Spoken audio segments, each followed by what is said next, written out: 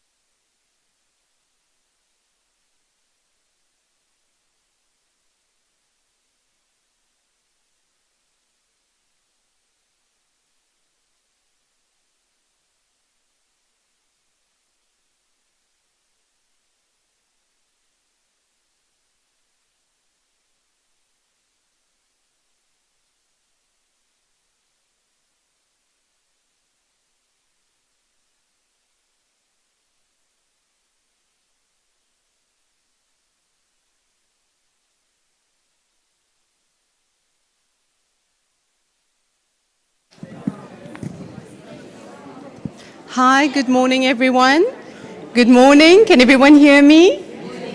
Great. So welcome, everyone, to Cape Town. I think we can actually see a little bit of the mountain today, unlike yesterday. So I must say, yesterday took me on a trip down memory lane.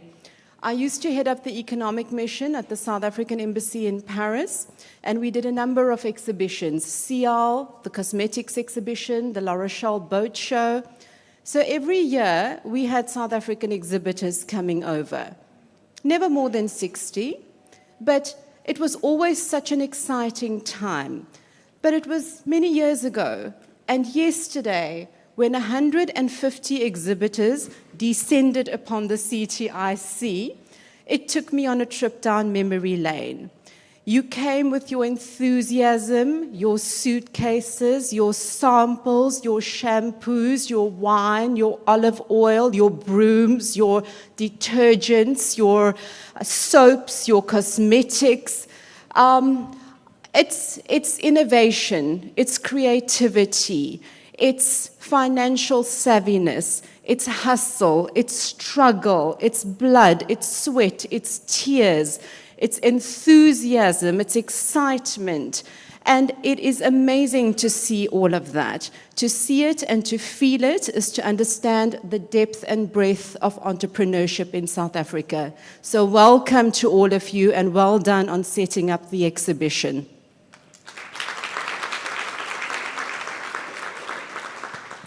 We would especially like to welcome, and if I can ask you to stand up, the head of cooperation from the German embassy in Pretoria, Mr. Christian Grun.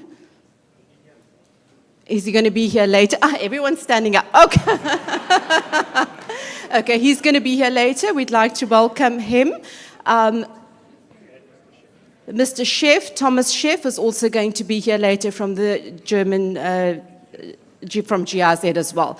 We'd like to welcome the CEOs from all the different chambers of commerce, Peter Maritzburg, Nelson Mandela Bay, and Cape Town, of course, and I've missed one out, JCCI as well, Johannesburg Chamber of Commerce. So thank you all for being here with your staff, your wonderful teams, and all the entrepreneurs that you've brought along. The South African Supplier Development Council, Glynis and her team, thank you very much for all your hard work on the event as well. Is that Anya from the German Embassy, a German Chamber of Commerce, sorry, also welcome, and all our members of the Diplomatic Corps, all protocol observed, members of organizations and honored guests. I'm going to try this on unsere deutschen Gäste aus Johannesburg und Pretoria. Sie sind sehr willkommen in Kapstadt, and welcome to everyone else. So without further ado, I am going to hand over to the CEO of the Cape Chamber of Commerce and Industry, John Lawson, and after that, Gavin Watson from GIZ.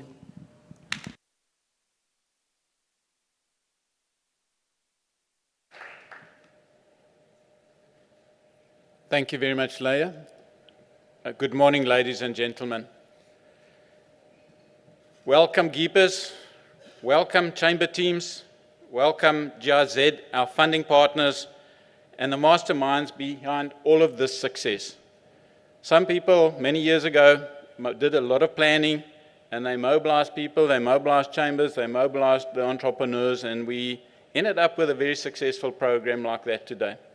So today is not just about celebrating the entrepreneurs who are the heroes that our country needs so dearly, but it is also those people who conceived the program, who negotiated the funding, and the people who implemented successfully. So welcome all of you to a very wet but still wonderful Cape Town. Welcome to the CTICC, a setting that's appropriate to celebrate us and everybody in the room as champions for this very successful Exporter Accelerator program. GEAP, the Global Exporter Accelerator Partnership, is guiding enterprises on their export journey while increasing reach and impact of business organizations. So both the enterprises being strengthened, but at the same time, with the same money, strengthening the delivery organization and improving the ecosystem for ongoing support. It's smartly designed. And the main purpose is enabling easier access to international markets for South African black-owned enterprises. And we see the evidence here today. It is amazing to see all the talent and the fantastic products that are on exhibit today. At a time where 27% of our children suffer from malnutrition, caused by unemployment of shocking levels, this GEAP project shines like a beacon of hope, doing exactly what is needed for our country. Entrepreneurs finding ways not to depend on a system and draw down, but actually to feed the system, to create their own wealth, pay their own bills, create employment for other people, creating wealth that then gets fed and distributed through the economy. You guys are healing what our country is suffering from so badly. 160 enterprises improved, employing 480 people.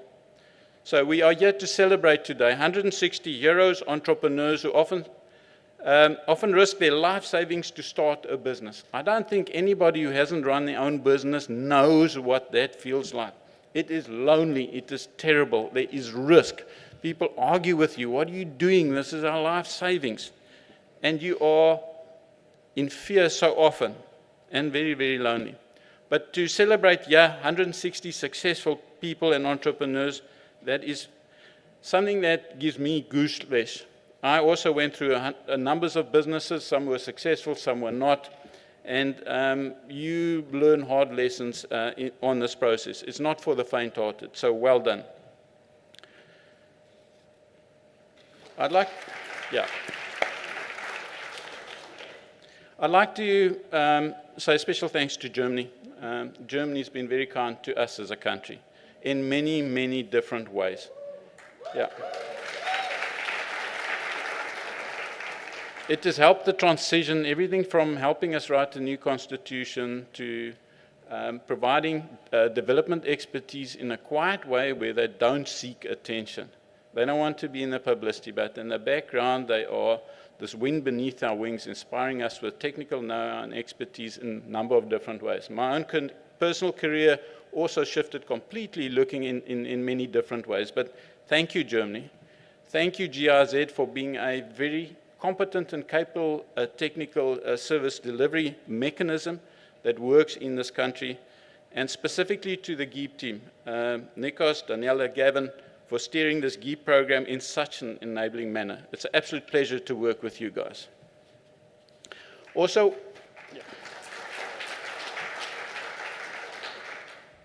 well done to each of the Chamber GEAP implementation teams, because each of them also worked hard and were also successful as an effective implementation partner.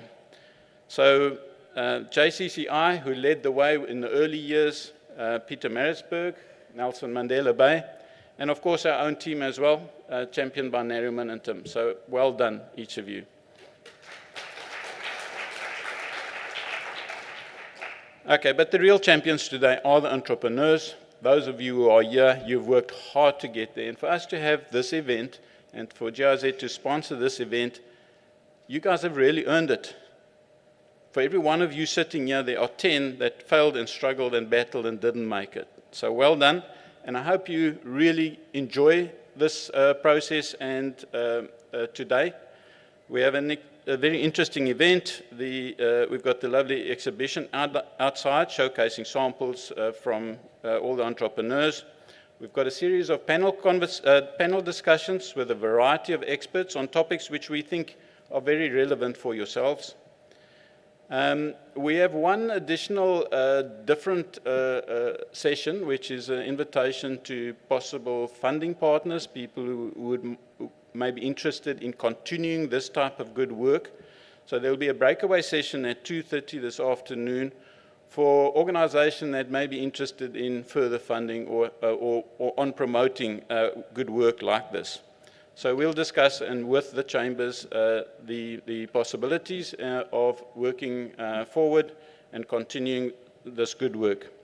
This evening, of course, we've got or early evening, we have our prize giving with some fabulous prizes. And thank you specifically to Standard Bank, who really have been generous in supporting us, and they've been supporting this program for many years. So welcome again to Cape Town. Thank you, and this event.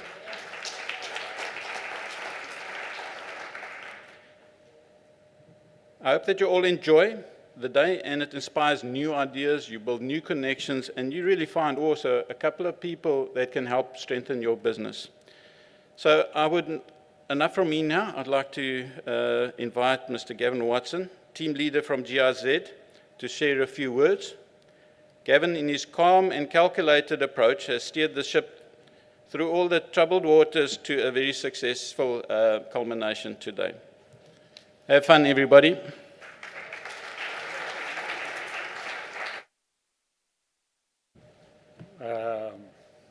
Good morning, everybody. I'm going to start off with ladies and gentlemen, distinguished guests, and our GEAPers, as they have so affectionately become known as. It's quite difficult to follow John, because he said just about everything I was going to say. So I'm going to be doing a bit of ad-libbing here. So excuse me if I may. It's an honor and a privilege for me to be here. My journey started with the Export Accelerator with JCCI in 2014. Some of the faces are not here today because they've moved on to other things, but we are very proud of what we've achieved. When we started the project, we started with a plan of 30 entrepreneurs supported. That was it. We had a budget of about 1.5 million rand, and we kicked off. We didn't know where we were going. We didn't know what we were going to achieve. We didn't know much, but we learned so many valuable lessons. I see Busi nodding. She was with us on that journey. So we started and we kicked off. Where do we find ourselves today? 9 years later, we've raised and supported with over 10 million rand, 150 entrepreneurs. I think at the time, the 30 entrepreneurs were supporting maybe 200 people. Today, we're supporting over 1,000 people through this initiative. And in the context of today, this is a huge effort, given that we are a relatively small contribution to the whole development agenda. Not only in the South African context and with the South African ministries and the like, but in the context of SME development, we are relatively small. And that is how well we have done. We have really taken entrepreneurship, the SMEs, to a whole new level. We have an incredibly diverse group. Women, men, black entrepreneurs, and we are truly innovators and strivers in order to achieve the goals that we have set ourselves. So for me, when I stand here today, I am absolutely motivated by the fact that we sit amongst champions, business leaders, entrepreneurs, innovators, leaders of their families, leaders of their own company. And you are all doing it with your own passion, your drive, and your investment and support. And that has to be commended. Because as John mentioned, this is a lonely, often unrewarding time. But those rewards come in time. And you just have to stay the course, and you will reach the end. And hopefully, the success that comes with that. I'm going to ask you to please bear with me, because I have to thank many people.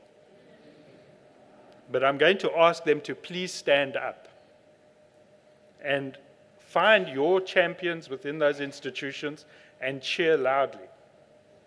So I'd like to ask to stand JCCI.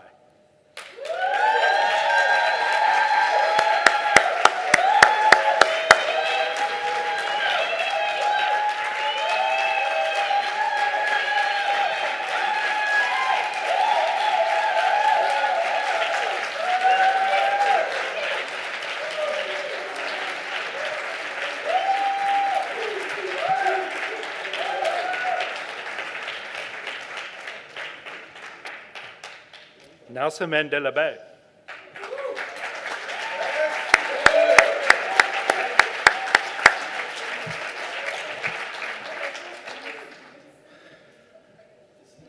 Peter Maritzburg.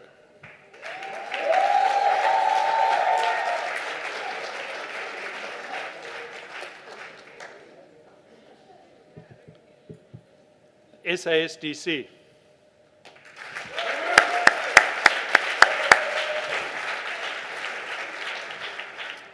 The Cape Chamber. Stand up, please.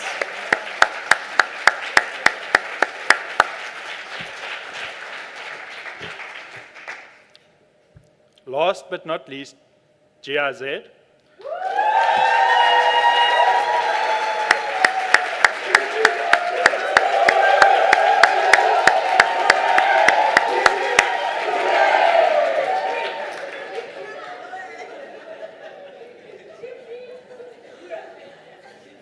For those of you who don't know, I'm going to single out the Greek and Daniela. They are our project managers, and behind which they implement my crazy suggestions. So I am always challenged because I come into the room and then I have a wild idea and then they must make it happen. I'm sure behind the scenes they're going, oh my word, just leave him out of the room, please, chase him away. But I think this is truly where the example of leading yourself becomes so important. They took on the tasks, they led themselves, they were motivated, they were supported, they were highly passionate, and they have brought all of you together. And they have put their investments and made their efforts to make this a successful project, which I might remind you is only 14 months old. Some people would imagine that this would have been a 3-year program. It was a 3-year program. We started before COVID. We had to pause because of COVID. And then we agreed, because nothing worked out the way we wanted, we would continue. Even though we were short of time, we were short of money, but what we had was passion. And that was enough. And that is why we have a successful project here today.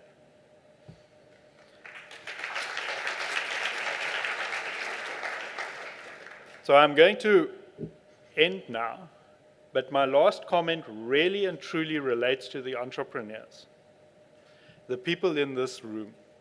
It is only through you and your determination, your desire to succeed, that we can have success. Because it is only through the SMEs, only through entrepreneurships, that we're going to solve the problems that we want to tackle. So on that note, I would like to express my absolute appreciation to you all. I wish you the very best of an event. Network, talk, meet, engage, enjoy, tackle the panelists, find out what you need to find out, and just breathe and enjoy the moment of being able to come together, which we have not been able to do as a project and a team until the very end, and which we wanted to make special. So on that note, I'm going to say thank you. I look forward to engaging with you all throughout the day, and have a fantastic time. Thank you.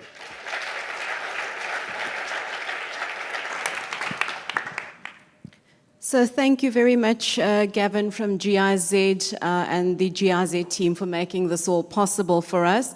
I really struggled to pronounce the full name of the GIZ. I'm going to try it. Deutsche Gesellschaft für internationale Zusammenarbeit. Correct. Thank you very much. We'd like to move into the next session, which is tapping into corporate procurement and value chains. And I'd like to invite the moderator, Mr. Gary Joseph, who's the CEO of the South African Supplier Development Council. Welcome, Gary. I'd like to invite Karen Steyn, who's a Transformation and Development Manager for MSD. Praveen Maharaj, who's the chairman of Trade Bricks, and Reshmi Ramdeen, who's the CEO of Xylon Trading. Welcome.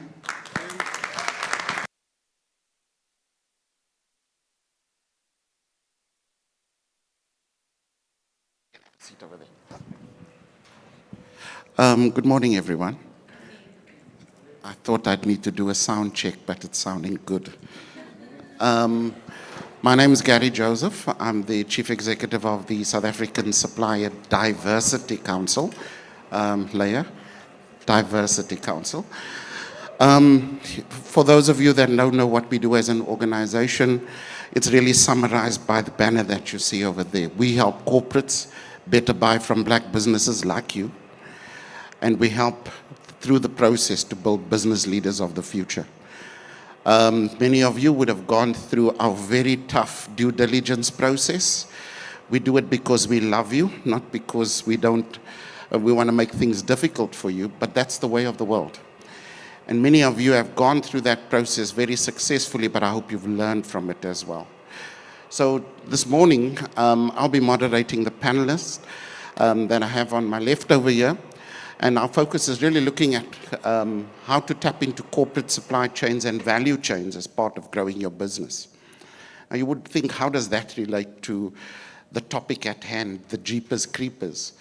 Corporates have global supply chains.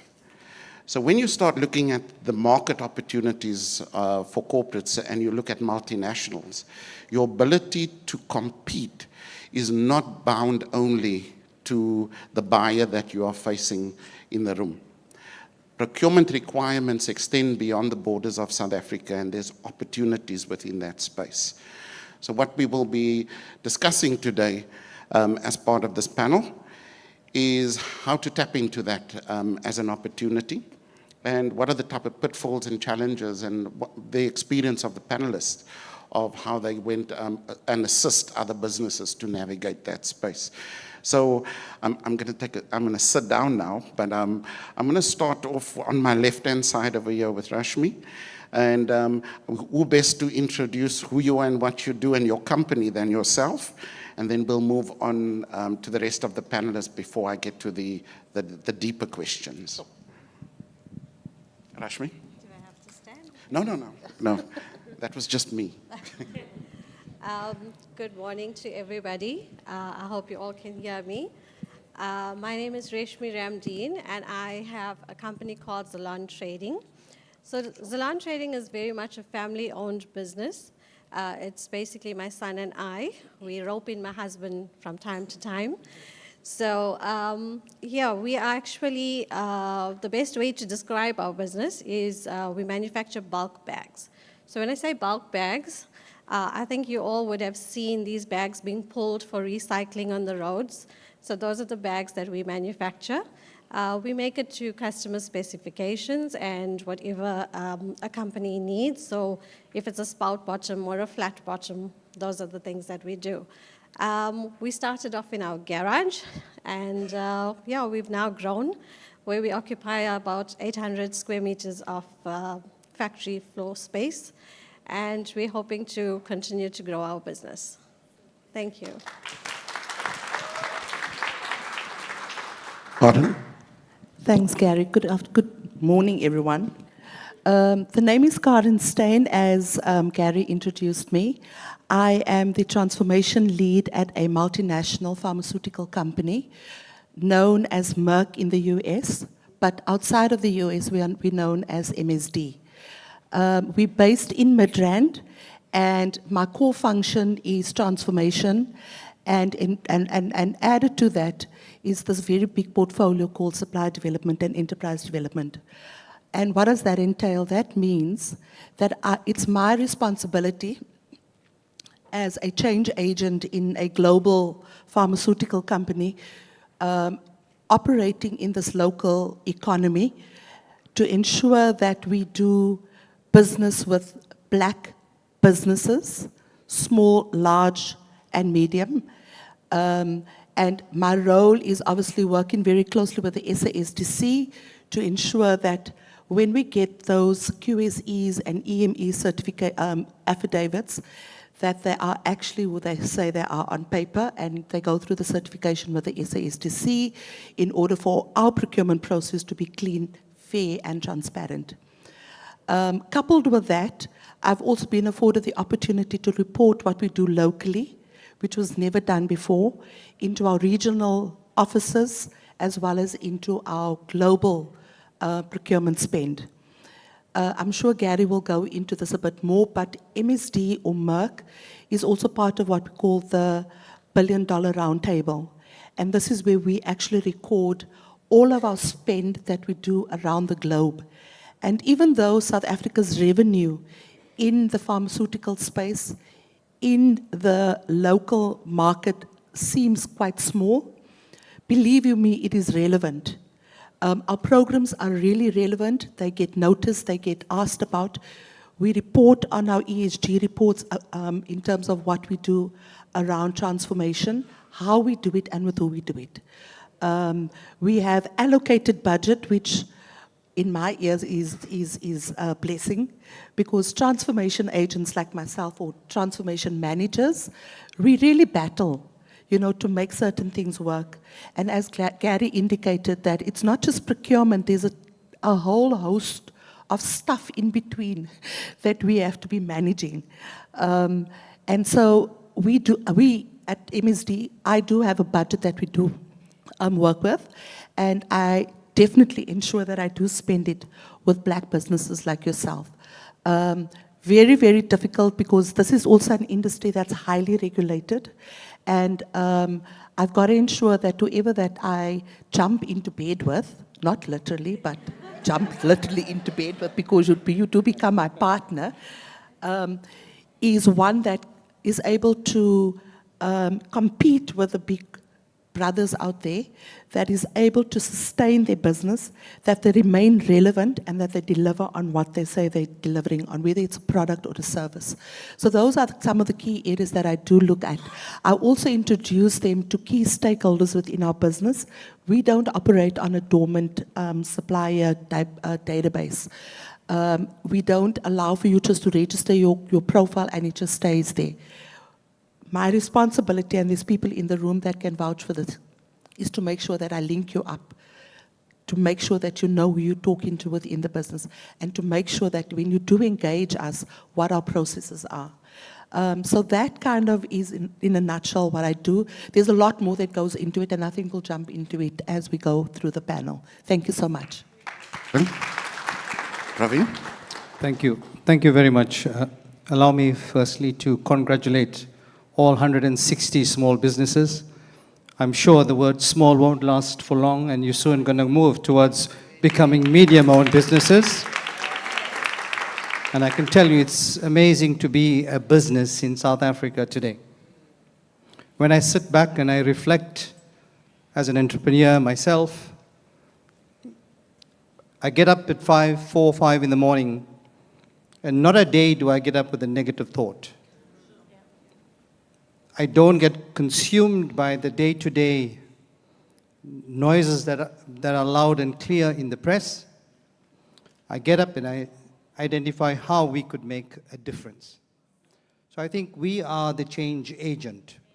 We are the Africa that we want today. That's what we're sitting, that's what we look at.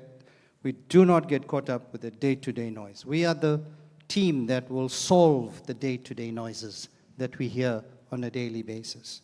So I represent a company called TradeBricks. Interestingly, we thought of acquiring the original mother company established in 1950 in the mines, to serve the procurement, interestingly, for all mining equipment that the South African mines would require at that time. So it originated in the mines of South Africa. So it has a very strong history with corporate South Africa. And any business doing a turnover of over 50 million would be on that platform. And companies will then procure their mining equipment from that particular company. So we acquired that company in 2019 and realized the biggest gap in that company was leaving out the SME sector. So the SME sector, in my view, are the foot soldiers on the ground that can literally drive corporate South Africa to another dimension. So you're not individual entrepreneurs, you are an ecosystem of amazing talent. You take risks like no one else, because that's an entrepreneur. You get up and you take those risks. You are on the ground, you're in the front line of the battlefield. You are on a daily basis addressing market forces. You are identifying where the next opportunity is going to emerge. And in this changing world that we find ourselves today, and I truly mean physically, the world is changing. The economic landscape of the world is fast shifting towards a multipolar world. You are seeing the emergence of groupings like the BRICS countries. It's not a perception anymore, it's a reality. The economic forces are shifting towards a more inclusive, multipolar, just world. And therein lies the beauty of being a South African, because we have a very rich history trading with the West, and we have a very rich history of support from the global South.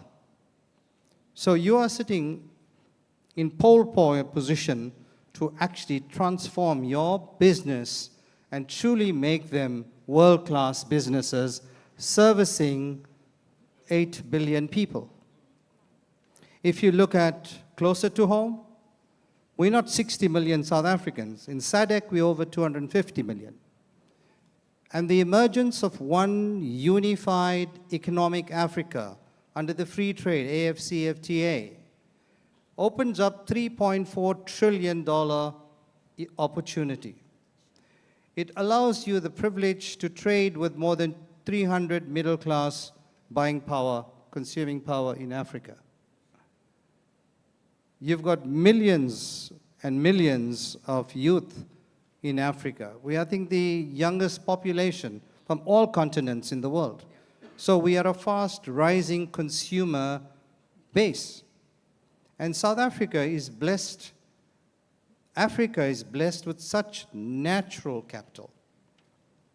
The capital that we have in South Africa, we don't have an energy problem. We have a problem with actually generating, transforming our natural wealth and producing the energy that we want. So we do not have a problem technically. We have a systemic problem, and this is where you are going to solve it as entrepreneurs. The most elusive problem in South Africa is inclusivity. And it's not that corporates don't want to be inclusive. It's just that the system, the infrastructure, is not designed to serve 9 provinces. Hence, you find the big cities soaring and the others trying to play catch up. So our entrepreneurs represents that lateral movement across the country to serve all South Africans. So you are the entrepreneurs that will now bring value to large corporations, whether it's in the ESG space, or whether it's in the supplier of last mile products, brands, and services. You have that capacity to really aid the growth of large corporations. And large corporations want to trade with you. They want reliability, they want visibility. What's your value proposition? And I think as this conversation unfolds, then we are going to go there. Thank you. Let's get into that now. There's always this negativity associated with the word small. But so we have to start looking at a way in which we can rename it.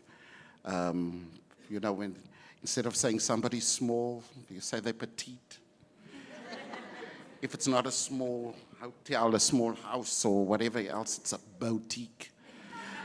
And this is the type of terminology that we need to start looking at so that we move away from the negativity, because the opportunities are great. But I'd like to hear from you, Rashmi.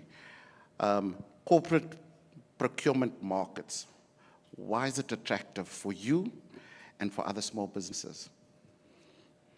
Okay, so in terms of corporates, a corporate, the name itself says it all. It's a corporate, it's large, it's big. Okay, so we as small businesses, we need to, a boutique, sorry. Boutique or petite? Okay, so we basically need and are looking at ways to grow our business and become that corporate as well. And in terms of trying to secure, the most important thing, I think, is funds. So any small business, we are looking at funds, how we can grow those funds. Every business, the aim is to make a profit. You've got staff, you've got turnover, you know, there's overheads that you need to meet. So in terms of corporates, we're looking at their guidance, their assistance. We need them to take us under their wing and develop us. So besides just funding, it's also the knowledge and risk. So they know how to handle risk. And as a business, if you're not managing your risk properly, I think you're headed, you know, for disaster. So the thing is that you need the corporates to help us and guide us in terms of the right direction, moving in the right direction. And yeah, I think that's... I like the way you're putting it, because normally people would be saying that it's about the market size and being able to access that big market size in the interest of growing your bottom line. But I like the way in which you're putting it, that you see them as a resource for supporting the overall growth of your business, learning from them. Beyond that. I hope, Karen, that's going to help you to message it internally. Yeah. But from a transformation perspective, within the transformation space, why for you is procurement an important leverage area in your organization? Yeah, so I mean, you know, there's a couple of factors in that. When we look at the BBBE scorecard, for example, in South Africa, the ESD portion of that, which includes procurement, supply development, and enterprise development, that takes up half of what we as corporate needs to be aligned with and be compliant with. But coupled to that, there's also 3% of net profit after tax that needs to be invested in supplier and enterprise development. And for us, it becomes really, really important, especially in the local market, never mind the global market, because there is opportunity in the global market. It becomes important that, that it's just not a piece of paper that we're adhering to, that we're actually taking that piece of paper and turning it into sustainable models by working and identifying who are the black businesses, particular out there, who are 51% black owned, has gone through certification, and that we will invest that sort of money in terms of developing, growing, and making sure that your business becomes sustainable. At MSD, we don't talk about short-term goals. We always talk about long-term goals, working with our suppliers. I have joined MSD about 3 or 4 years ago, where there was nothing in place. To date, we have got about 20-odd suppliers, Gary, if I'm correct, or Glynis, on our supply development program, and we continuously add to that pool. Our program runs for 3 years. So, because that's the cycle in terms of how small businesses are determined whether they're going to be successful or not. And the codes allowed for us as transformation agents to be able to use that time frame to develop and to sustain and to guide and then to let go of the supplier. But when you let go in a sustainable manner where they will continue doing business within your business or outside, because part of the the supply development program that we are engaged in is that if you can't find business within MSD, there is business definitely outside of MSD. And that is our responsibility, my responsibility, to leverage off the market that I am involved in with my internal processes or external processes, and to make sure that if we do have any of those suppliers on my program, that they tag along with me. At one of the other sessions we had, I've been in transformation since 2007. I've created businesses that are still starting off in Standard Bank, landing up at IBM, going across to SAS, going across to Samsung, and then coming across to Abbott, and then now my job at MSD. I have taken certain suppliers that has weathered the storm through all of those businesses, and they're still procuring within those organizations. So it's about relationships as well. Definitely about relationship, and your ROI, you can definitely reflect on your scorecard, and you can reflect on the growth of the organizations that you're supporting. I think also one of the aspects of support that I know you drive within your organization is the market opportunities within Merck as a group. Yeah. And it's programs like this that helps to enable those businesses. Absolutely, Gary. And in the procurement process, you need to understand, as a transformation, what are your top spends in terms of commodities? Where is my suppliers sitting? And how best do I go out and support them or find those suppliers?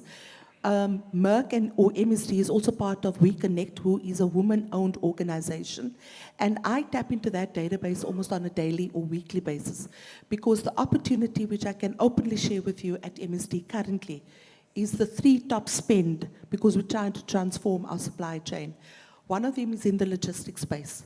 Logistics, because we are so highly regulated, it's not just having a bakkie. We do have what we call milk runs, where you do need that bucket to drop parcels, some sort of deliveries for marketing, etc. So those milk run opportunities are available, but that's small money, right? We're talking about big money. We're talking about carting our medication from our manufacturing plant to Clicks pharmacies, to Dis-Chem's warehouses. That is the big money. The challenge that we had in logistics, and I had a lengthy conversation with Lisa last night at dinner, is about this industry is so regulated that our medication has to be transported in a specific manner. Now, to find a black business that meets all of those requirements becomes quite a nightmare. But we don't stop. We will then push the barrier where they say, oh, that's a global contract. There's no global contracts here in South Africa. We have to customize it for us. And then we'll take those global contracts, and because of relationships and because we know, we start building those logistics companies to meet those requirements. So that's the one area. The other biggest area, and this is something that I know is an easy sell, but it's a big spend in the pharmaceutical space. It's your marketing communication area. We have got tons and tons of companies that works in the space, but very specifically in the pharmaceutical space, you have very, very few of them because of the high regulations. And I'm open to having a discussion with you thereafter. The other one is our facilities. Big spend, big ticket items. I'm not talking about delivering a florist or whatever, to our offices. That's also there. But if you really want to talk about making a difference in transformation and empowering and developing and sustaining black small businesses or SMMEs, that is the big ticket items currently in our space that I could offer. Thanks, Corinne. Praveen, I'm going to move over to you now. For all of our movers, shakers, innovators, there are challenges that they face. I know that your organization is positioned specifically after the introduction that you gave to focus on how you can support small businesses to access those markets. What, over and above the conventional access challenges, what are the other challenges that you experienced as an entrepreneur and that your company focuses on to close the gap when it comes to SMMEs trying to do business with corporates? Thank you so much. It's a very interesting question. I think all SMEs, irrespective of where they're located in South Africa or anywhere in the world, given post-COVID, there are unique problems and challenges. So we get up every morning trying to put ourselves in the space of an SME and identify the problems one would experience. We dive deep into each province. We identify the industries most prevalent in that particular province. We then look at the nature of jobs and the entrepreneurs that are operating in that particular province. And at a granular level, we begin to hone down, whether it's a fishing industry or a mining industry. We then look at how we could provide support to SMEs in a particular area. So the biggest challenge, one of the biggest challenges, and which you've just alluded to, ma'am, is the idea of visibility of the SMEs in terms of the services you provide and the exorbitant cost for you to showcase your solutions to the markets that you want whom to buy your products. So what we do is we're on a three-prong challenge that we address. A, we've created a digital directory, which is a B2B marketplace with filtering systems that can filter down to the size of a business, women-owned, black businesses, by particular area, by size, by turnover, who is a key contact, what's its administration like, when was it established, is it legitimate, is it still CIPC registered, recognized? We cover every facet of that area so that we can build trust on your behalf to the large corporations. So trust is one of the biggest deficiencies or elusive that's not out there. So we as a collective then literally cold call our SMEs, get the facts, onboard them onto the platform, and then showcase to large corporations the products that you are selling or the services that you are selling. So that's one of the area that we work very, very deeply. We dive deep and get that information. We then look at the nature of the business and then accordingly showcase this to the large corporations. Rashmi, what has your experience been from a challenge side? I know that your current customer base, you'd like to expand it. You're probably reaching out to new customers, but what are the challenges that you're experiencing? Okay, trying to get the correct person to deal with in a large corporate, because generally you go to the secretary and it stops there. So you need to know exactly who to go to, the correct person that's dealing with procurement. And yeah, you need to basically make touch base with them. And that's the only way that you're going to get into a company, because generally, if you're trying to make an appointment, that person doesn't know exactly what you have to offer the company. So you need to make sure that you are dealing with the correct people. Finding that correct person, yes, who would know exactly what value you have to offer to a corporate. Because being a small business, we have value out there. We can offer that value to a large company. And I think our aim here is to go global, and that's what we are here for. So I think that, like the company that I deal with, I'm going to mention their name because I did get permission to say who they are. It's Cotiva. So Cotiva has taken my company under their wing, and they are excellent in developing us, together with the Supplier Development Council as well. You know, we really have forged good relationships. And I think it's relationship building that is key as well. So you need to really network, and with all the support that they would give you, I think you need to really be committed as well. So you need that commitment, and it's time consuming, but I think that it's very, very valuable for any organization. And because we want to grow our business, They have the knowledge, they have means to people that deal with this in terms of marketing and any aspect of business. I think forging that business is excellent in terms of creating that relationship building with corporate. So trust and relationships. Now, I know, Karen, you want to add to that. Yeah, but I we've do, gotta, just quickly. But I actually want to put another question Okay. to you. As a multinational, there are certain trends that are happening within the marketplace.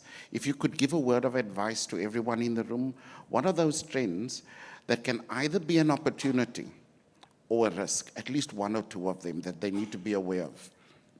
Thanks, Gary. So, yeah, being a multinational, I would say one of the key factors is that, be relevant, be there, be present. I know what I wanted to add, and it's going to link into my answers, is that some of the challenges that potentially could hold SMMEs back is that there is lack of communication, both internally and externally. And they also don't understand some of the procurement processes that changes from global companies on a regular basis. So if, for example, you've submitted a tender or a quote for a specific product or service, that procurement process probably would have changed and you weren't aware of it. And when I say become present, be in touch with the person that has asked you for that information. And if you don't have that person's details, make sure that you get hold of someone that will be able to maybe speak to a transformation agent or manager or whoever, is linked to that person. Because the result of that is that if you don't follow through, it's a missed opportunity, right? The other thing from a global perspective is that the opportunities are massive. We think South Africa, and yes, you're right, it is a good country base to start off with, but if you're going to think big, you're going to think global. And to think global is a really good thing. There are multiple opportunities within our space, within many other multinationals that are associated to associations out there that will give you guidance in terms of how do you go about doing this. Because you can't do and you can't grow if you don't know what you don't know. Your network is extremely, extremely important. I get paid a salary to do what I do. I don't want your money to give you an opportunity. I have to re-emphasize this because it is so important that you have taken the bull by the horn and went into business because you had the know-how and you had the guts to do it. Who am I to still add to that burden? By creating the opportunity. So do yourself a favor.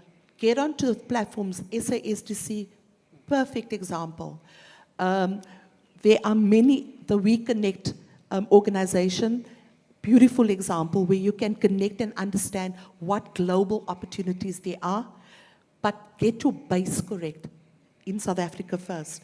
I am an advocate to drive opportunities wherever I can. And I will make sure that I will push you up the rank in terms of creating your small business to become a medium-sized business and then obviously the large organization.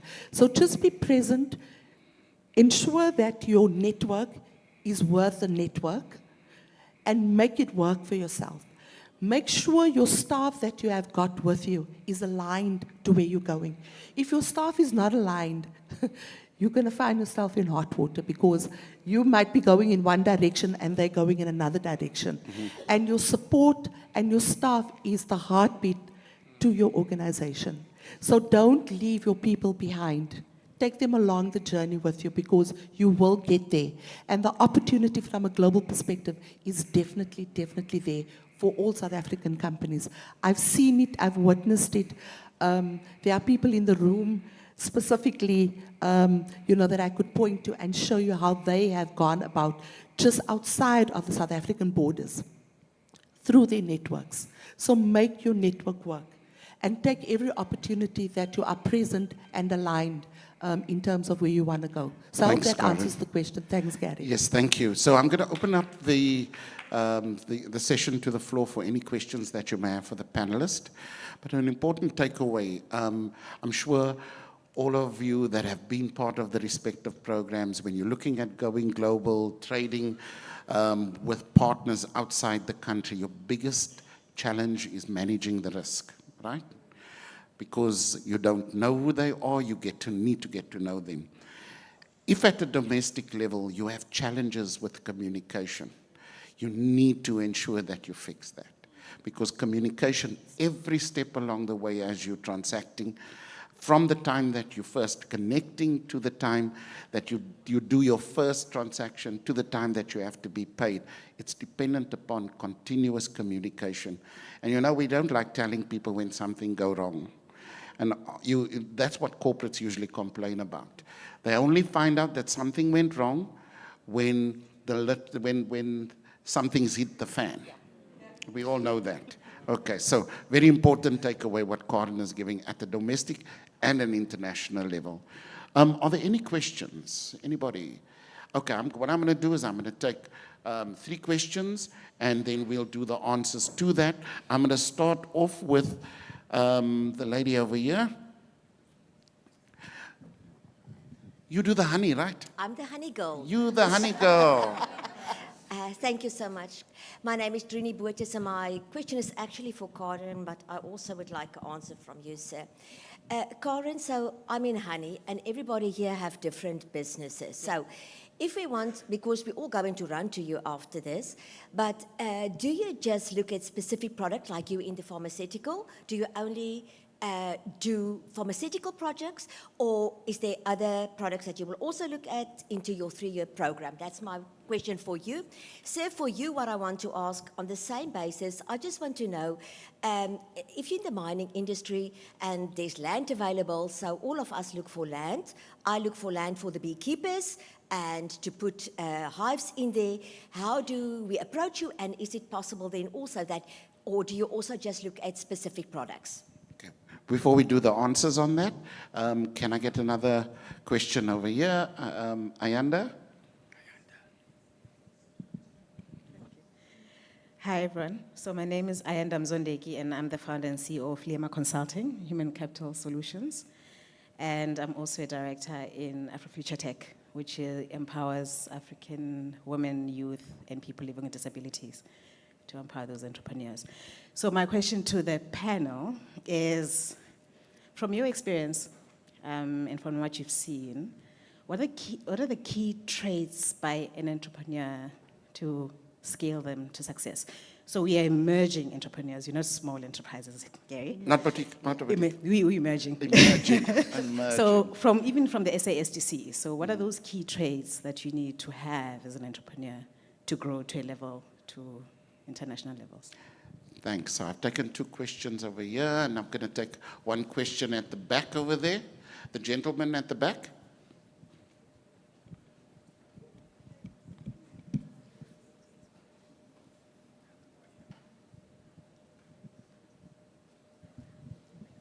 Good morning. My name is Obed from Obis Brands.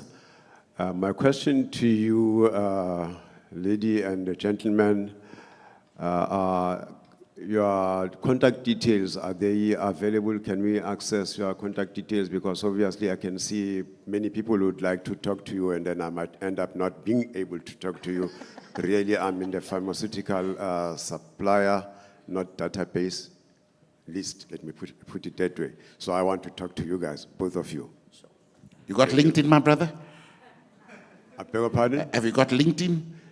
Yes, I do, but I'm not active on it. I'm active on WhatsApp.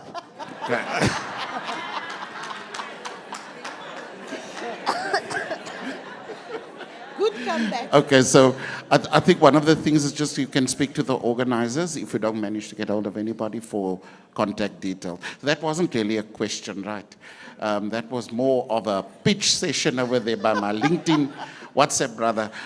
So I'll take 1 more question. You were quite eager, so I'm going to give that one to you. Good morning, and thank you so much for this session.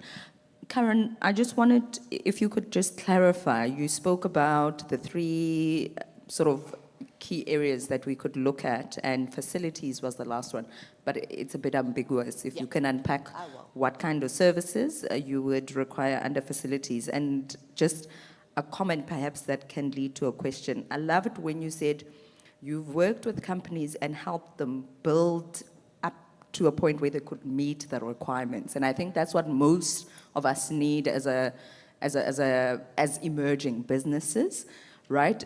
You've got something, but you've got gaps, and it's not like those gaps cannot be filled because everything is learnable and we're prepared.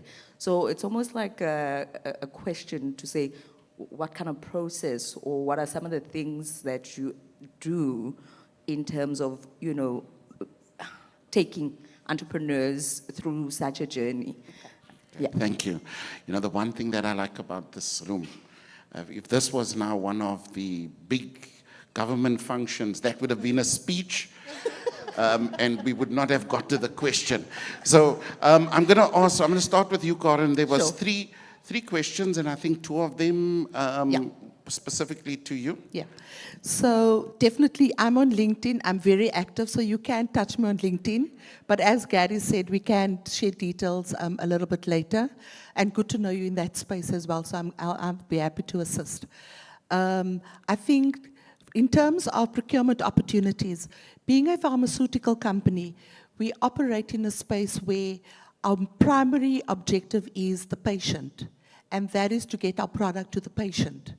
Now, in that supply chain, unfortunately in South Africa, we have a history, a legacy where our manufacturing plants are not in South Africa, so we import the product ready to go to market. But what we have done very successfully at MSD is that in Midrand, where our offices are based, we do have what we call a packaging plant. So our product comes from the US, from India, from China, from wherever. It lands in South Africa, and we will then package according to specifications from our customers. And so we look at logistics opportunities, marketing opportunities, HR opportunities, stationery opportunities. So if you're looking specifically at those procurement opportunities, there's a wide range of it. But when it comes to product specific, unfortunately, we don't manufacture the product over here. So you also don't do R&D over here, we right? also don't do R&D, but that is some of the discussions that we are currently having. But the likelihood of that happening is very, very slim, just because of how this industry is regulated. But it is something that we will explore. Definitely not now, but definitely in the future. So just to make a comment, this panel needs to wrap up. You have a minute. Sure. We're running over time. Thank you. And then just to answer the question with the lady, what we do to identify those gaps and to work with them is by having these suppliers on supply development programs and work very closely with your implementation partners so that we can understand what is it it's not, sorry, can I? Oh, my time is up. We're strict on time here. We're strict. Cutting me off. So just to end the convo, it's literally to identify what are the gaps and how do we customize for those suppliers to move from one state to the next through those programs, and not just doing a blanket approach, because companies are very different with very different needs. So that's how we actually manage and work, you know, through that. Unfortunately, I think we've run out of time. Indicated that. Cut. You will be here during the course of the day. For those that have asked questions, you can answer directly and then post it. Maybe is there a WhatsApp group about it?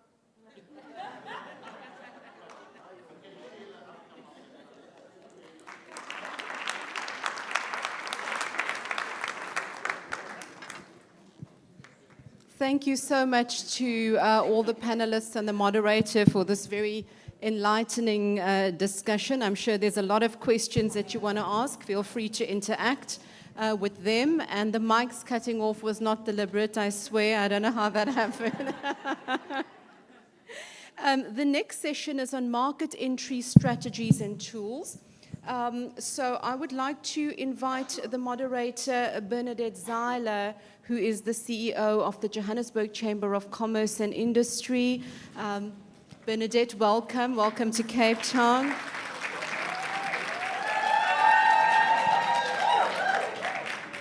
So I remember Bernadette from many years ago, who used to head the international division at the JCCI and also has been an exporter in her own right. So I think, Bernadette, you really understand this segment. I would like to invite Mr. Timo Player, Head of Competence Center Sourcing from AHK. I'd like to invite Dr. Nick, my Greek is not very good, is that Greek? Dr. Nick, the Technical Director of Imani Consulting, Ms. Vanessa Dewing from DHL Express, and Ms. Retang Pahla, the CEO of Summer Trading.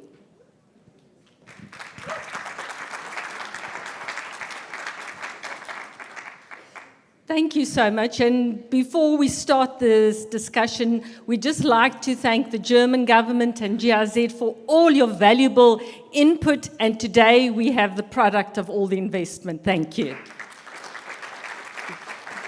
Thank you. The topic today is market entry strategies and tools. Now, every SME, once you've gone through your mentorship, your training, and also your feasibility study to identify where your suitable markets of entry is, market access and market linkages form a very important part of the whole cycle, because exporting is that's going to boost your business, is going to boost the economy, and that is going to grow your business. And every SME must have, as part of their expansion plan, an export strategy. And today we're going to discuss the various types of market linkages, what tools are available to SMEs to grow their business as well. And I'm going to give an opportunity to all the panelists to introduce themselves. I'd just like to say briefly about JCCI. We've been established in 1890. We're part of the International Chamber of Commerce in Paris. So with all our programs and projects, we give SMEs access to those international markets and chambers. We host several international events where the High Commissioner, the Ambassador will give an overview of the bilateral trade opportunities. So we really push and we put great focus on facilitating international trade. And in 2014, JCCI, well, since 2002, JCCI has worked with the German government and GIZ. And in 2014, we embarked on this auspicious, very impactful program, the Global Export Accelerator.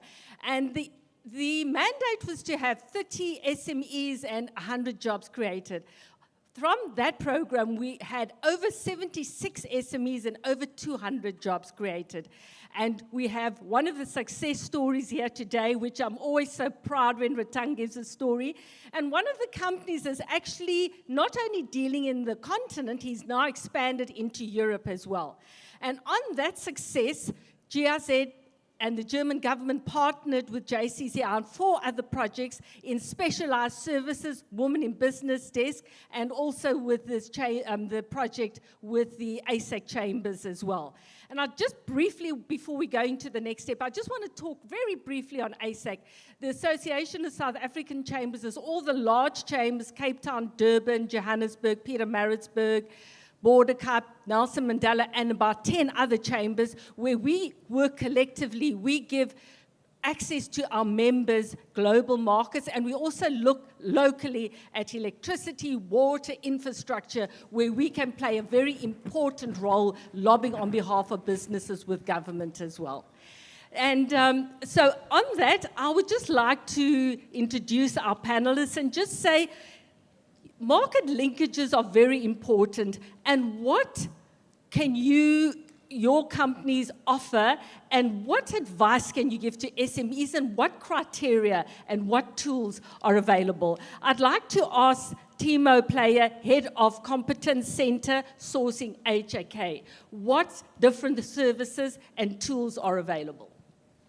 Thank you very much, Bernadette. First of all, I would like to say that it's an absolute pleasure to be on the panel today. And I love these events because nowhere else you can feel the spirit, you can feel the motivation of young South African entrepreneurs than on these kind of events. So thank you very much to the GIZ and to all the cooperation partners. This applause is for you. So my name is Timo Player. I'm heading the Competence Center Sourcing at the SA German Chamber of Commerce and Industry. So we support South African companies to step into the European value and supply chains on the one hand, and on the other hand, we are searching for new suppliers for German companies. And it's a great timing to be here because German companies, or I would say European companies, they are restructuring their supply chains at the moment massively. So they are searching for new suppliers in South Africa and Southern Africa, all around the world actually. And why do they do that? Because they became a bit too dependent on the Asian supplier markets. So this is a huge opportunity for companies from Southern Africa or from South Africa to fill that gap. So, and to answer your question finally, what services do we offer? So we are a network platform. We receive a lot of inquiries from German companies, very concrete, with a lot of requirements, what they expect from a new supplier. And if you are in our database, or if we have the information about your company, we can link you up with these German companies. This is, for me, the best way for matchmaking. And we do a lot of events, export readiness workshops, sustainable supply chain workshops. So just visit our website and have a look. If you're interested in the German market, it's definitely a benefit to be part of the network. And Timo, the criteria, the requirements to be listed on the database? On our database? Yes, and also to, on the different tools that are available. Yeah, you should be definitely export ready. You should have the export capacity.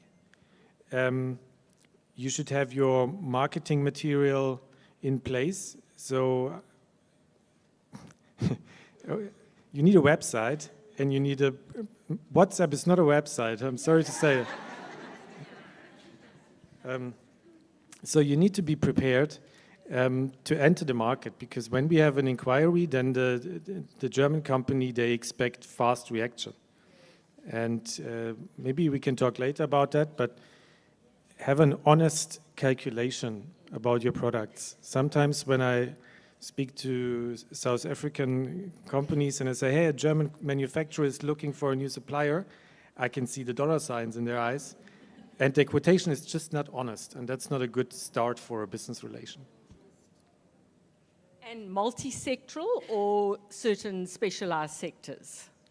We are not focused on any specific sector, but I would say the majority of the field we are working in are in the machinery, automotive industry, but also chemicals, textiles, home decoration.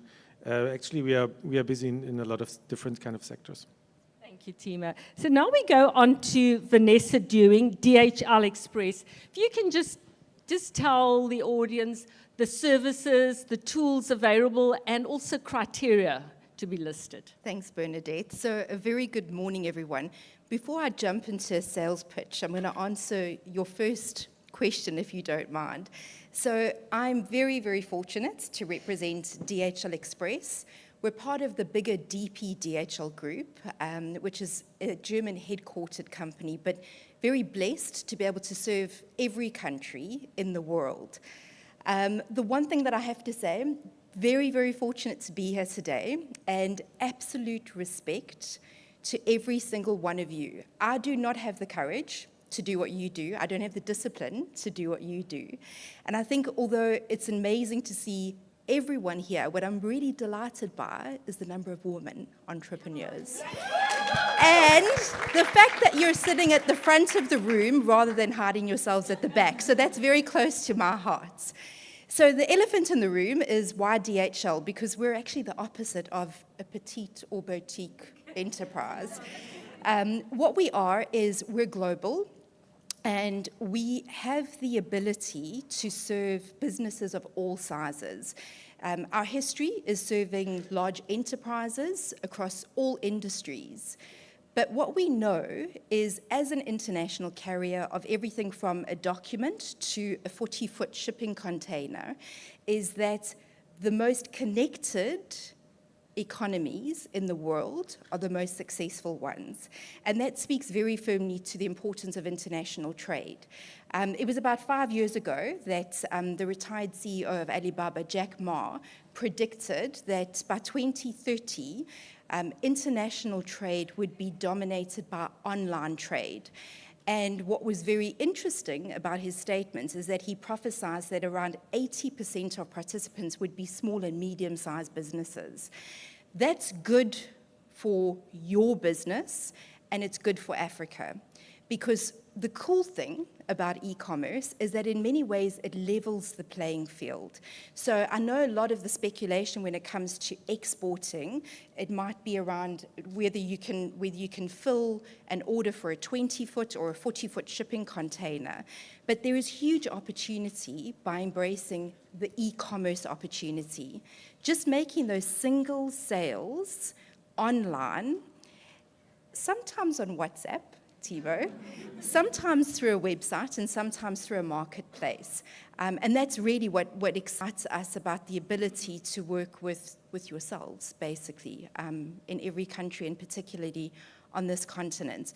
So Bernadette, to answer your question, in terms of tools, I think we have a very unique and privileged position to be able to bring different stakeholders together. Because of our geographical presence and because of our engagements in international trade, we're very often able to work through our Go Trade initiative with organizations such as the GIZ. We work with the Cherie Blair Foundation for Women. We work with the International Trade Center under She Trades to bring those stakeholders together and basically to demystify what international trade is. And often just that term can strike fear into our hearts because it seems scary and complex and fraught with risk. But what we know from working with SMEs is that sometimes it just starts with making the decision to explore the opportunity. And we've got loads of amazing and very humbling examples of SMEs who've taken that first step, making shea butter in their kitchen and popping their product online and suddenly being able to fulfill orders, starting with a trickle of orders. But what's phenomenal about that is depending on how they choose to focus on their target markets, that builds momentum. It also allows them to generate income in foreign currency, which can also be very meaningful on our continent. So we have access to stakeholders, we have access, obviously, to market, and we've got access to information. So in terms of demystifying what it means to be able to export to Germany or to Singapore, or ideally to Senegal. For goodness sake, let's trade more within our own continent, right? We're able to unpack what the peculiarities are of that particular customs regime, what the rules are, and obviously then to support you on that journey. Does that answer your question?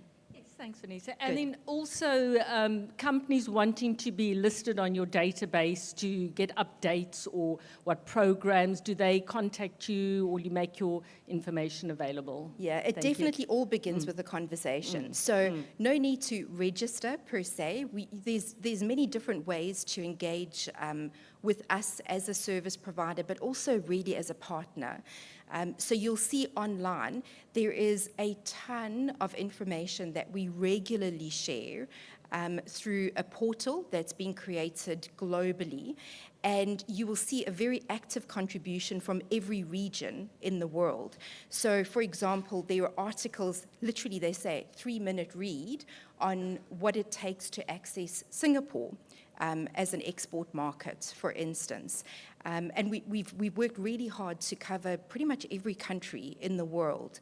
But it absolutely begins with a conversation, and there's loads of ways to engage. So please either reach out on email, through the website, through the portal, or make that phone call so that we can begin to understand what your ambitions are and obviously to support you on that journey. Thank you, Vanessa. Our next panelist, Dr. Nick Sharolombides, Technical Director, Imani Consulting. Thank you. Thank you very much, and what a pleasure to be here. Thank you. And just to say, JCCI, I remember now, I last worked with you in 2007 on a survey on barriers to entry on the African market, which is appropriate. Because our company started 41 years ago in Zimbabwe. We now have companies here and in Malawi, and we operate from Ethiopia down to here, basically. In terms of the services we offer, a lot of our work is on market entry, export strategy, also in terms of, relevant for here, managing supplier development programs. But this is largely across the continent. In terms of our clients, we're normally paid by governments or by GIZ. Thank you, GIZ. But the beneficiaries, a lot of our work is targeted at how to promote SME exports. Now, the heroes in this room, you're heroes because you need to be brave if you're going to be exporting to the continent. And the challenges we have found, and what keeps me fascinated, is you can do this for 20 years and still find new barriers and new problems, but equally new solutions. And what recent work we've been looking at, fascinating. We've come across a brilliant IT company in Malawi, of all places, that is exporting machines that dispense water to vulnerable communities using a sort of an ATM system. Brilliant, absolutely brilliant, innovative. They came up with this. This was not in response to a donor request. They saw the solution. How fabulous. Okay, this is the dream. The reality was it took them 2 years to contractualize this. So they needed to fund this for 2 years. They got export markets through viral videos of how good this was in Malawi. But no one was advising them on market entry. Okay? Brilliant product. They sell it to Zambia. They sell it to Madagascar. Something goes wrong, they don't have a commercial presence. They can't service the machine once it's gone. So you've got this, the bravery, the heroism, but again, there is all these things that you can't think of before you succeed. You'll inevitably see challenges at the border, time and again. Do you have the right certification? Do you have what you need? And again, I think a key message is what is on paper may not be what you find when you get there. Okay? You then have the challenge of networks. Networks and time are your biggest enemies. Okay? So again, can you trust who you're selling to? Okay? So again, huge challenges here and the fit. Now that's the bad side. All right, that's the challenging side. But I think what is increasingly encouraging is, firstly, that the opportunities are being realized. These things are being solved. As long as you're brave, and as long as you have enough cash to last 9 months without being paid, then you're fine. But in terms of resources, you asked about resources. One of the things that is noticeably different in South Africa to everywhere else we work, you're very unaware of what public and government and donor support is out there. You go and speak to a successful entrepreneur in Zambia, and a large percentage of them will have benefited from a technical assistance program. Yeah, they've actually, and South African business just gets its head down and say, I've got a big enough market, I don't need help, or I don't have time for help. And the thinking of what is there for free? What can I harness? What can I leverage? Not just my LinkedIn and WhatsApp. And I would like to highlight, in the room you've got Westgrow. Now, Westgrow has a trade portal that will link you to the rest of the world. Are you looking at what Westgrow has to offer? There's export development available there. There's a program called Trade Forward Southern Africa, where they have online a whole export development program, and links. But importantly, you had trade bricks earlier in the session. Businesses are making a business of solving your problems. Okay? Are any of you hooked up with Standard Bank's Traders Club? I mean, a lot of the banks are, and here, by the way, in Southern Africa, we're 20, 30 years behind East Africa. Okay? But the banks have traders clubs. The beauty of that is I don't have time to connect, and I don't have time to check out who I'm selling to. Ask the bank. There are so many things that can be harnessed, and this is where I think there is a big distinction between Southern Africa, or South Africa in particular, and the rest. Reach out, you'll find an awful lot is readily available. Thank you. Thank you, Dr. Nick. And then also, just to mention, JCCI, one of our partners, is also Standard Bank, and they have that trading club as well, so we can make that available. And we also partner with Trade Forward Southern Africa, where the trade map and also different export tools are made available to exporters just to help and ease that whole cycle as well. So there are so many different tools available to help exporters to access the market, and also, just to smooth the whole process as well. Yes, thank you. One very important thing that is also connecting to the business chambers in your destination markets. Because quite often they will solve problems. You may think that you're competitors, but the business chambers are much better at addressing barriers that government puts in your way than government. So thank you. I mentioned earlier that JCCI is part of the Association of South African Chambers. So these are chambers throughout the country, and it's all the large chambers, and collectively, the ASIC chambers issue about 90% of electronic certificates of origin, and we provide trading platforms which links businesses globally as well. So the chambers in your region play a very vital role, and ASIC chamber plays a very vital role, just to emphasize on that.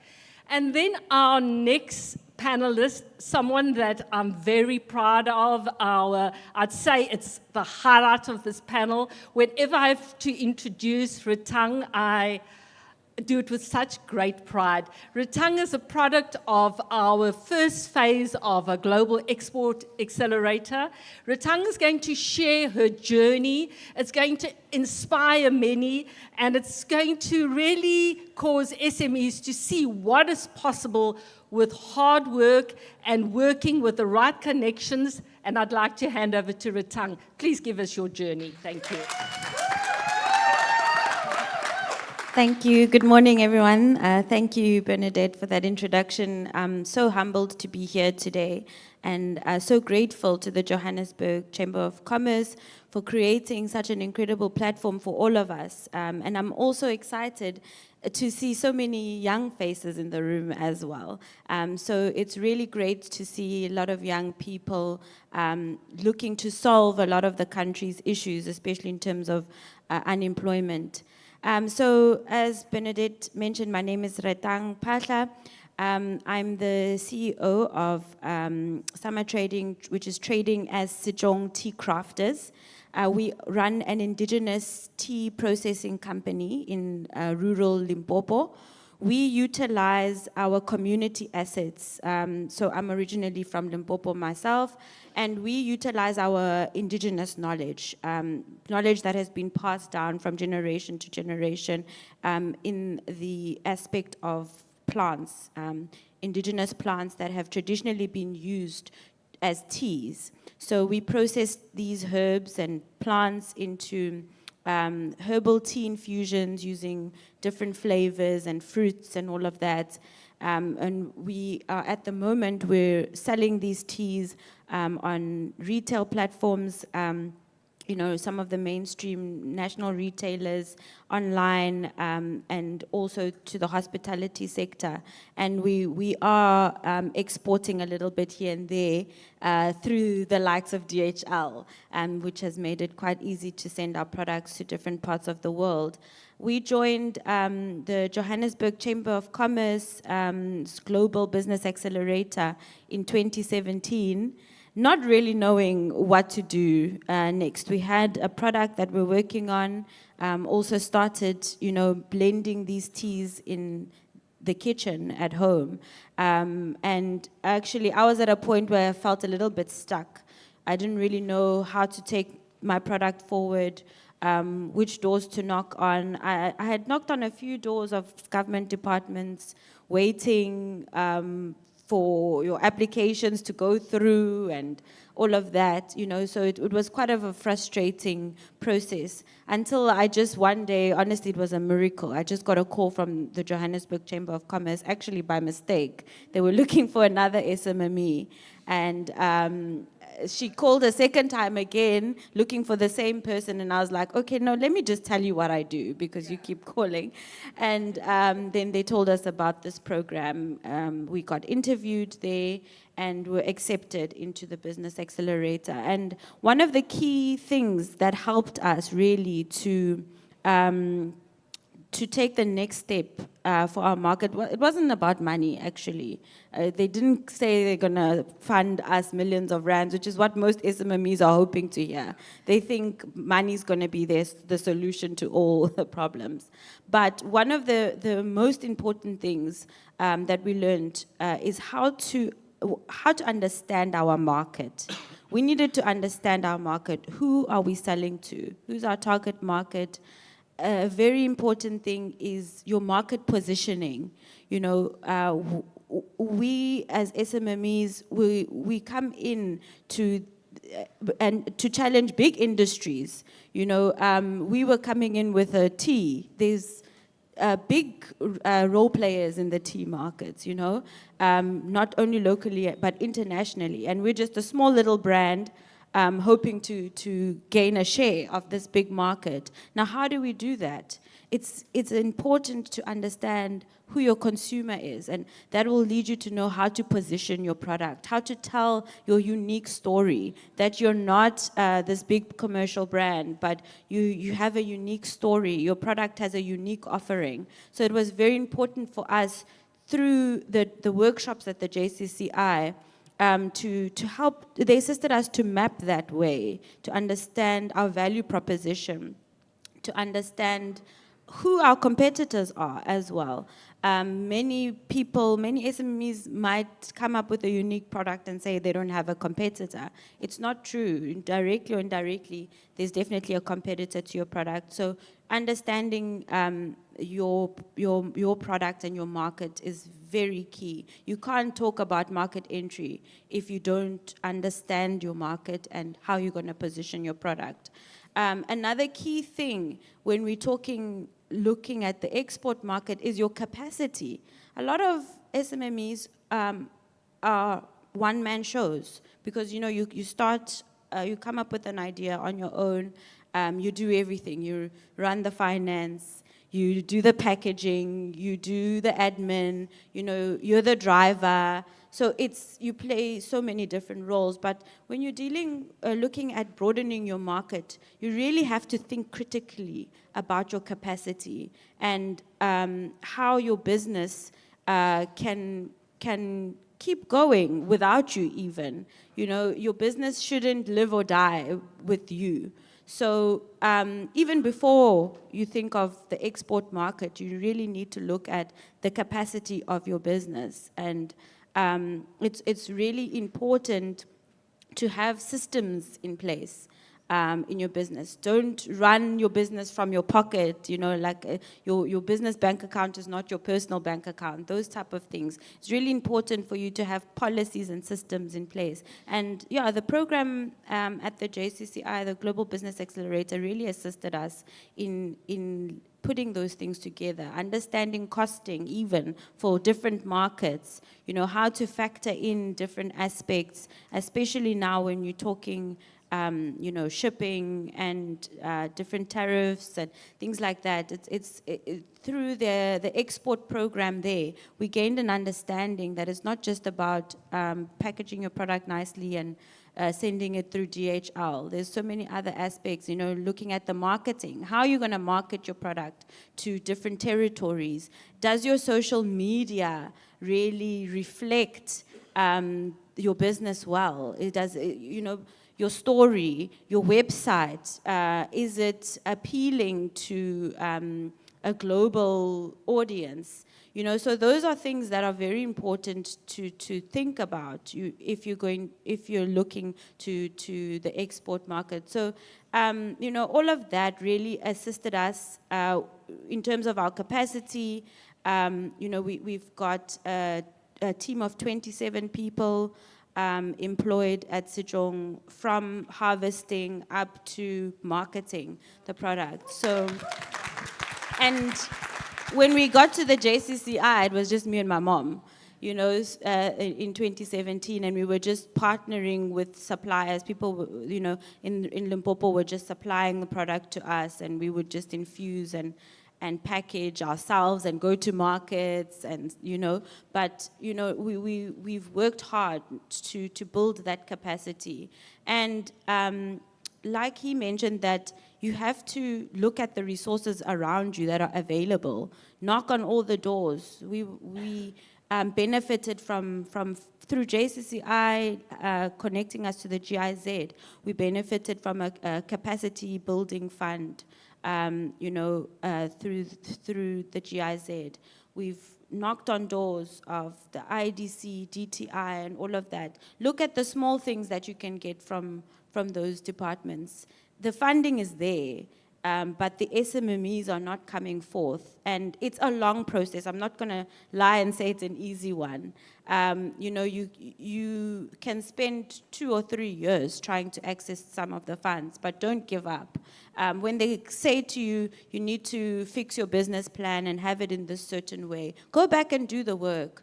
Go to your chambers and ask for consultants that can help you with your business plan, that can assist you with your financials. And those are the things. It's a lot of hard work, but it's worth it in the end. And by no means have we arrived. We're still facing so many different challenges. But, it's important to surround yourselves, place yourselves in certain platforms, align yourselves with institutions that can assist you and be available to you. And definitely we'll all get there, and we all have something unique to offer the world as Africans. Thank you. Rutang, and when you joined the program, how many outlets were you at? And how many outlets and also which suppliers are you supplying now? Okay. When we joined, I think we're supplying about 1 or 2 stores, small little stores, and doing food markets, But now we are supplying close to 60 food lovers market stores nationwide. And we're hoping, we supply other independent grocery stores as well. So we supply roughly around 90 outlets now. And we're still pushing to break down those boundaries in more of the mainstream retailers. So it's definitely a journey. Yeah. And Rutang, also to take this model as a pilot project and actually duplicate it throughout the country, where you will create employment and you will, the community being involved in the entire project. That's also part of going forward? Yes, definitely. So we started off like in Limpopo, in our village, utilizing the indigenous knowledge, but we're aiming to go across the continent really and identify these untapped indigenous resources and assist communities to commercialize and create a marketplace and tell the stories of rural communities, of people without a voice. And really, our enterprise is a social enterprise. So we are really aiming to showcase more of South Africa's cultural and biodiversity. Thank you. Thank you, Ratang, for that very inspirational story. And as we can see, market linkages also include connecting with the procurement department. So in our program, we will invite Massmart, Food Lovers, Pick n Pays, where they will give the criteria to the SMEs to be listed, and they'll assist the SMEs to be listed on their databases, and then also working closely with DTIC and also with international and also local organizers where SMEs can showcase their products, and also that really just gives an opportunity to connect and network as well. So we looked at the whole spectrum where SMEs can connect locally and internationally. And now we'd like to just open up the floor to questions. Thanks.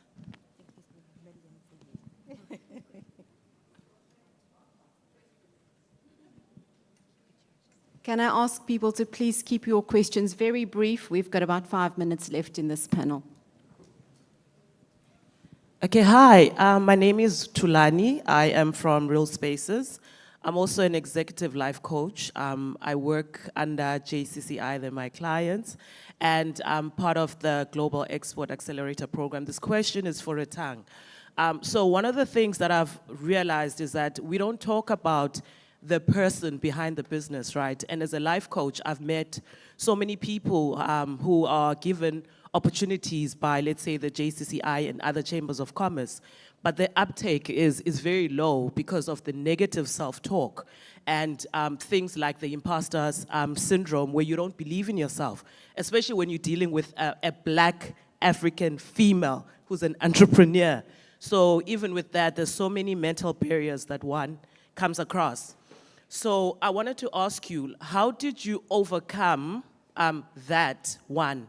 And how did you get to a point where even on the bad days, you got up and you completed the program? Because even within the program, I've met people who don't complete it because it didn't meet their false expectations, especially where finance is coming from, because you've said it before that people join. Please can I ask you to keep the question brief? We've got a couple more questions. Okay, sure. So how did you overcome those barriers, especially as a Black African female and dealing with a product such as tea?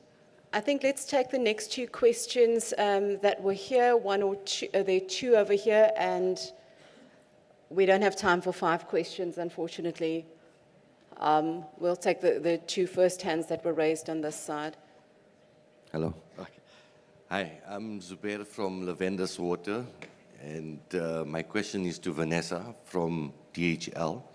You spoke earlier about online trade, which is happening.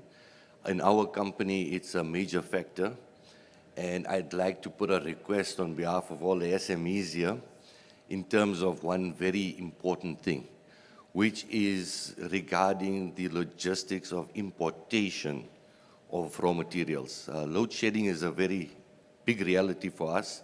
It delays our production by about 3 months in South Africa. We're forced to get stuff out of China, which is at a much more reduced cost. And maybe you guys can consider using the JCCI or any of these other organizations and chambers in allotting a container where we can put in LTL loads and bring them in at reduced rates or even sponsor it. I mean, for us as a company, it is the effect of maybe taking the cost of the bottle that you're going to get in your goodie bag from us from 7.48 down to 2.78. So that is a major, major influence. Right now, I'm using friends who have containers in China and sneaking things in. But if we can have a service like that, running via the chambers, I think you will make a much bigger impact. And second thing is in terms of maybe partnering with the likes of Take-A-Lot and Macro Marketplace, but more Take-A-Lot. We have a very serious challenge in South Africa where we have to fill the Johannesburg DC and the Cape Town DC. We've got to Yeah, take sorry. the next question. Okay. But thank you very much for those insights, and maybe you can interact more with DHL when the session's over. We had a third hand over there. Hi, I'm Jeremy from Willowbrook Coffee Merchants. My question is primarily for Retang. Regarding growth, how did you manage the balancing act of needing capacity for production in order to grow, but also needing to grow in order to get that capacity for production? Thank you. I'm going to allow those 2 or 3 other questions there, but just the 3 that had their hands up, sorry, I think that's all we have time for. But please be brief, and then I'm going to hand back to Bernadette and the panel. Please be brief in your answers. Thank you. Good morning, everyone. Mine is to Timo. Actually, compliance, and I am in the rabbit meat production. Compliance is a big thing, especially when you go to try and target markets in Europe, because their standards are quite high. What kind of assistance do you offer? Thank you. The hand over there, and then the lady in the yellow jacket. Morning, everyone. Thank you for a nice speech. I just wanted to find out, when you're in the by the way, my name is Noganda Mgadi. I'm a certified hair consultant by UKZN. I specialize on health producing hair treatments. So I wanted to find out, in the manufacturing space, you find that you've produced a product, you've tested it according to yourself and giving it to people, and it's working within your community. Now there's a barrier in having the product tested. You want to upscale, you want to distribute it amongst other people and provinces and across the country. But now there's a barrier in having the product tested. You know the process with CEDA and subs, it takes forever. We haven't even started, we're still working towards it. Are there any other routes that you can take in terms of maybe, even though it's not approved by subs as yet, but you can have maybe another department approve it so that it can be moving within the country as you get globally ready? Thank you. And then that last hand over there at the back. Thank you.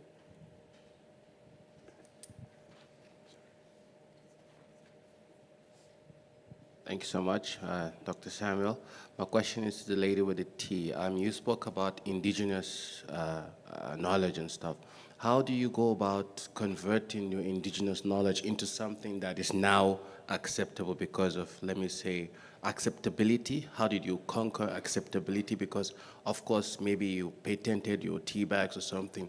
How did you go about those things? Because it's a huge problem for, especially my kind of product, where acceptability is a huge problem because it's new. People don't really trust it. You've talked about conquering markets in Asia. They've got like crazy tea bags. So how do you go about conquering acceptability in that kind of space? So thank you very much for the questions. I'm going to make a suggestion here. There were specific questions to Retang.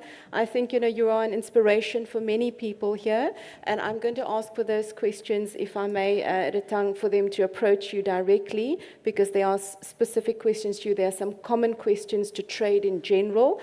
So I'm going to then ask Bernadette to pick up on those questions regarding the standards, etc. If we can please just do that in 5 minutes, less than 5 minutes, thanks. Would you like? Yeah, I'll just answer, try and answer as best as I can. I think, okay, I'll quickly just talk about the question about the imposter syndrome. Yeah, I mean, it's very hard to overcome that, but, it's just about mentally preparing yourself, and through the Global Business Accelerator, there was actually a program that I just can't remember what it was called, but it was just about mind power and believing in yourself to break those barriers. But we can definitely have a conversation more about that offline. And then in terms of gaining capacity to grow, when you don't really have the resources to grow, for us, it was just about building partnerships with people, to say that, if you can do this service for me per day, I can pay you for the output. In terms of, like, you just have to be creative. Like, we had sales reps, we paid them by commission. In terms of your suppliers, you come up with agreements with your suppliers. Can I pay you at the end of the month? Those kind of things. So in the beginning, you don't have the financial resources, but you just need to build partnerships and build relationships. Relationships is the key thing out of it all. And then in the end, those people might not be your employees, but they are part of your capacity. Product testing outside of the CEDAs and the SABS. There are a few private laboratories that are not too expensive, maybe about 1,000 to 2,000 Rand to test for a product. So, those are some of the options. If you just do a little bit of research around private labs that are available, but even universities. Our first testing was done with University of Pretoria. University of Limpopo is also available. So you can definitely also approach universities, and some of the students, they'll get the students to do it. And then in terms of acceptability, that was something difficult for us as well. But it's just about I spoke about market positioning. If you find a gap in the market, that's basically how you will work towards, gaining that acceptability over time, about how you tell your story, but also having the research to back it up. So we spent many years getting our products tested, working with universities to get that verification, getting our certification. So those are some of the things. But also modernizing. It's indigenous, but you bring it into a modern context, We created like interesting flavors out of these indigenous plants. So people might not know the plant, but the flavor sounds cool, and our value proposition is also appealing. So that's how we worked to gain acceptability, but we can talk more about it after the session. Thank you. So, we've run over time. Bernadette, you want to handle the last So very couple? quickly, on the compliance and the registration of products, we work closely with Bureau Veritas, SGS, and Intertech, and we've also having conversation with USAID, where they have some incentives where they would assist with the testing of products as well. So, and these different inspection authorities, they give it to us at subsidized rates as well.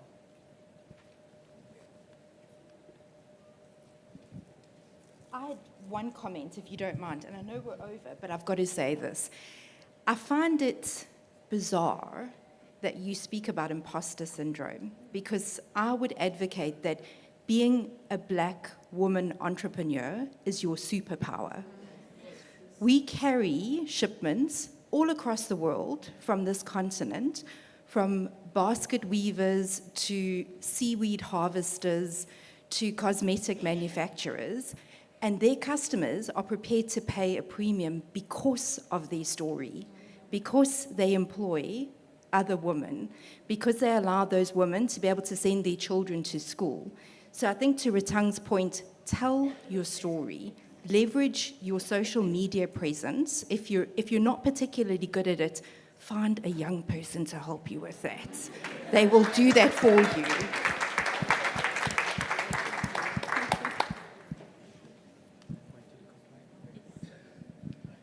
I'd like to add one point to the compliance question. So the SA German Chamber of Commerce and Industry, and I want to add, I'm also on WhatsApp and on LinkedIn. Thank you very much. Thank you very much to this panel. Thank you.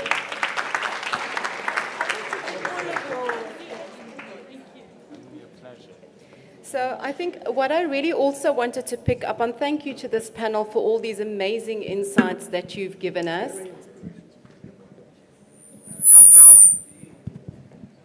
Sorry, so yes, thank you very much. I think that was very insightful. There's a theme that's coming through that Retang mentioned, this knocking on doors, access to finance, these doors not opening, these doors taking years to open, funding being approved, not coming through. I think this is a very real problem for entrepreneurs, and it's something we really need to be more active about. We need to be activists in this regard. So this issue is close to my heart. I worked for the Department of Trade and Industry for 13 years. In a previous life, I wrote a financial assistance scheme for the DTI. We wanted to split Session 3 and Session 4. Session 3 should be about free money and all these government grants that are available to us, but that are not always that easy to access. So for Session 3, the panel is about how SMEs can benefit from government support schemes. I'd like to call upon the moderator, Mr. Malasela Manaka. And Mr. Manaka has a background in the agricultural sector, and I think that's also very interesting for this panel. I'd like to call upon Mr. Nong from the International Relations and Market Access Division of the DSDB, Department of Small Business Development. Asipo Pilani from the business advisor from the Eastern Cape Development Agency as an organization that is a local, almost a local government-funded agency. We have them in all our different regions, Westro, TIC, KwaZulu-Natal, and also from the Eastern Cape, presenting a perspective on what these types of organizations can do for us.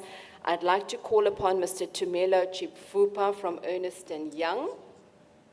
And Tumelo is actually headed the Financial Assistance Division of the Department of Trade and Industry for many years. So we were former colleagues, even though we never met.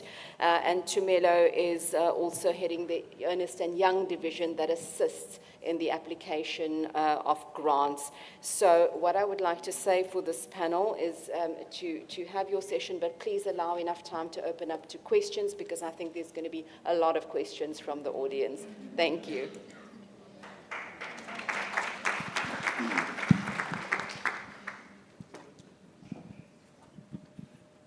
Thank you, Madam Chairperson, and good afternoon to everybody in the hall. My name is Malisela Manaka, as introduced. I love the voice, my name, so I have to repeat it all the time. So, obviously, you had the introduction. How can SMEs or SMMEs benefit from government assistance? But before I do that, the other day I moderated a panel and I looked around, everybody was wearing glasses. I was the only one out. So I want to belong, so I'm going to put on my glasses as well. So, colleagues, welcome.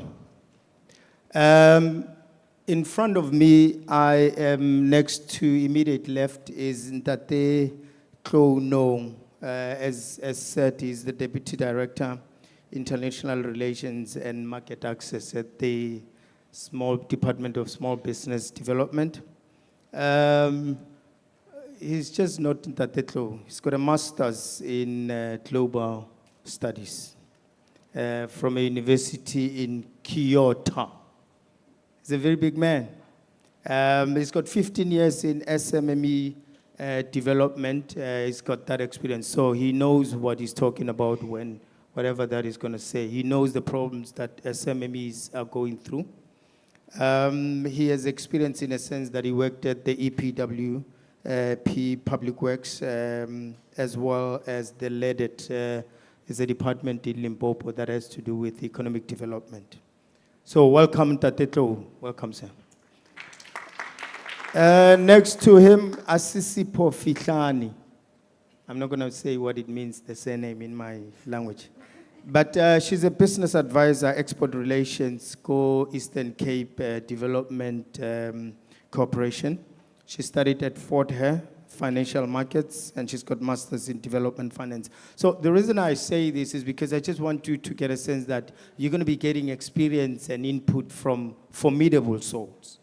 By the way, she was one of the first people that started Exporter Development Program in relation to some of the chambers. So, she's traveled the route less traveled.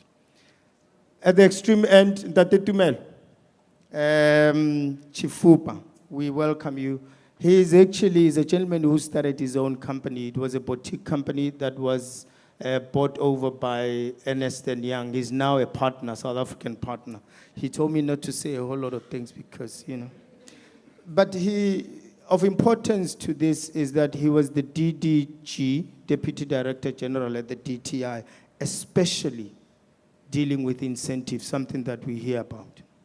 And then he sat on a few boards. Some of you SMMEs in here, or SMEs, they do manufacturing. He sat on that board. Some of you always ask money from NEF. He sat on that board. Some of you want access to international market. He sat on that board. So you can see that we're dealing with people that really what they're talking about.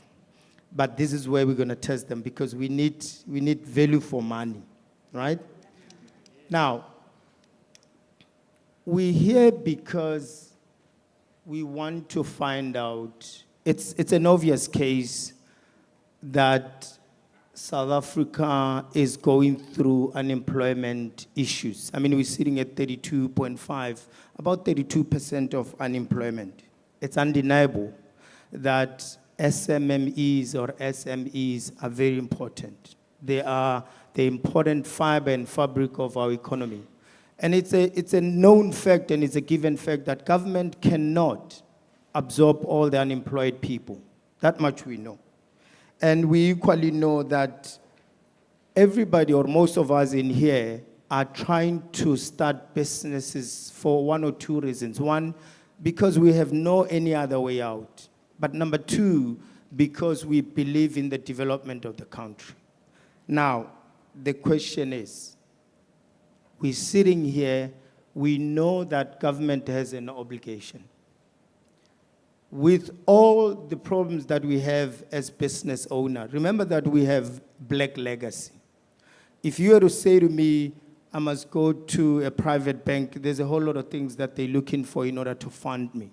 Now, the question that I have to my panelists, Tate Tumelo, I'd like to start with you, is just so as we're able to link the available schemes and incentives to or for our SMEs to understand where it's coming from. I want you to shortly paint a picture of the obligation that is related to government in terms of both legislation and policy. Just quickly tell us why government started these incentives and quickly just indicate 2, 3 of those incentives. I'll help you out. Thank you.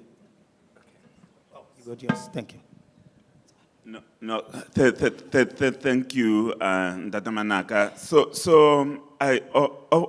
Of importance, I think it's the fact that you've already indicated that in South Africa we've got this challenge of unemployment, we've got this challenge of poverty, and one sure way of solving that problem is through economic growth. And in order to grow the economy, business has to grow. And in order for business to grow, we need to make sure that all potential, profitable opportunities that entrepreneurs have are implemented. Now, the free market is a wonderful thing.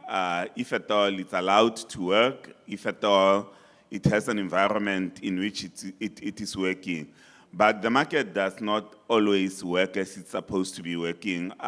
If at all you come from a poor background and you do not have any assets, sometimes you are not able to get bank financing, even if at all you have profitable projects in front of you. So those kind of circumstances where the market fails to work as it's supposed to work, government is obliged to step in, to assist, to make sure that the market works. So hence we've got most of these government programs to ensure that where the market fails to work as it's supposed to, government helps to kind of like unlock it to work. It's not, so government programs are not intended to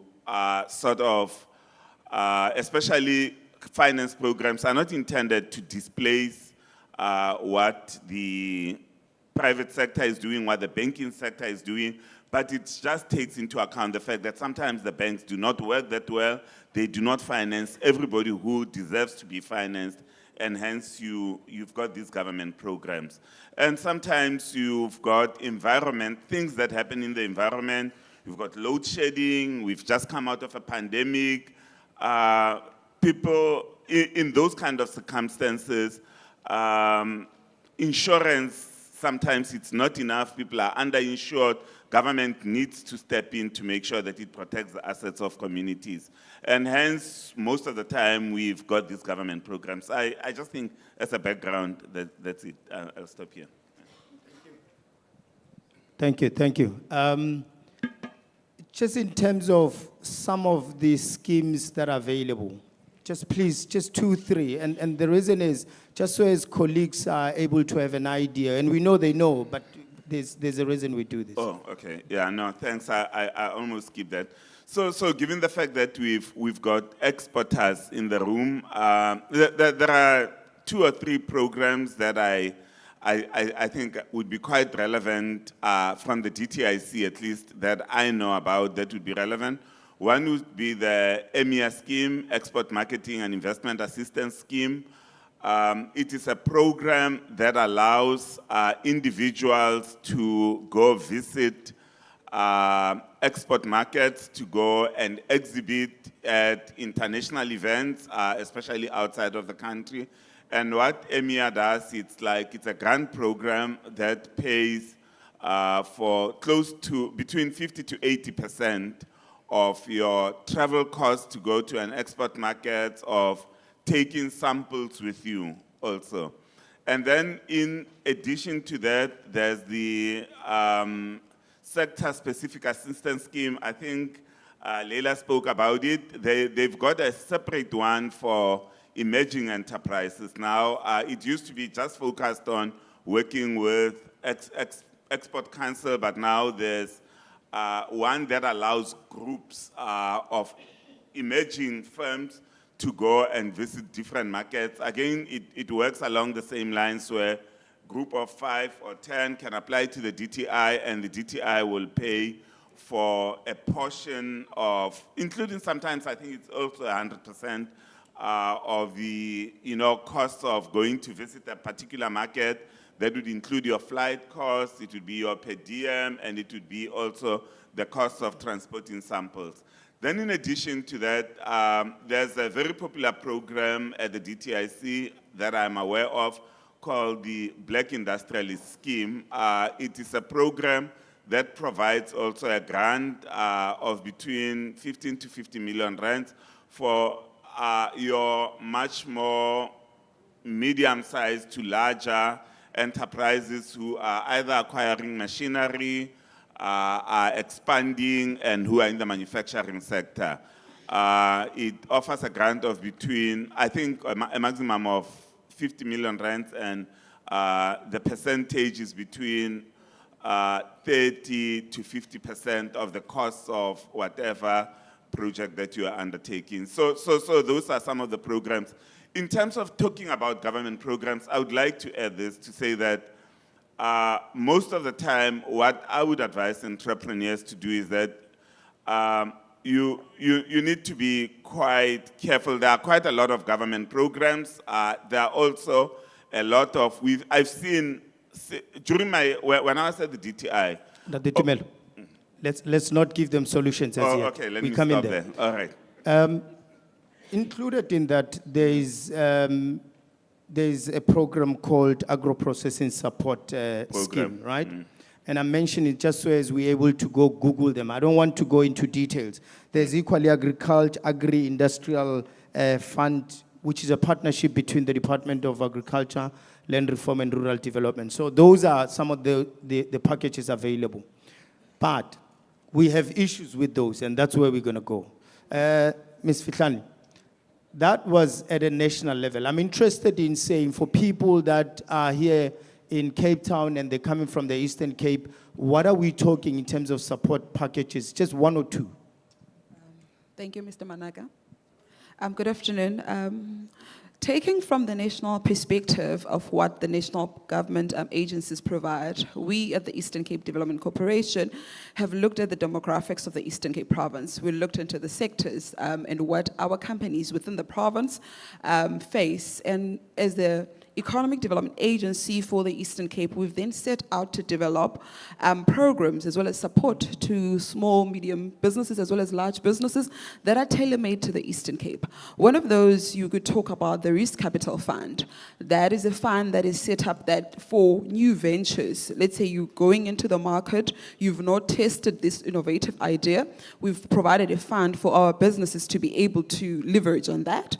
Also, looking into the export market, we saw that our companies, although they would go to the DTIC export-led missions, but they struggled with in terms of compliance as well as international registration into those markets, and there's no fund nationally that looks into that to get them certified in those international countries as well as to ensure that that export order is realized. We've set up an export market access fund that looks into that and provides companies with that type of support. Also, there's a lot of jobs that companies are losing in the Eastern Cape, especially being known as one of the provinces that has got a high unemployment rate.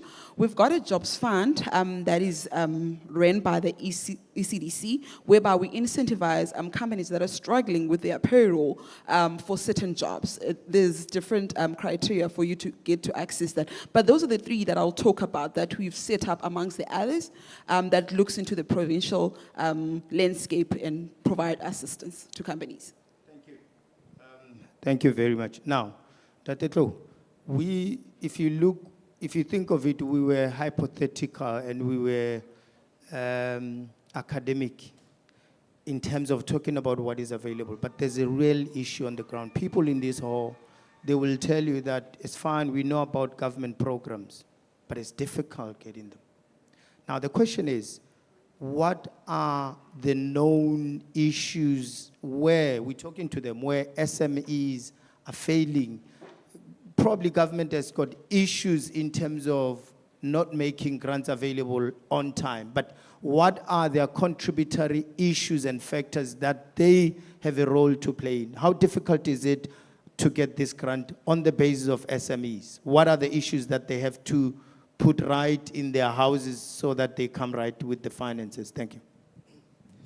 Thank you very much, Mr. Manaka. This is very interesting. He threw me a curveball. Let me start by saying, the interesting thing about this answer is that I'll have to start with where we come from. We're a ministry that was set up in 2014. Now, if you look at where we come from with SMEs, there were lots of other things happening already in the space. So we kind of have to get on the horse when it's already passing the finish line, if I may quote, you know. So that became slightly difficult for us, so we took a bit of an approach to an ecosystem approach. That was the first thing that we did. We said, look, we don't have all the money, we don't have everything, we can't give everyone everything, but we need to find people who can do this with us. So we try to find partners. That's the first thing that we're doing. Now, secondly, you want small businesses to hate me, because I must now tell them what they're doing wrong. Now, it's okay. I think the understanding is that very often we have a challenge in South Africa where SMEs want to be taken abroad, but they're not ready to go abroad. Secondly, they have not also conquered the local market. So what we had done is, as the Department of Small Business, we realized these were the two most important elements. You've got products. We really believe that this product can go far. We then thought, what do we do? Do we expose them and they lose their business? And of course, in 2015, 2016, we had experiences where we took over 100 businesses overseas. Many of them came back and collapsed under the pressure of the orders they received because they were not ready. Compliance is another issue. It's been raised here. Now, I understand that we have, I don't want to say a culture, that the Manaka, but we have this thing in South Africa where we like to focus on the complaining part, right? And we lose focus of what is available for us to do. So instead of, I'm not going to solutions, just quickly touch on this. The important thing is for us to be able to focus on what we can do together. Because as a government official, I have no financial benefit in your business, but I actually have a vested interest in you succeeding. So what we need to do, instead of having this back and forth where we're fighting each other, my product is the best in the world. Of course, everybody's product is the best in the world. However, let's work together to get you across the line. I know CEDA programs are late. I know CIFA programs are late. This is partly because we are using government funding. And with government funding, there is at least 90 rules that I need to follow before I give you that money. What, did you see me lift up my mic and you stopped? Okay, so the reality is we have a syndrome of deep pockets, short hands in regard to accessing government money. Now, equally, there's issues of black legacy. And by that, I mean some other packages for you to access, you need what they call, I don't know if you heard of this word, magic word, own contribution, right? Asisipo, how do you deal with the fact that, well, the requirement that some other SMMEs, they have to put own contribution? What have you done in your province? Thank you. From the Eastern Cape perspective, we are aware of the demographics that I've said, but what we've made is to ensure that we provide provisions. Let's say if you are getting support nationally and they're saying they're giving you 80%, then ECDC would then come in and provide you the rest of the percentage depending on the due diligence that we do to your business. We also understand that there's companies that would get it's a problem that companies are facing. Get a government tender whereby they're not even able to raise the capital to provide the services that they've been awarded for. We've set up a capital fund to help you, whereby we go into a session agreement with that government department that has given you this contract, and then we then finance you to be able to buy the equipment or whatever that you need to provide, and then from there on you can then be able to deliver. But also besides that, just lastly, we also encourage collaborations with the private sector. We can never overemphasize the importance of businesses working with government as well as businesses working amongst each other to ensure that there's proper collaborations, to ensure the delivery of services and to help SMMEs grow in this space. See, I'm sitting here, I'm not their friend. I'm trying to find solutions to this. Now, government, one of the things that has or is doing, and I don't think is intended, inadvertently, what you find in government is that you find packages that overlaps, rather similar, they duplicate services. I mean, if you look at a whole lot of grants, particularly grants that deal, for example, BIS, the manufacturing support package, the blended finance. The question is, what can we do to make it a point that we do not work in silos as government? We're able to service our SME without, okay, so you go to one department, they say, no, this is not our mandate. And you go to the next, they say, no, you need to go there. But the question is, what can we do? And this goes to anybody who wants to pick it up on the floor. What can you do to make it a point that we streamline our services to maximize the benefit for our SMEs? Thank you very much. Facilitator, I feel that it's I'm about to, if any of you can hire me after I lose my job, after answering this question, right? So the important thing that we've picked up from our review back in 2018, I think, we did a review of small business and the complaints was exactly that. Why is it that we have to go everywhere? And the proposal was, fortunately or unfortunately from a government perspective, was to put legislation together to collapse the three agencies into one. So that's your CEDA, CIFA, and the Cooperative Development Agency. Many of you do not even know it exists. So those are the three. So that was from an SME perspective. Now, I just want to also mention that what we did is we also asked for the Minister of Trade to give us powers on enterprise development and supplier development. However, we didn't get that, so that's another story for another day. But the important thing is that we're trying to work as government to say, we're doing exactly the same thing when I try and stop duplicating it. So we're setting up your CEDA and CIFA also as agencies that can receive the contribution from private companies so that we're able to match the funding. We don't only use government funding. Yeah, so that's the first proposal. We are also looking at expanding the Cooler Credit Guarantee Scheme. I think the CIFA manager is probably going to present later. But we're also looking to expand that so that we're able to say to the banks, yes, Cooler Credit Guarantee is still there, but it's much bigger now because we've added additional funding from the private sector, either from ESD or other contributions. Thank you. Just before I go, I want to check how am I doing on time? Timekeeper, can I go on? Okay. Now, there's this notion of this SME have got issues, and they every time we get on the podium and we talk to SMEs, we say, what advice can you give to SMEs? We always say to them, it's not easy. They know by now that it's not easy. They're not interested in that. Now the question is, in the spectrum within a plethora of what we talked about, grants being available, difficult to access, black tax in terms of own contribution, what advice do you have for these people other than the automatic is not easy? Anybody can run on that. Yeah, there are quite a lot of programs both in the private sector and in government. And my advice would be, like, if at all you are going to be applying for any particular program, make sure that it's a program that addresses your need. You understand what the program is there for, what is their mandate, do you qualify, try and assess yourself, try and collect as much information as you can about the program.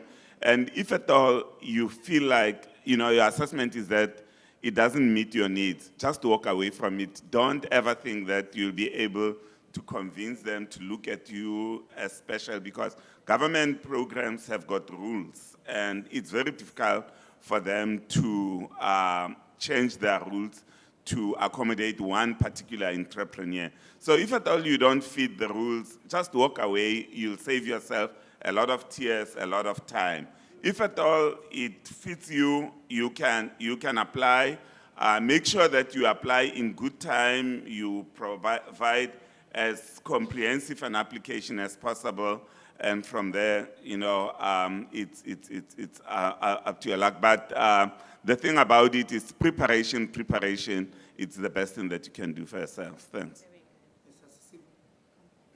Do you want to dive into that, or you want a new question? Let's give you a chance to dive into that if you have. Otherwise, you can park the mic. Okay. What advice would you give to these colleagues that are in here in terms of running their businesses, in terms of succeeding essentially in their business, so to speak? Okay. I'd say, especially looking into small, medium enterprises, one of the things that I've noted among advising businesses is that businesses do not treat businesses as a business. So you tend to find out, because it's run maybe by a few people or one person is running it, there's a lot of personality that gets involved into the business. So my advice would be, treat your business as a business, firstly, rightly. And then when you go and approach, your things have already been in order from a business perspective side. And then also be open to take in research and get more information about your business, and also be willing to learn. I know we were talking about it, that, because it's a personal business, you tend to have personal interests, and sometimes your personality can cloud, but for you to be able to succeed, you need to just treat it in a business way. That is the advice that I would give. Fair enough. Tetlo. You exposed me there about my inner workings in the East. I've lived and worked in China, both in Japan and China, and I've worked on small businesses. What I've picked up there as well, because I was working with the agencies that fund small businesses, is that you don't matter. your personality doesn't matter. Your business matters. So I just wanted to latch on to that to say that is one attitude we need to take. If you're selling a product, if he can help you improve, the Chinese agency will tell you, if you don't go to him and improve that thing, we're not buying from you, or we're going to take it over tomorrow because you're not willing to make the necessary changes. So I think, yes, of course, it's a different world altogether. But I think it's something we need to do ourselves, to know that if I'm not doing it better, somebody else is doing it better than me. I need to go there and learn. And my personality does not exist over and above my business. Also, skin color. I just wanted to just touch on that. It's important. If you want to sell something, I've been to many markets. If you want to sell something, I sell art in the US for artists. If you don't say black, it will sit there for 6 months. If you say a black artist from Khayelitsha, I'm not saying he lives in a shack. I can say a black artist from Khayelitsha, but he lives in Camps Bay. They don't need to know that. But he's a black artist from Khayelitsha, and I am selling the story. So we need to learn to sell that so that we don't look at ourselves elsewhere as people that are different. Anywhere else, you're just another person. But you need to sell the story. Thank you. I like that. But listen, my input is, Tlohelang, please, stop using business account as your personal account.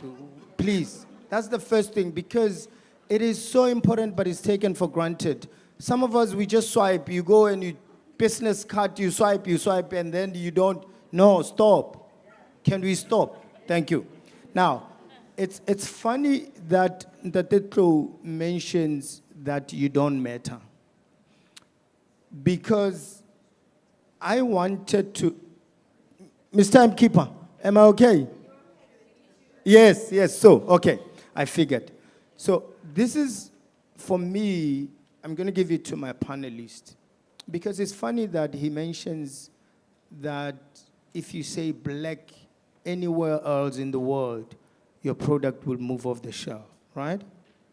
And the point I wanted to make is, and I'm asking you, panelists, is in South Africa, it's slightly different. For whatever the reasons, how do we make sure that we change consumer perspective and what's the word? English data bundles, they're gone. But how do we change perception on black products within the country? Because assuming that our product matches the spec, assuming that we've got money from government to produce en masse, assuming that there's uptake by industry of our product, I tell you what, I'm not going to buy your product because I know it was manufactured by you as my fellow black. How do we change that perspective as black people in South Africa? I mean, how do you support each other? Yeah, of course. I thought it was obvious. Yeah, no, thanks. But I think I mean, it's an interesting challenge, and the thing about it is that it's not unique to us as black people. I think when I was growing up, it was Japanese products. You couldn't buy Japanese products. They were supposed to be inferior products, and slowly, the Japanese they produced Toyota. Toyota was the best car in the market. By the time I got a job, you couldn't, Toyota was just the car, a Ford was nothing. So lately it's been Chinese products, and we can see slowly perceptions are changing about Chinese products. I think what Ntatetlo is saying is that he's not saying don't make a good product. He's saying nobody's going to buy your product solely because you are black. I mean, they will not. But you need to make a good product and then sell it with your own character and with your history. Then that way, and in terms of changing perceptions about products that are made with black businesses, is that we've got to be devoted to excellence ourselves. We need to make sure that we make good products, we market them, and we know that when we take out a product, that product, it represents you, and you shouldn't be short-term about it. it needs to provide value to whoever is buying it. So, yeah. Thank you. That's what I would say. Ms. Asisipo? We need to change perspectives. You can't run away from this one. I think it's important to be reliable as a supplier and be honest and upfront about your problems as a black business owner. I think if you go into a contract and you know very well that you're not able to deliver, rather not go into that contract, another one will come in. But if you go into that contract knowing very well that you're not going to be able to deliver because of the other things that you're facing as a black business, you in fact tarnishing your brand name. Because remember, this business is a brand, and people work and they talk amongst each other in the business community. So I'd say be very reliable as a supplier, and then that way, there's many businesses that are thriving now that are black owned, and if you look back, it's because they're reliable and they deliver on time. And when they're not able to do something, they say it up front that we're not able to do it, instead of taking it on and then not being able to deliver. So that's what I would advise. Thank you. Tatetlo? You know, mine is a very simple one. We are so many black people in this country. What you simply need to do is start a hectic program on buying black. And I'll tell you why I say that. What happened was, I think many of us who've been alive, I think that Tumelo will agree, when Vukuzenzele started as a program, many said, what is this? You just print magazines and tell people, you know, so many of the businesses in this room got the idea of owning their own businesses from that. But the idea needs to be subconsciously planted in either our children, because people here are not going to buy. These ones are very difficult to please. It's our children that are driving the market. You need to educate them to say, who are you buying from? Who are you wearing? Where did you get that? Right? And when you do that, because they are the ones that drive the market, the adults, children tell them. So for me, a buy black, buy South African product, not the proudly South African, that's a different issue. Buy black, right? We can even say, okay, instead of giving people incentives, government will say, for everyone that buys a black product, you get 15% discount, right? What happened there is that I've seen this happen in Japan with they call it PayPay. So with PayPay in Japan, they simply just said, you know what? If anybody buys a Japanese product, we are going to give you 20% discount on PayPal points. All of the Japanese people started saying, I'll download a PayPal in the web. Oh, it's Japanese. Oh, okay. Right? Thank you. Madam, I see you behind me. I'm threatened, so I'm gonna hand over for you to facilitate the question in time. Thank you. Is this working? Yeah. Yes, you know, I will deny the label that Cape Town often gets of Slaapstad. We are very strict on time. Yes, so thank you. Let's take the questions. 1, 2, 3, 4, 5, 6, quickly. That's it. We've got a few minutes for questions, and then we're going to break for lunch. So if I can please ask, please be brief in your question. Ask a question very briefly, and if I can ask the panelists to please answer very, very briefly. Good afternoon. Thank you very much. Thank you to the panel. Outstanding presentations. Anybody can answer this question. As emerging entrepreneurs, there are many people who provide services where they say they will assist you with writing proposals to the DTI, DTIC, etc., etc. Would you advise one does this, or are there people at the agencies who will assist you? Let's take 2 more questions first, and then we'll ask the panelists to answer.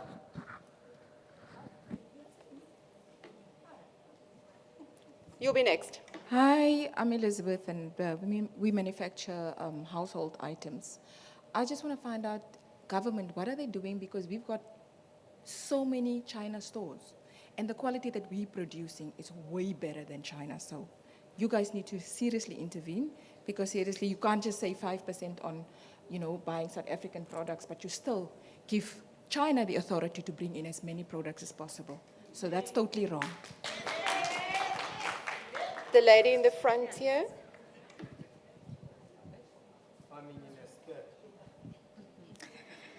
Good afternoon. Kopano from Farming in a Skirt. I've got a few questions, and I hope they can be addressed because I think they're critical. So the first one is there a place, and perhaps maybe it is actually the small Department of Small Business, where everything is consolidated in terms of all the government support in the different, whether it's financial, non-financial, and do those officials, is there enough capacity for those officials? Because when you go to CEDA, even your business advisor says, there's so few of us, we can't get to everything. So that's the first thing, right? And then the second thing is that financial management is a big concern amongst especially black businesses where they are survivalist businesses. So you do tap into your finances at some point, and that is the area where you get stuck with some of the applications. Now the question is, is there an opportunity to create a bridging process of getting small black businesses' financial management accounts right, so that we can qualify for some of, especially DTIC is very strict with things like that, certain funds that I've tried to apply for, and then also there's a turnover of 250,000, which becomes so difficult as a barrier to even sometimes qualify for. And then equipment, right? For example, there are a lot of small manufacturers. We start in our homes, we start in our garages, and we start to think about getting equipment. But that's not always the most viable option, where contract manufacturing should probably be an idea to say, whilst you are getting the market, where the market is interested in your product, but you don't yet have a factory, and you don't qualify for the black industrialist programs, are there chosen or preferential contract manufacturers within the focus groups, agro-processing, whatever, Sorry, where you could, that's now the third question. We've got some questions where you waiting. could Please, lead, can I ask you where to you wrap could up? Thank advise small businesses to work with. There were some hands over here, one over here, and then one over there, and that's it. Hi, good day. My name is Shashika Jagannath, and I'm the director of Top Roshis. I represent, I think today, the growing, emerging African flatbread industry. What I'm requesting from the government is a collaboration, because the flatbread industry has extreme value in South Africa currently with the energy crisis. It takes 80% less energy to produce a flatbread than it does to make a loaf of bread. We have two challenges. One is that we don't have a formalized representation of the flatbread industry. And secondly, the bread industry is zero rated, and we are asking the government to please recognize the flatbread industry and to please give us the same preferential treatment and to zero rate our products as well. Okay, Thank you. Last question in the end.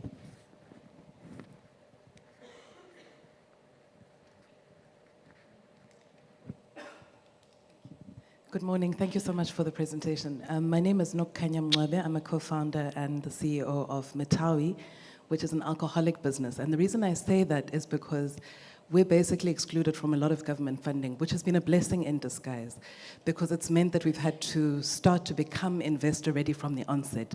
What that's meant for our business is that we're looking externally, which has meant a higher degree of due diligence. So I've had to interact with a lot of information and a lot of digital resources from offshore. When I come to the South African government resources, this is an appeal. Please make them updated on a frequent basis. Please get user experienced people to assist with the navigation of those portals. It is a nightmare to navigate them in comparison to the US, for example, where resources are made available. And that's everything from within government, public, private. So it's just a lot easier, a lot easier. Thank you very much. I'm going to hand over to the panel. Please keep it brief, and maybe just one person take the relevant question. My colleagues, this is for you.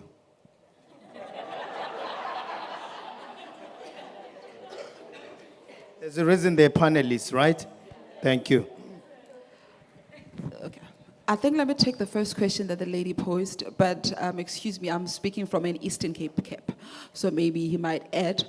From our side, in terms of using people that write proposal outside, we are pro that because we feel you cannot be a know-it-all in a business. Let's say if you're already in the manufacturing space, you might not know everything that relates to how the proposal should be. So we always encourage that. We also have got support through our business advisors that are in the enterprise finance unit, that we could even fund that element of pre-startup for proposals of your business's business plan, as well as other things to get it document ready. So from our side, we are pro that, and it's encouraged.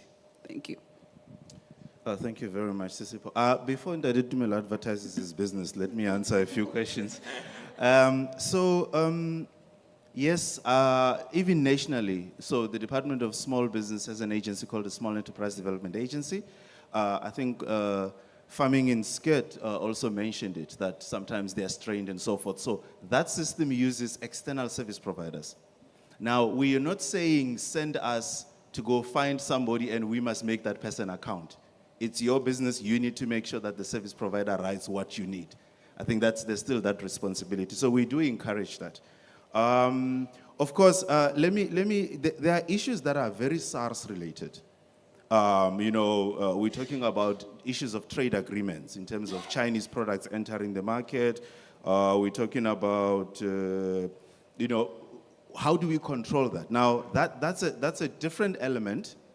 However, I can pass it on. I think this is what I do best. I like writing emails. So I'll definitely write a very long email to the person that deals with this element. So the person who's asking that particular question, I would also urge you to often, when you go on the SARS website, they often have webinars where you can actually input and tell them these are the issues we struggle with in this particular industry. And SARS tends to be a lot more responsive in terms of dealing with the market. Because somebody said in this room that things are being snuck in, correctly. So, and also the NCRS will tell you that a lot of things are being snuck in, and they're being snuck in by entrepreneurs who say, I am struggling to get the relevant license, let me sneak it in. While you're sneaking in that one element of yours, 30 others are being snuck in on the same route, right? Tomorrow they come back to bite you. I don't want to say where. Yes, so in terms of bridging, the challenge we have a lot of the times is that our funding is very streamlined. We will say, before I take you overseas with me, or the president is going to Switzerland, so I'm going to take 30 businesses, put them in a delegation with the president. Because Switzerland is such a high-level market, I'm going to advertise in the paper and say, you must at least have a turnover of 5 million. That means Kopano is not coming. Right? So those are some of the elements. But there are also other markets where if you identify a market and you come to us and say, hey, my products do very well in Botswana, for argument's sake, we then say, we are then going to set up a group application, which you spoke about, where we're saying for guys who are not necessarily making 4 million, we're going to lower the criteria, expose you to a market in Botswana. All right? The moderator is looking at me funny. Yeah, I'm also looking at you, Fanny. Right. Let me just quickly. Oh yes. In terms of portals, in my other life, I was an SGB chairperson of another school in Gauteng. We had a similar problem when we introduced the electronic system of applying for grade 8 and grade 1. People came back and said, but the electronic system doesn't work. Go back to paper, right? So the same thing happens with a lot of SMEs. So we've got multiple portals. What we're trying to do, I think the project has been launched now by the CSIR, where they are consolidating all of the portals. Whether be it CIFA, private, whatever, you are going to be able to get onto that website at a click of a button. Well, that's what they're promising us after spending a lot of money on them. They're saying that you'll be able to get access to all of these things. I'll share the name of the portal a little bit later. It's just eluding me now. Thank you. I'm sorry. Can I wrap up? You can wrap up. Thank you so much. Let me just wrap up. Ma'am, thank you very much. I think, can we take that offline, because that's a very specific industry. We can then take that further. I think And what thank you we very can, much. What we can say is that the point about portals being upgraded, there are tech entrepreneurs in the room, Trade Bricks, myself, I think we take the speaker's point. We know portals need to be upgraded. Yes. Thank you very much. We're going to break for lunch now. We're running very, very late.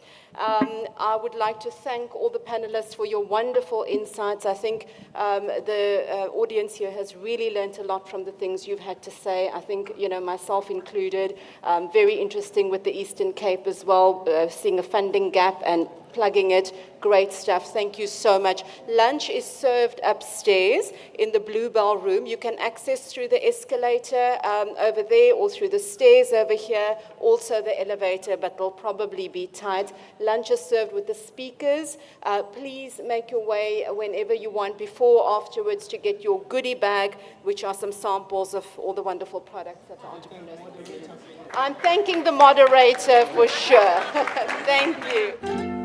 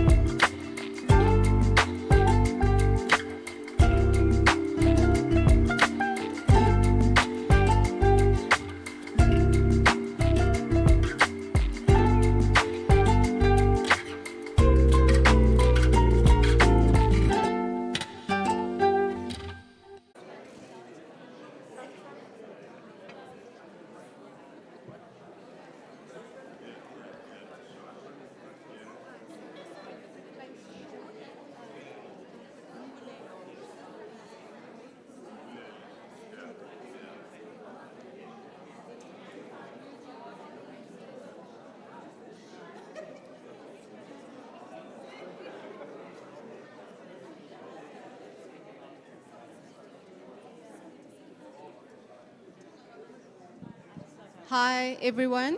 Can you hear me? Okay, so I hope everybody had a good lunch, and thank you all for coming back. We are running 15 minutes late, but we are going to proceed. Welcome, Nokanyo from Standard Bank. Okay, so this panel is about access to finance, and I am going to introduce them. So as I said, from Standard Bank, we've got Ms. Nokanyo Nchingila.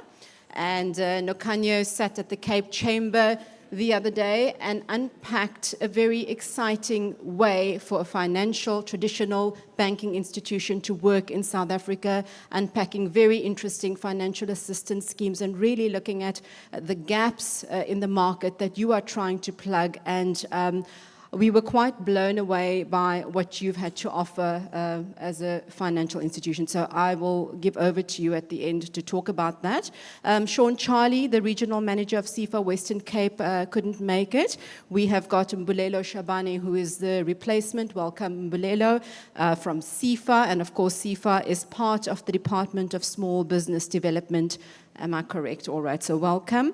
We have Mr. Hanif Bardin, who is from the Industrial Development Corporation, the regional manager, and of course the IDC is also part of the Department of Trade and Industry. They are still the biggest shareholder in the IDC, and I remember the IDC when you first opened up your financial assistance schemes to the SADC region, and that was in about 2002, and I remember working very closely with the IDC at that time, so very welcome as well, Hanif Bardin.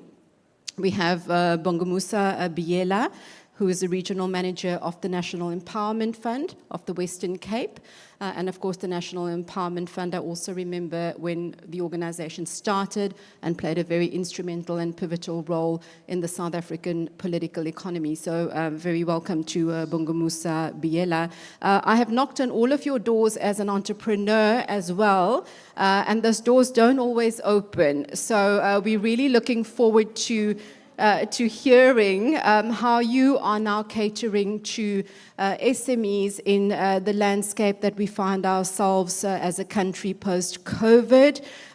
Lucretia Chopera from Knife Capital.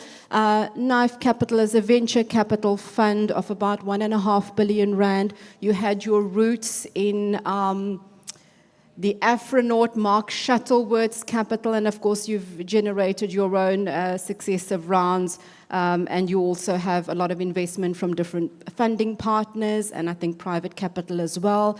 Lucretia, I have not knocked on your door simply because I met you at an elevator and I ended up in your home. And as your neighbor and your sister and your friend, I will never knock on your door. It will always be open to me. So very welcome to Melo again as the moderator of this panel, who's got a very long history in the funding space. So over to you. Thanks a lot, Leah. To Melo, as I have already been introduced. So we are going to be talking about access to finance. Other than access to markets, one important topic in small business development is access to finance. As entrepreneurs, I guess, we all know that whatever we are trying to do, whether establish new capacity, whether we are trying to fulfill orders, we need finance. Finance, it's the lifeblood of our business. So this topic, the way we are going to approach it is that we actually have, as Leah has introduced, we have an interesting panel, right? They are all from approaching the problem of access to finance from different perspectives.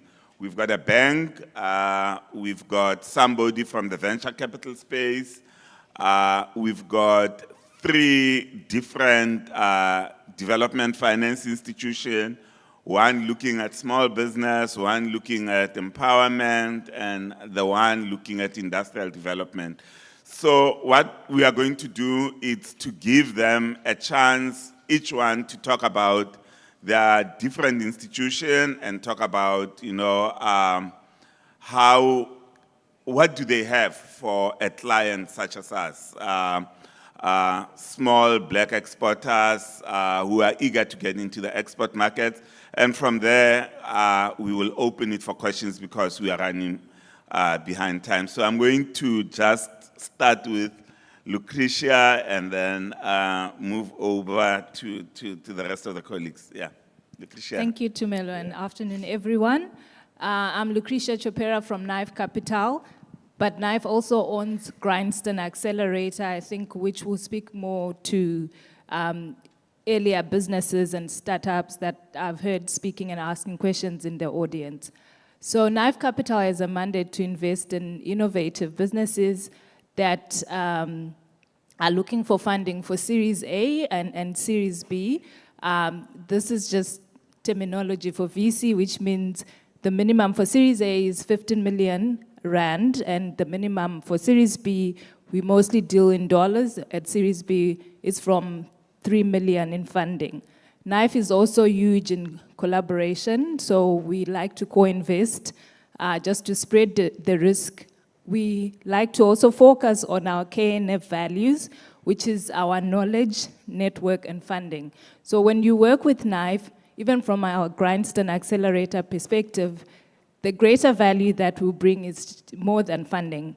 Is actually empowering you with the knowledge of how to access funding, how to build your data room, and how to build your network as an entrepreneur. Because there's a lot of confusion, as you know, in the market, there's a lot of offering, but just actually understanding who you're dealing with and your mandate fit is helpful. And we do help with that at our accelerator program level.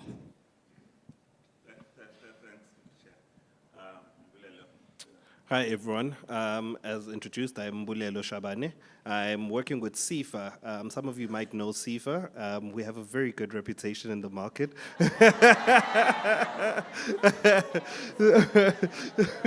So yeah, SIFA tries to address the access to finance problem, by tackling, very specific underserved sectors, and underserved entrepreneurs, So we'll look at, so we have special programs where we'd look at youth-owned businesses.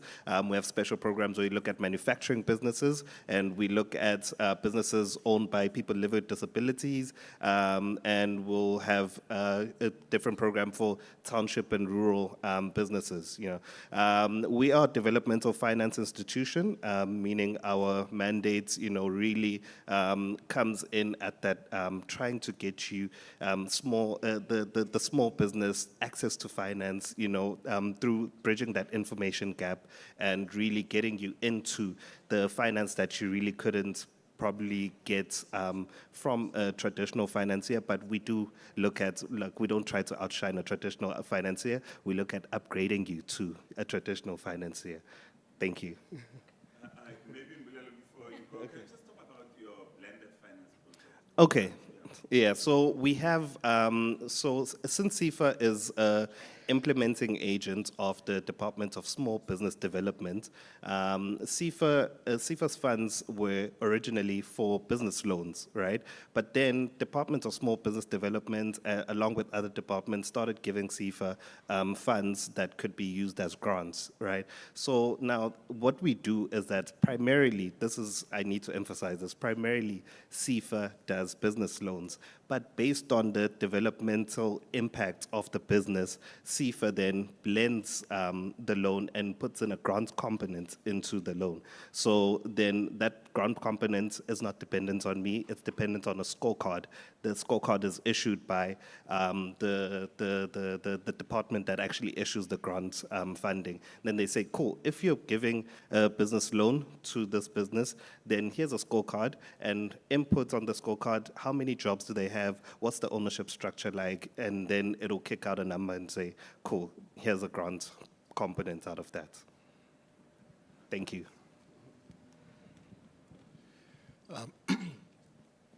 Good afternoon. My name is Bongo Mosabiela. I just jotted down a couple of things just to make sure that I don't forget to cover some of the aspects of our company. I come from the National Empowerment Fund. We're a development finance institution that was set up to address and facilitate black economic participation. How we do this, we do it through provision of financial and non-financial support to businesses. Financial support comes in the form of loan funding. However, there are some programs that we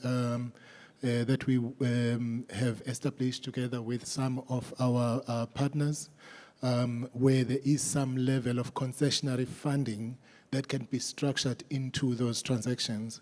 With the relationship we have, for example, with the Department of Tourism, it's called Tourism Transformation Fund, and we can provide up to 5 million grant funding for tourism businesses on a 50-50 basis. There are some other programs that I will not cover, but it was just to give you an indication that the NEF itself provides loan funding, but concessionary funding from time to time is sourced and then offered to our clients. We also provide non-financial support, which comes in the form of mentorship that we provide to those businesses that we funded. It's only limited to those businesses that we funded because obviously we don't have endless pockets.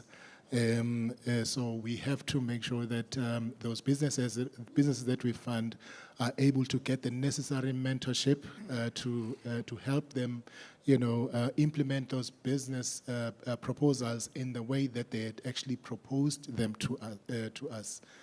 So we put mentors in place, and in some cases we assist them by putting in somebody to assist them with marketing initiatives and things of that nature. So whatever the skill gap that has been identified, we try by all means to cover it, whether we cover it at the beginning when the transaction is funded, or as we continue to monitor the transaction and we identify gaps, we are able to cover that. We have our loan products, they start from 250,000, the maximum is 75 million. We are very big on funding women-owned businesses. So, and I see here in the audience that there's a good number of women entrepreneurs, and I'm happy to see this, and I hope that I will be talking to some of you very soon. As far as the criteria is concerned, the businesses must be 51% black-owned, minimum. That person that comes to us for funding, they must be involved in the running of the business on a daily basis. We don't fund passive investors. In fact, speaking for everyone here, I don't think any of us fund passive investors. So it's important that you are there, in that particular business. You run it to make sure that it succeeds. We'll cover the rest of the points later on as you guys ask questions. Thank you. Thanks, Bongo Musa. My name is Hanif Barin. I'm regional manager of the IDC here in the Western Cape. So we have a very good reputation in the market with companies that we have funded. Right? Yes, very good reputation. But I thought Tumelo gave us 5 minutes, so I just want to go through. So I want to talk about how you can actually get funding from the IDC, right? And it's a process, and and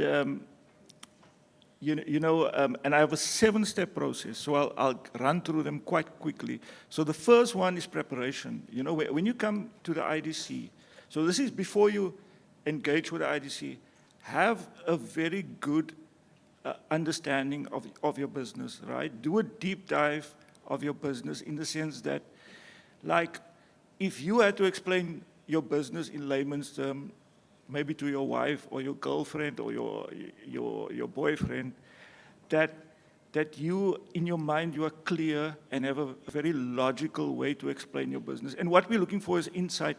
So typically people come to us and they say, the global market for this thing is $25 billion, right? So that's not insight. Insight for us would mean if IDC funds, and the way you're going to get the startup over the line is you go to a lot of companies where you can sell your product and ask them for letters of intent, right? So what we will do, we will consolidate those letters of intent and based on that, do our own due diligence to see if there's merit in the startup. So preparation is very important, right? The second thing is meeting with the IDC. Preferably get a face-to-face meeting.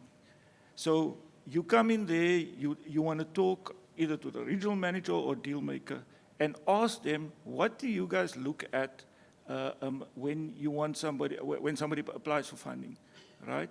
And tell them about your business, tell your story, right?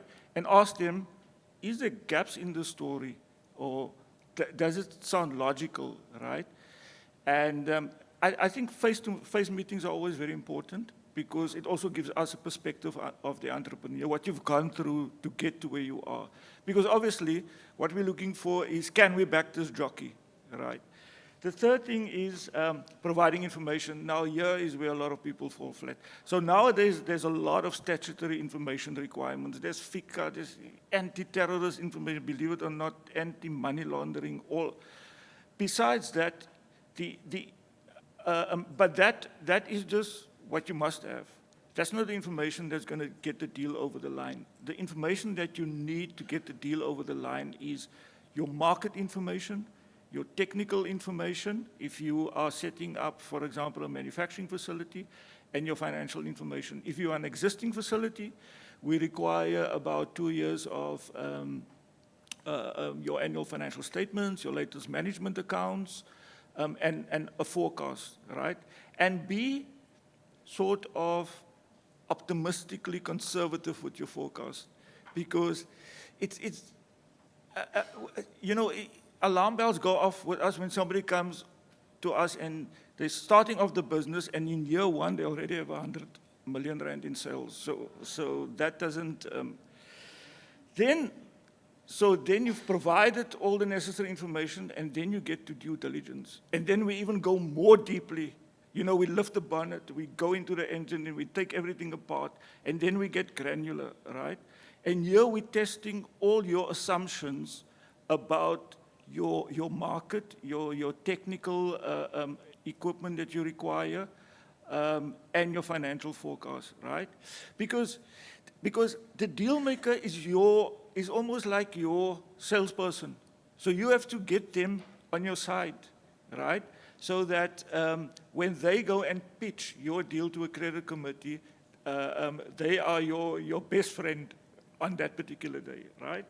So due diligence are very important. And a lot of people, so we go on due diligence and then things get stuck for months on end because people just don't know how to give us the information, or they can't answer questions. And obviously, it's a waste of resources from our perspective, and also your time.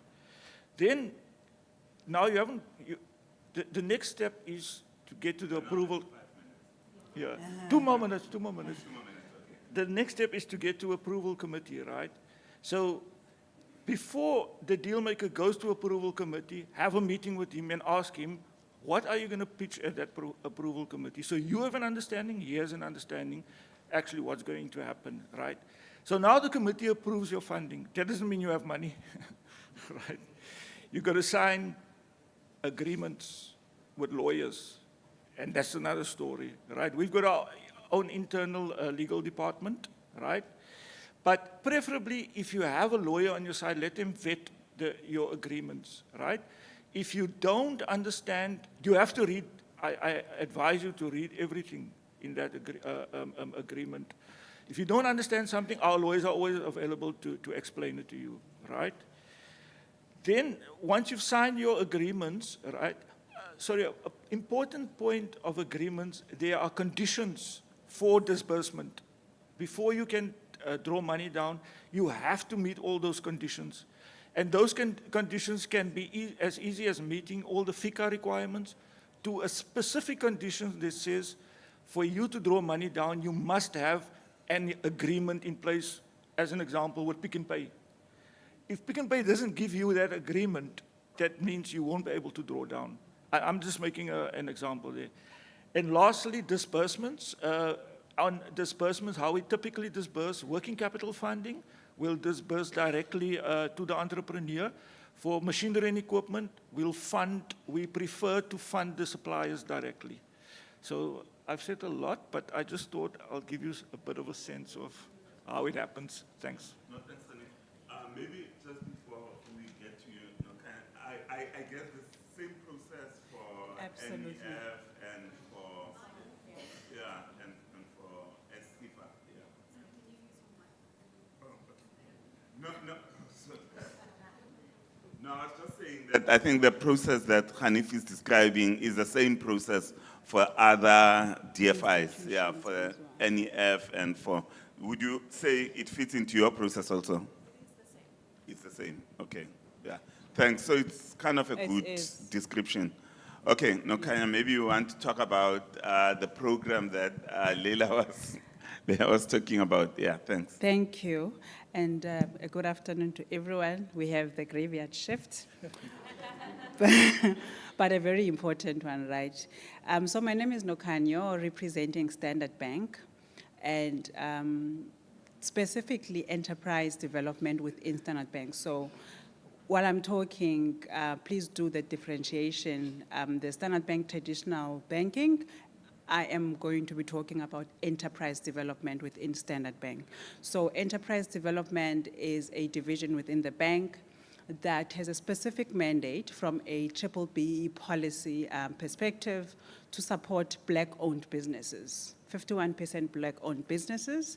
We support growth, sustainability. I think one of our main important things is sustainability and driving economic activity of small businesses within the economy of South Africa specifically. We don't fund, while I'm talking, we don't fund anything outside of the borders of South Africa because, like I said, BBBE policy, which looks at the activities and employment, et cetera, within the country.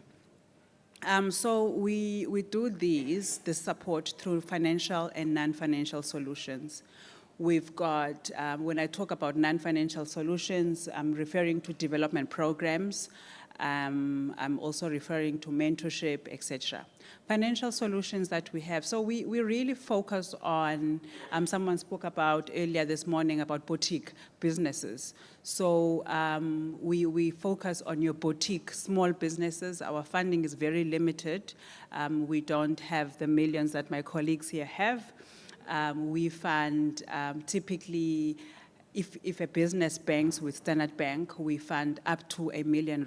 If you do not bank with Standard Bank, we'll still support you, but up until 500,000 Rand, right? Those are the limits and those are the capacities.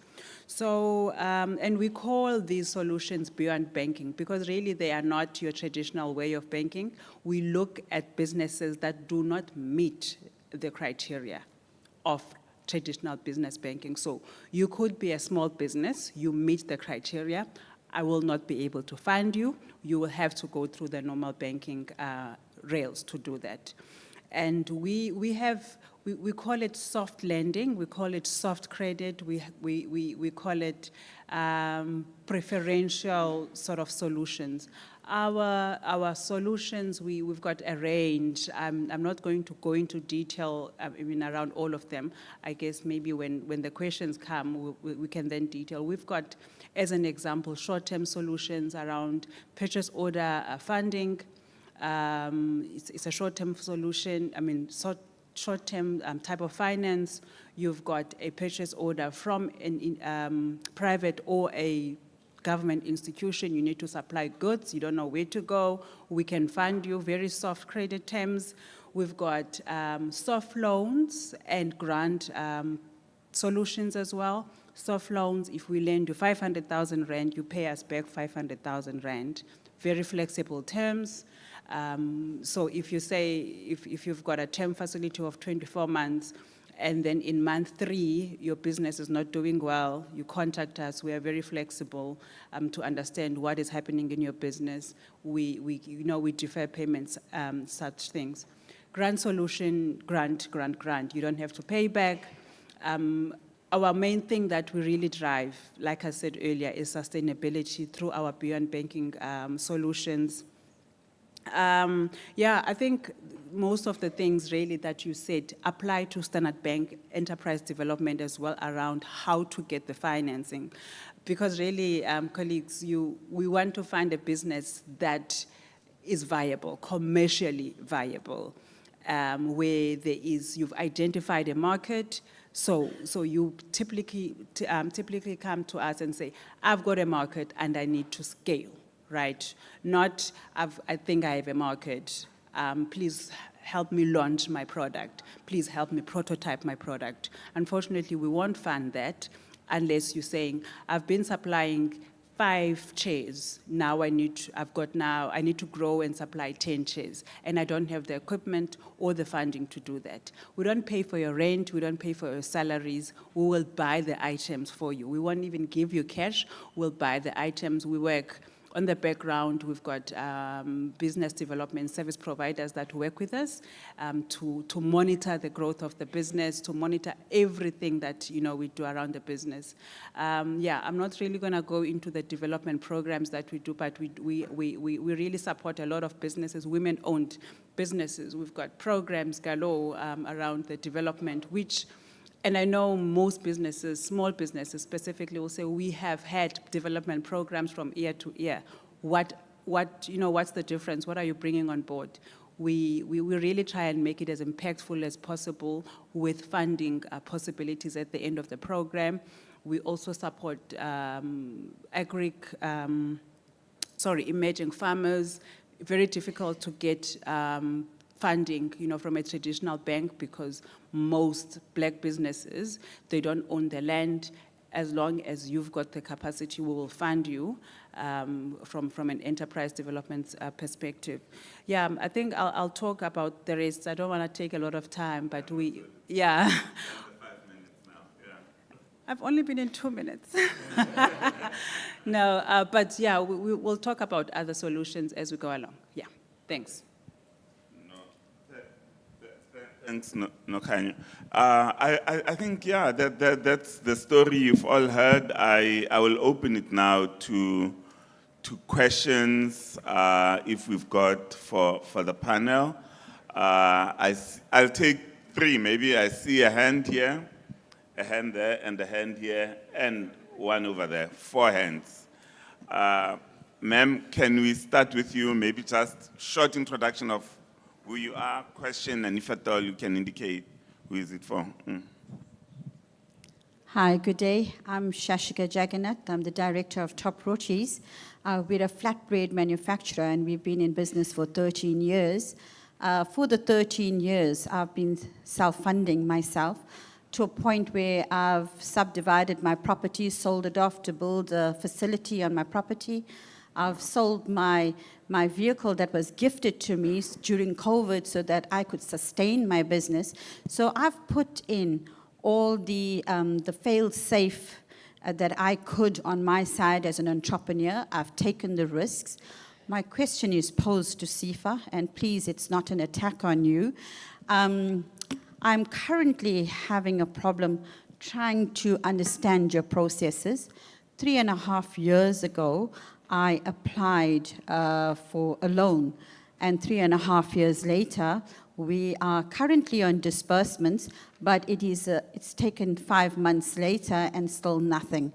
It's always one email or the other, and I've always provided diligently when it comes to any paperwork on the turn. So I want to know from you, what is the process when it comes to disbursements? What is your time frame? Thank you.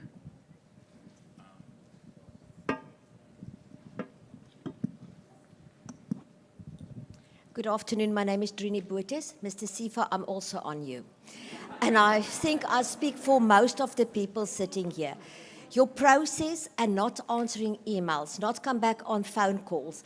I have applied more than a year ago, and it was just after the pandemic and so. And I know that some of you guys still work from your house, but if we work from our houses, we work. We don't say to... Sorry, Standard Bank, but really, this is what the answer is. I'm not in my office today. That is not the answer to us. We are small businesses and we want to move forward. I give work to small people in rural areas, so it's not fair to us. And I agree with her. She's 3 years ago, 3.5 years. It's not fair to small businesses sit here and say to us, you guys have money, but you don't get back to us. Can I tell you when I got answers? When I phoned your head office, and I got one of them on them. And so I copy now on an SMS, a WhatsApp, an email. That's not how we do business in South Africa. Okay, can I? Oh, okay, yes, Chief. Good afternoon. All right. My name is Sinokolo Manengela. I run and own a boutique, an emerging company, an advancing company in the clothing industry. I applied for ECTC, and then the process took place, and then what was short of was a purchase order, letter of intent. I couldn't get that one because they were focused mostly on manufacturing. I need to manufacture. I'm more into designing. I'm more into designing from scratch, drawing, creating patterns, trademarking, all those things. So the process is, it needs a lot of finance. I'm bootstrapping. I'm a student. I work and I run a business in Nelson Mandela University. So when I want funding, when you look at your annual financial statement, number one, do you take into account the losses of the business? And then if the business has been suffering from losses for the past 2 years, how does that affect the decision in getting the funding?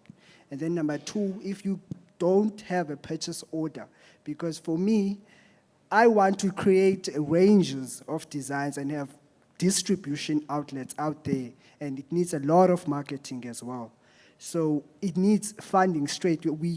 For purchasing order, I'm not into the manufacturing, like manufacturing, let's say, uniforms, and I have to now divert and go into that so that I can be able to be funded and get a purchase order or a letter of intent, of which I'm more into the designing department. And then my last question is this, oh goodness. Okay. All right, okay. Should we move to that? All right, yeah, we can move for now. Yeah, for me, that's the financing part, in getting funding. Can you get funded with all your designs and everything? All right, great.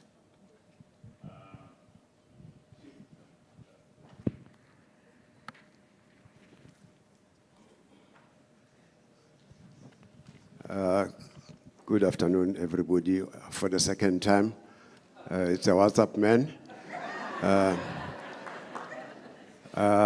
Let me start with CIFA first. I know I've known about it for a very long time. So, pardon? CIFA. No, but Okay. it's similar. Yeah, I don't think it can be a CIFA complaint session, right? We've really gotten the message that there is a problem at CIFA with answering emails, with communication. I think the problem has been made. Raise something else if at all you are going to talk about CIFA. Okay. But, or if you have, me leave it. we note that you have the same problem. I just wanted to check because Okay. when you send an email to CIFA, that person that you send the email to is going to then refer your email to somebody else. The requirements are the same. The person that's going to correspond with you will actually request the same thing that you sent before. Why can't they transfer whatever I sent initially? So I'm just going past that. I just wanted us to actually get that one corrected. Then another question goes to Standard Bank. Do you guys hold people's sins for the past? Or, okay, what I'm trying to say here, I resigned from my employment. Of course, I had some debts. The aim was to actually make this business that I thought is going to be profitable. Yes, it is profitable, but always when you start the business, because it's new, it will go down first, and then you realize, hey, I'm running out of funds that I'm got. Let me negotiate to actually reduce the payments. to those creditors that I was owing. So now when I want to actually get a loan or request a loan from Standard Bank now, are they going to look at, hey, this person didn't pay well in 2014, 15, 16, but then maybe now he's paying? Because like, maybe for me, I had like maybe 10 credits when I left, but I closed off the whole 8, and I've got 2 that I'm still paying. So you guys are gonna look at that and say, no, your credit record is not good. And that is what actually suppresses most of the businesses, small businesses. Thank you. Let's, there are about 2 questions and then 2 complaints, or a lot of complaints on CIFA. But I used to work for a government institution, right? So what we do in government is that the people who answer the emails and talk to the entrepreneurs, when it's time for conferences, we send them. The ones who don't answer the emails are back in the office. So my colleague here, I know he's amongst the good people at CIFA. Do you want to start with that, responding to that question? Okay. Like I said, we have a very good reputation.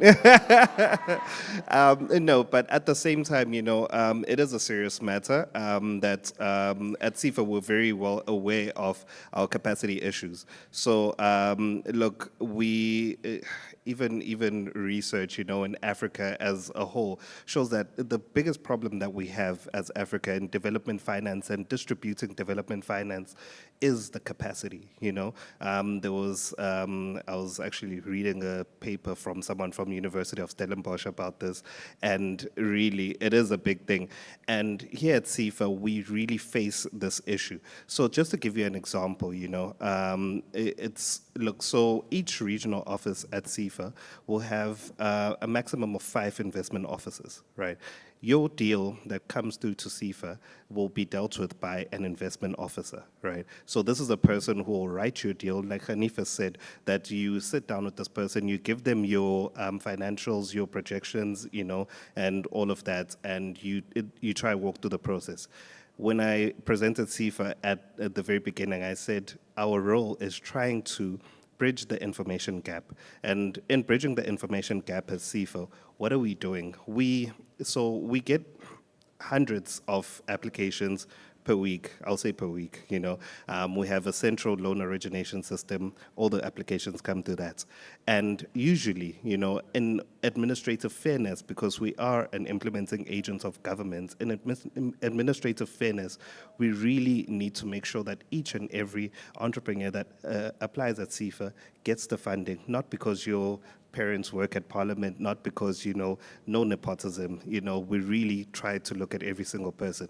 Now, with each regional office having 5 investment officers looking at 100 deals, per person, it's a lot, right? But in terms of getting to the process itself, right? So for the flatbed manufacturer, so the process itself, you walk through the process at CIFA, you've got to a disbursement stage, and you know that it's not easy because on our side, trying to get you through the system to say that you are actually funding worthy is not always the easiest thing, especially for a business. So for example, if you think of a traditional financier, you tick the boxes, you have a nice credit score, they fund you based on your credit score, your collateral and all of that, and say, brilliant, this is it. So the timeframes on our side really get constrained on capacity. A lot of things have to run through our head office, right? So disbursements themselves, more especially, we need to make sure these are public funds. We adhere to the PFMA. We need to make sure that disbursements are made properly to companies that are not connected to, what we call it, person of importance and prominence, So we need to make sure that all of that is, so that's why you end up finding yourself having to submit so many documents, but at the end of the day, audit comes back to us and they say, guys, did you check all of this, right? But in really looking at the 2 complaints, I just want to say that, look, guys, it's a thing that capacity is a thing that we're aware of as CIFA, you know.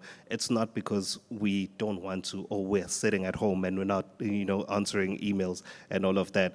We are actually looking at hundreds of deals, 5 investment officers per region, and we're trying to get to every single, there are people sitting here in this crowd. The question is like, is it being resolved?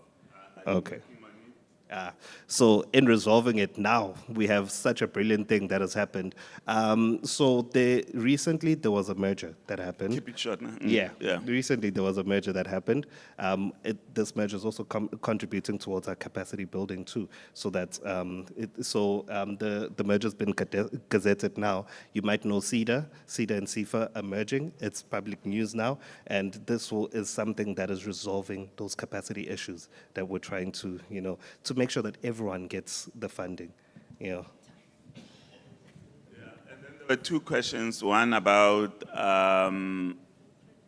it's about past credit record, and the other one is about, what do they call it, purchase orders, or if at all you've got off-take agreements. Yeah, I will take, I'll give those a step. So the question on a business having that has posted losses. Well, we have to look at the business's past performance, but we don't limit ourselves to that. We have to look at the proposal that you are presenting to us. So, for an example, you could have been posting losses while you are still trying to build the business, and you are still trying to secure a market. And as in the process, you are posting losses, but then you come across a big client or, you know, a niche that you have now identified where you think, I can do extremely well in this particular niche. You then put together a business plan to address that and a market study, addressing that particular point. And you do financial projections based on that. We then look at all of that information that you are now presenting to see if, number one, your assertions that you are making, are they supported by realistic information? So for an example, let's say you are making losses of 100,000 a year, and then all of a sudden you're now projecting to generate a profit of 3 million a year. So the question is, those projections, are they based on factual information? Is there something that is supporting the information? So that's where then we have to look at things like off-take agreements where you are, for example, working with businesses. And if you are selling directly to the market, you would then need to provide a detailed market study that can help us understand that particular market that you have identified. And remember, as Hanif was saying earlier on, it is important that you define your market to the smallest detail so that we know what it is. You cannot say, for an example, somebody was saying a couple of weeks ago, I'm a bakery, everybody eats bread, so I'm sure I will sell. Okay. We know that, but how are you going to get to them? You know, so those are some of the things that you have to look at. Oh, sorry. Let me cover the second point on purchase orders. I'm going to try. I was hoping to speak more when we're answering questions. On purchase orders, we do normally request that you have those purchase orders. Your business is kind of difficult, because you are more on the early stage of development of a garment, so to speak. I would imagine it becomes tough then in that space. But if you were providing your services to another business that would then manufacture, then we've got something. Then we need to look at that relationship and see if the person to whom you are selling those designs, are they then able to, are they strong enough, to pay you? So that's really the only way that I can say it. But obviously when, we sit with you, maybe there's something that you would say that can, give us a clearer idea, and probably, we can find a way to assist you with that kind of a business. Oh, sorry. I just want to take the question around the credit records, but what's up? While at Standard Bank, we observe the National Credit Act, right? Because it's a big institution, so we have to be responsible for a lot of things, reputational risk as well. From an enterprise development perspective, if you are behind, you have arrears, you've fallen short for the past 6 months or 2 months or so, we'll still assist you, and perhaps just agree on a rehabilitation if you are in arrears, right?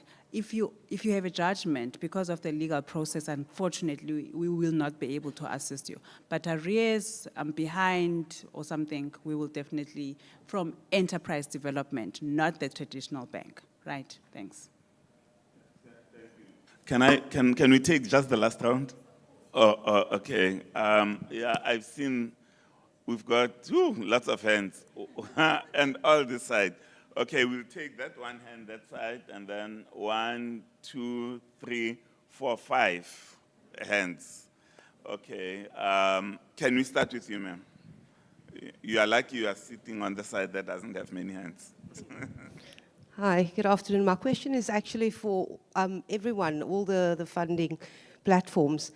The letter of intent and the offtake agreement that gentleman has mentioned, don't you think that is a barrier? If we as entrepreneurs are presenting our businesses to you guys and you talk about innovation, my perception of innovation is being the next Foschini, growing the next Woolworths, and not telling the gentleman to go and produce for them, because then you're not creating the next entrepreneur, you are creating the next laborer. Thank you.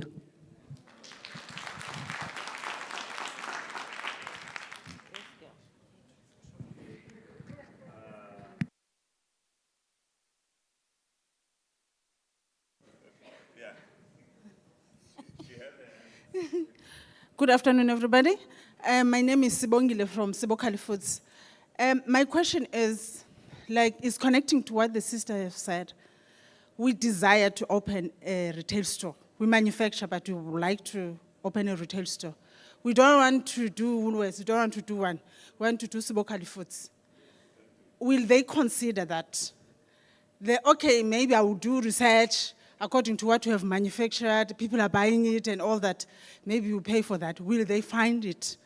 Will they fund it if we have that research, saying that these are the people who are eating what the type of food we want, but we want our own outlet, because we don't want to go, sometimes you go and choke your stuff in one big retail store. But if you have a mini store, it will make an impact and you can replicate that everywhere.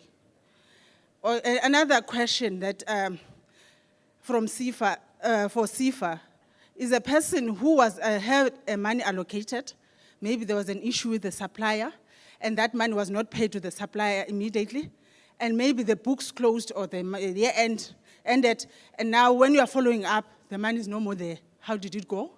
Why the money was used when it was allocated to that person? Thank you.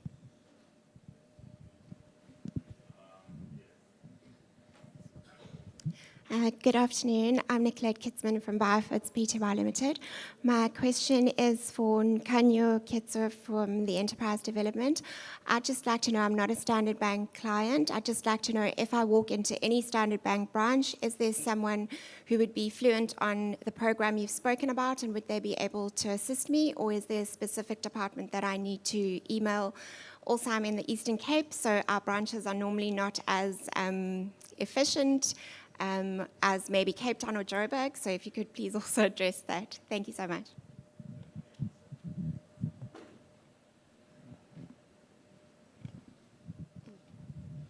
Hi, good afternoon. Mahira Hamildin from World One Enterprises. Thank you to all the other presenters, but this question and statement is to Standard Bank. I've actually been a personal bank account holder at Standard Bank, and I was treated quite abominably when I went to apply for a business loan. We never went back. My question is the same as hers. Do we just walk into a traditional bank and go to a banker there, or do we email you? Thank you.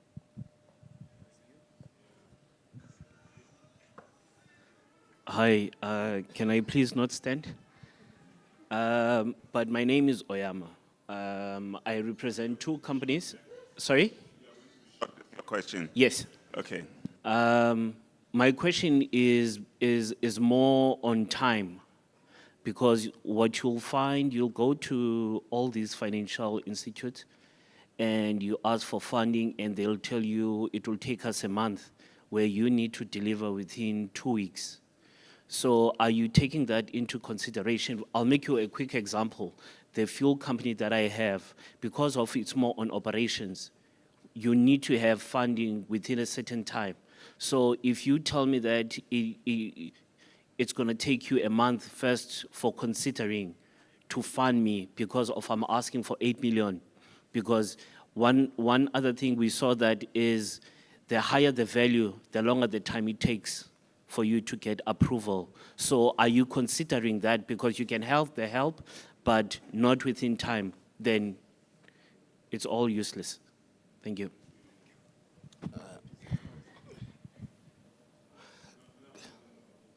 Okay, good day, everyone. I've got a question and a suggestion. Okay, the first one. Yeah, I will try my level best. Okay. Not promising, but I'll try. We'll cut the mic. Yes, yes. Okay, the first one, I will firstly like to thank all the chambers leaders. They've managed to find best SMMEs with great product. And with the partnership of GIZ, they're doing amazing. I just want to suggest something. Is it possible for CEDA and CIFA just to find a way to partner with them? Because through them, they already know our potential. Through them, they already know what we're lacking and where we're lacking. Unlike for us going back to the same system, because at least if you go outside, you will see what South Africa has to offer.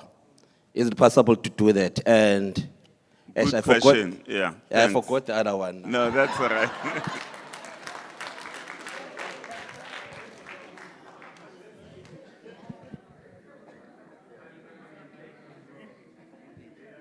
She wants to restart, and there are more hands coming up. Huh? What do you want to say? What's the question?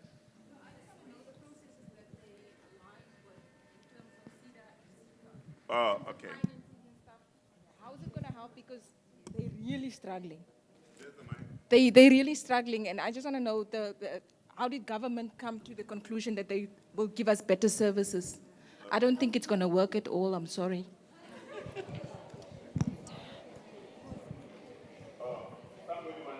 Interest rates of the loans are. So as you respond, can you also talk about? So we're going to, please feel free to take any questions that you want. And if at all you want to make any closing remarks, please also feel comfortable to do that. Thanks. I'll start. I will take two questions. I think Sibongile's one, and obviously the two ladies around the availability of the offering. The availability of the offering, yes, if you walk into a Standard Bank branch, speak to a business banker, they should be, underline should be, they should be able to direct you to enterprise development. If not, you are welcome to contact us directly, enterprise.development@standardbank.co.za. I'll share the details later. But even if you do come through enterprise development, I'll link you to a banker because our process is done through a banker. Yeah, you are welcome to use both. In terms of the question that you asked, if I'm manufacturing and now I want to go to retail, that's called scaling, right? That's what we do. As long as you've identified your market, you've got, you've done your research, right? If you've got a good business case, you've got good cash flow projections, and you can tell us what you have been doing, and we can see that. Definitely we'll be able to fund you from an enterprise development perspective. Our rates, no rates, zero interest.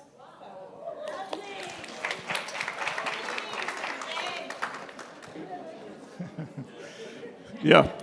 So I want to address the issue of LOIs and offtake agreements, right? So, so in the week, I got a guy coming in to the office. He said he wants to fund 10 trucks, 32 million rand. So I asked him, do you have an agreement with anybody to do? He said, no. It works on paper, right? Now, as a financier, so how would you even begin to? Yeah. Okay. Yeah. Okay. So if you don't have an offtake agreement is obviously the strongest. LOI is the next, I suppose, acceptable.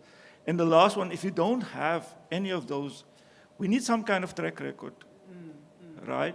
Have you actually sold anything, even if to anybody, right?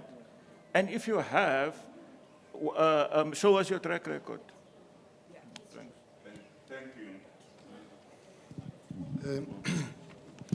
Thank you.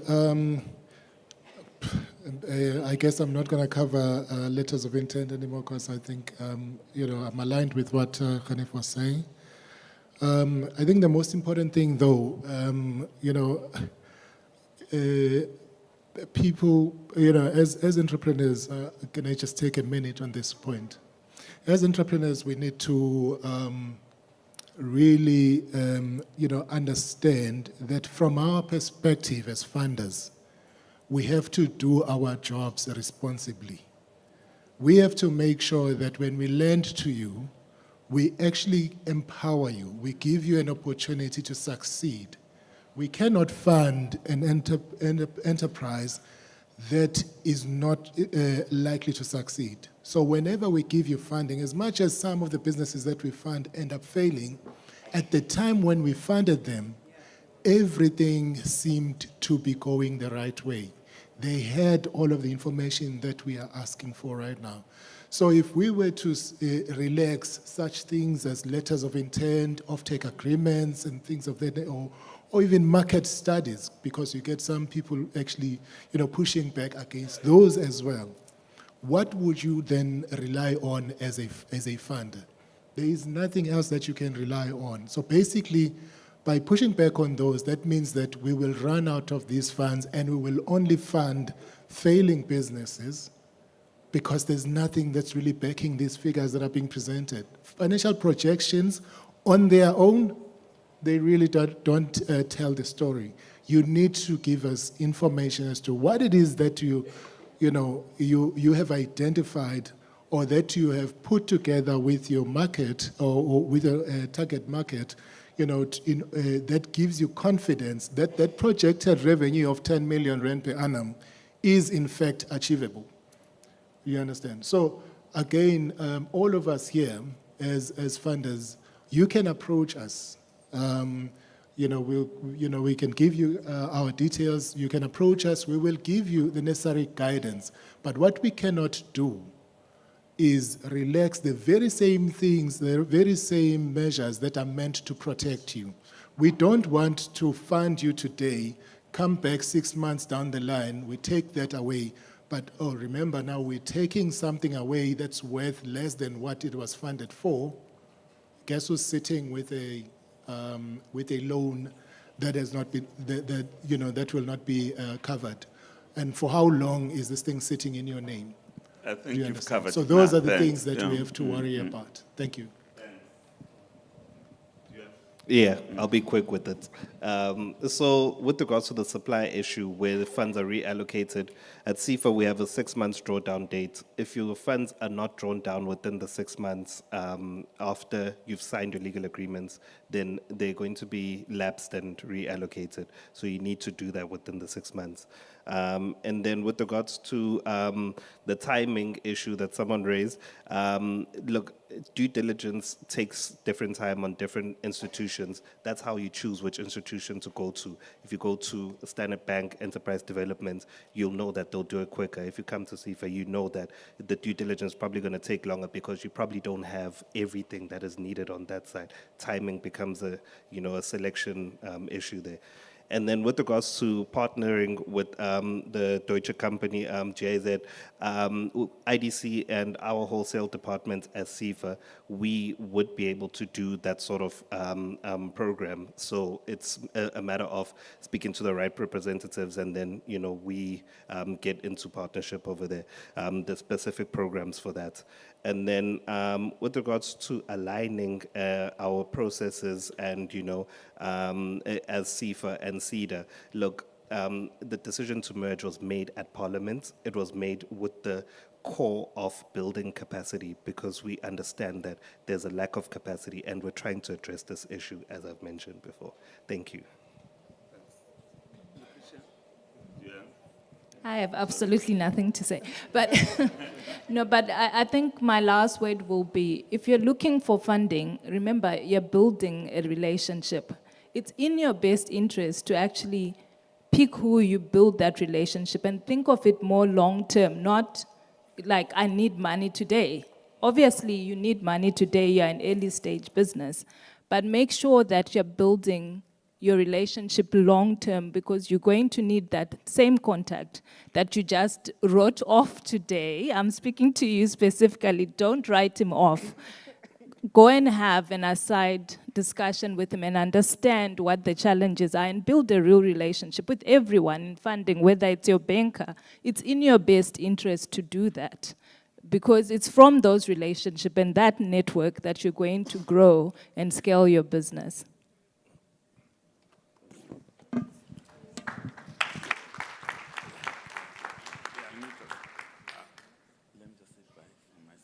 Oh, no. Thanks to the panel from my side. I know I've been quite tough on times, but I think we got quite a lot of participation from the floor. I think we've added quite a lot of value. Thank you, and I hope we are still friends.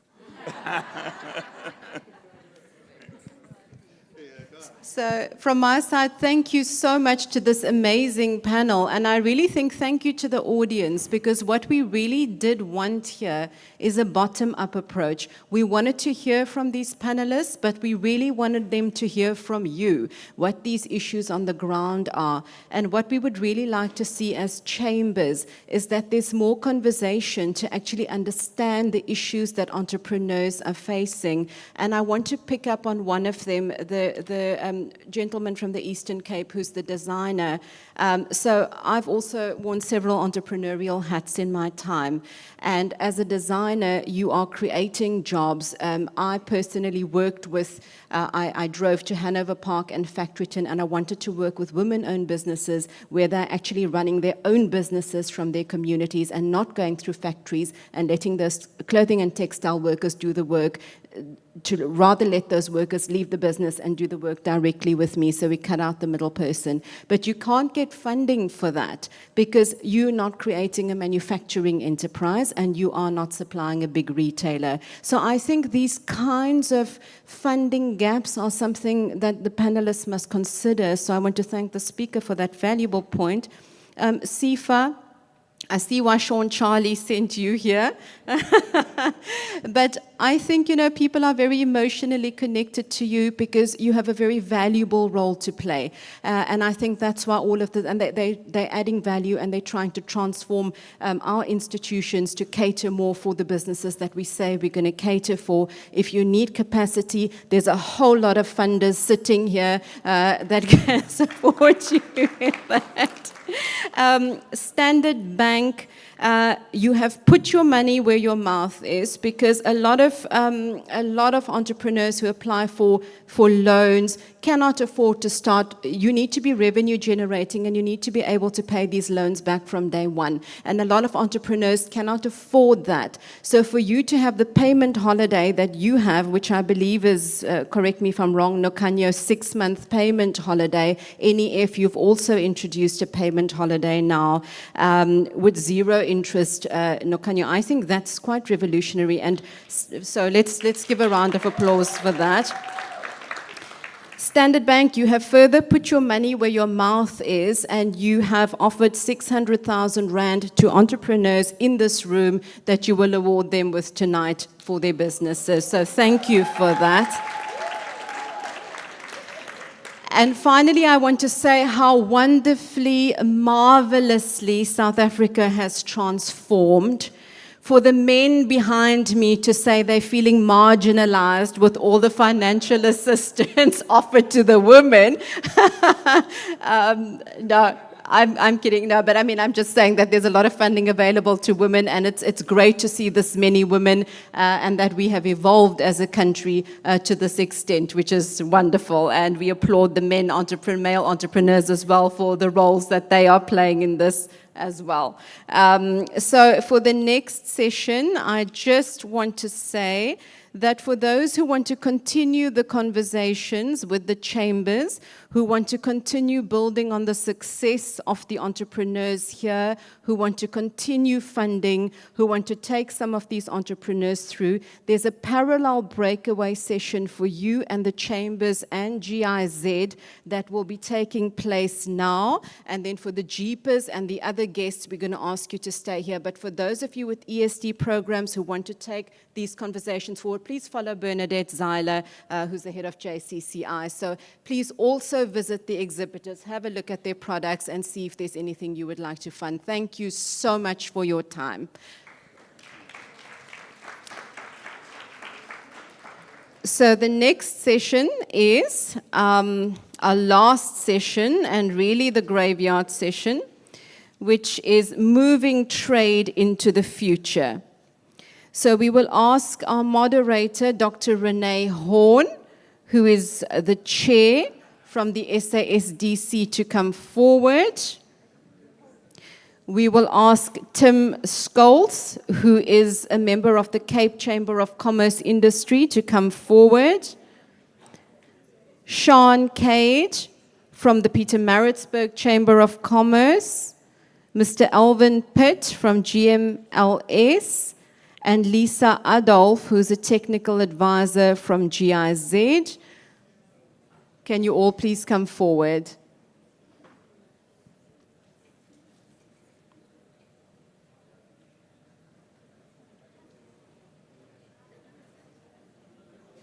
So Renee Horn, you are a former journalist, am I correct? You were a foreign correspondent, am I correct? You covered the Gulf War.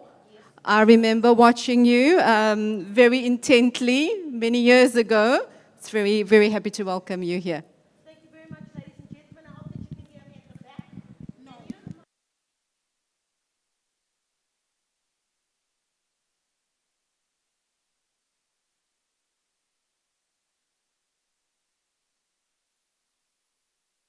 Me now?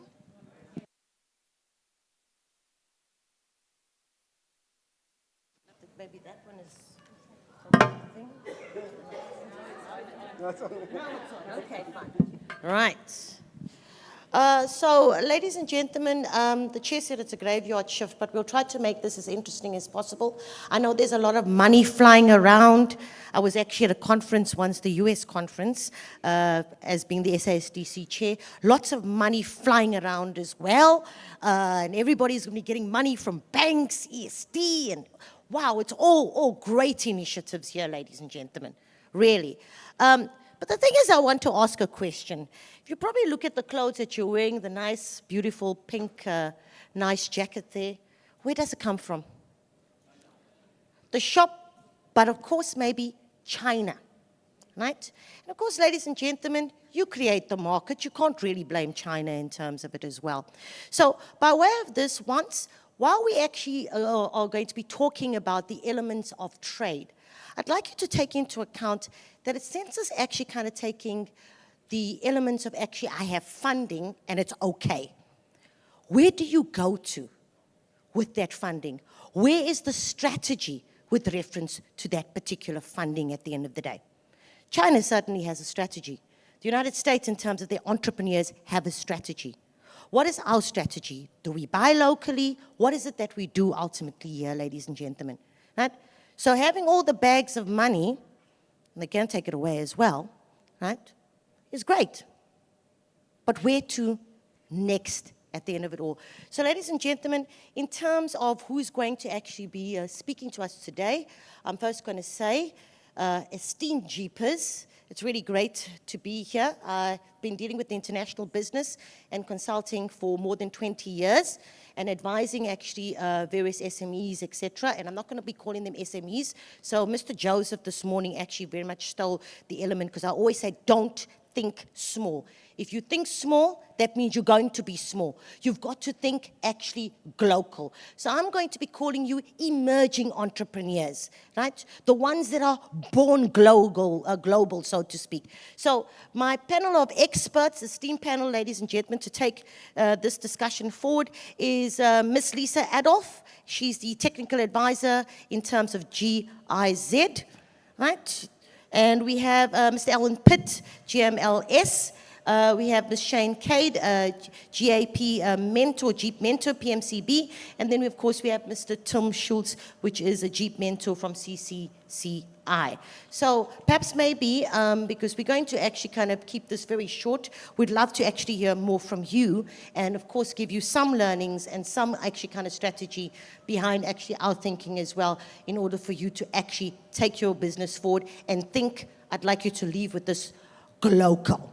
Right? So on that note, I'm going to probably start off with Shane. Is it, yes, in terms of the particular elements in terms of global competitiveness? Maybe I'll start off with the statement. A firm must readily participate in cross-border business and acquire the necessary skills, knowledge, and competence to ensure competitive advantage. Do you believe our emerging entrepreneurs are globally competitive?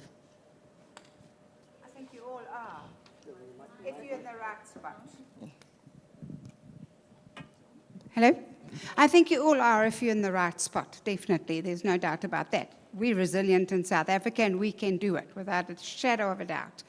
But I think maybe we're not in the right spot. Last year, I was on a Zoom with business to business with the UK, and we asked him what were the challenges with trading with South Africa. And he was a South African that grew his business into Europe and lived in London. So he said, number one is time. Nobody answers you on time in Africa. Number two is the format that you ask for your stuff. Nobody gives it to you in the format that you want. And he listed a few things, which was quite interesting, which brings me to this point. Okay, competitiveness comes from having all your ducks in a row. If you haven't got your ducks in a row, you are not going to be competitive. You're not managing your risk, you're not managing your cost, you're not managing your continuity, you're not managing your consistency, you're not managing your customer service. So how are you going to be competitive? And that's my point. I think that's a very, very good point, and indeed time is indeed money at the end of the day. As they say, cash is also king at the end of it all. So talking about these particular opportunities as well in terms of cash being king. And McKinsey did a recent report in terms of trade has actually increased exponentially. We understand the elements of globalization. We understand the elements in terms of China and them forging ahead in terms of actually their particular strategies and their, or we would call them also sometimes emerging actually entrepreneurs at the end of the day. But by way of this, there seems to be a different element here in terms of that it's not about products, it's about mainly services. And perhaps maybe, Tim, if you can actually kind of share your views with reference to that one. Yeah, thank you very much. If you look at the competitiveness of South Africa, if you look at the various provinces where we are, how many universities we have per province, how many technicons we have per province, and in the knowledge economy, how we all play into that field, I think the services industry gives us a huge opportunity. Now, if you look at the stats that we had for the last few years, if you look at our GDP contribution per the services industry versus trade, service industry is running close to 10% of our GDP. We got people that, you know, the McKinsey is a global organization, and what they do, they sell knowledge, right? We need to start looking at ourselves as a competitive advantage. Look at our jobs that we're creating. Look at the economic growth. We can't continue growing at 1% or less than 1%. We can't create jobs the way we're creating jobs. So we need to find a new niche, and the new niche is to start saying, hang on, there's an opportunity to actually start selling my knowledge. I can stay in South Africa. but I can actually start, nowadays we connect everywhere, we're connecting, right? So, but how do I transport and export my knowledge into Africa, across the world? There's a few things that I think that we need to look at ourselves. Is South Africa best in the world at what level and which sector?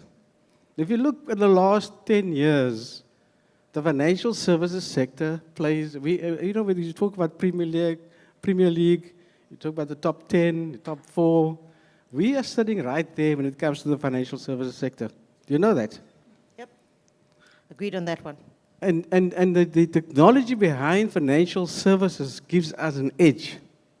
But we need to start reinventing our own thinking around how do we start playing into this space to say, my services, my technology, anything that is of competitive advantage that gives us an ability to reach far greater customers, outstrip the competitor, and put South Africa on the map in terms of what we are able to do best in class. Thank you. Thank you very, very much.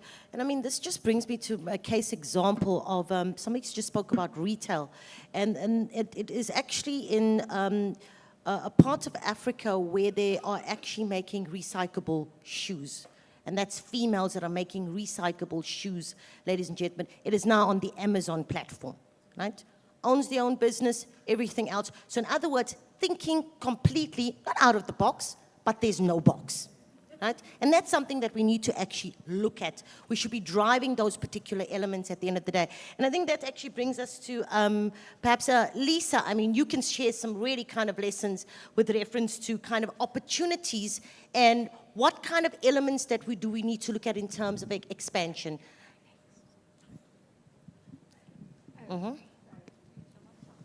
Thank you.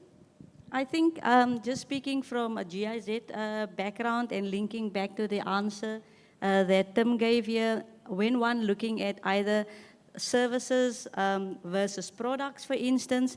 However, somebody mentioned earlier on about how do we stay relevant.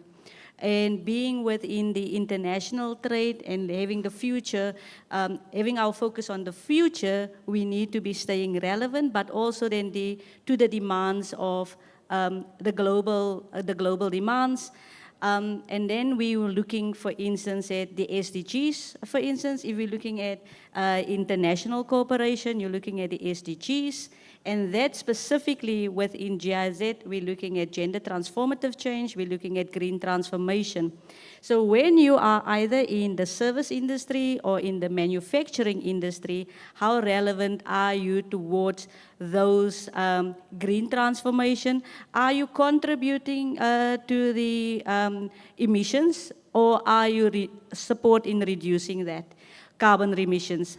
Either when you're looking at gender equality, how do you foresee yourself as an enterprise contributing to gender equality?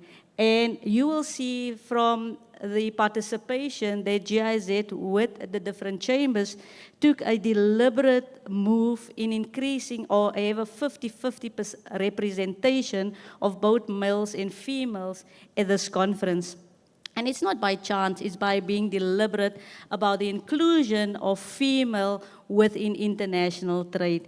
And those are the kinds of trainings that one needs to bring in, the awareness, the responsiveness, but then on top of that, how do you as an enterprise becomes relevant? Because we keep on thinking just about being relevant at making a profit from the economical side, but then from the social and environmental friendliness, how do we contribute to those aspects to stay relevant in the global market? Thank you. Okay, speaking about relevance, and I mean, this is something that many of us would like to know because, you know, by way of business, and we have all these multinationals, I mean, they've increased exponentially. And by way of what we mean of multinationals, obviously you have your Ubers that are now decacorns, you have your unicorns, et cetera, et cetera. South Africa doesn't have a unicorn, an equivalent to an Uber, et cetera. They've managed to remain relevant. We now have Nigeria that obviously has replicated those so-called unicorns at the end of the day.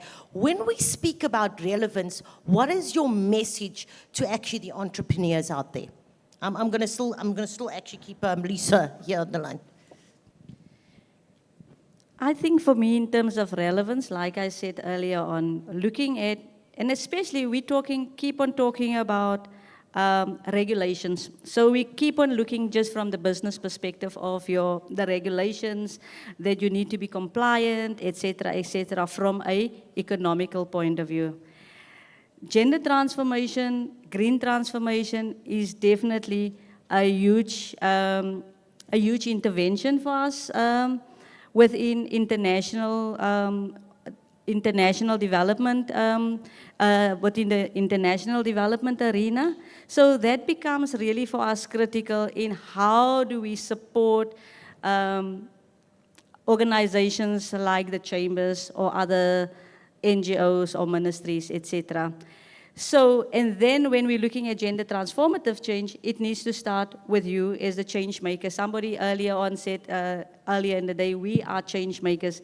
And how do we keep delving into that? How do you see yourself as a change maker? We're talking about how do you see yourself as a business, but also a change maker in a really newfound space. And here specifically talking to females in a male-dominated space.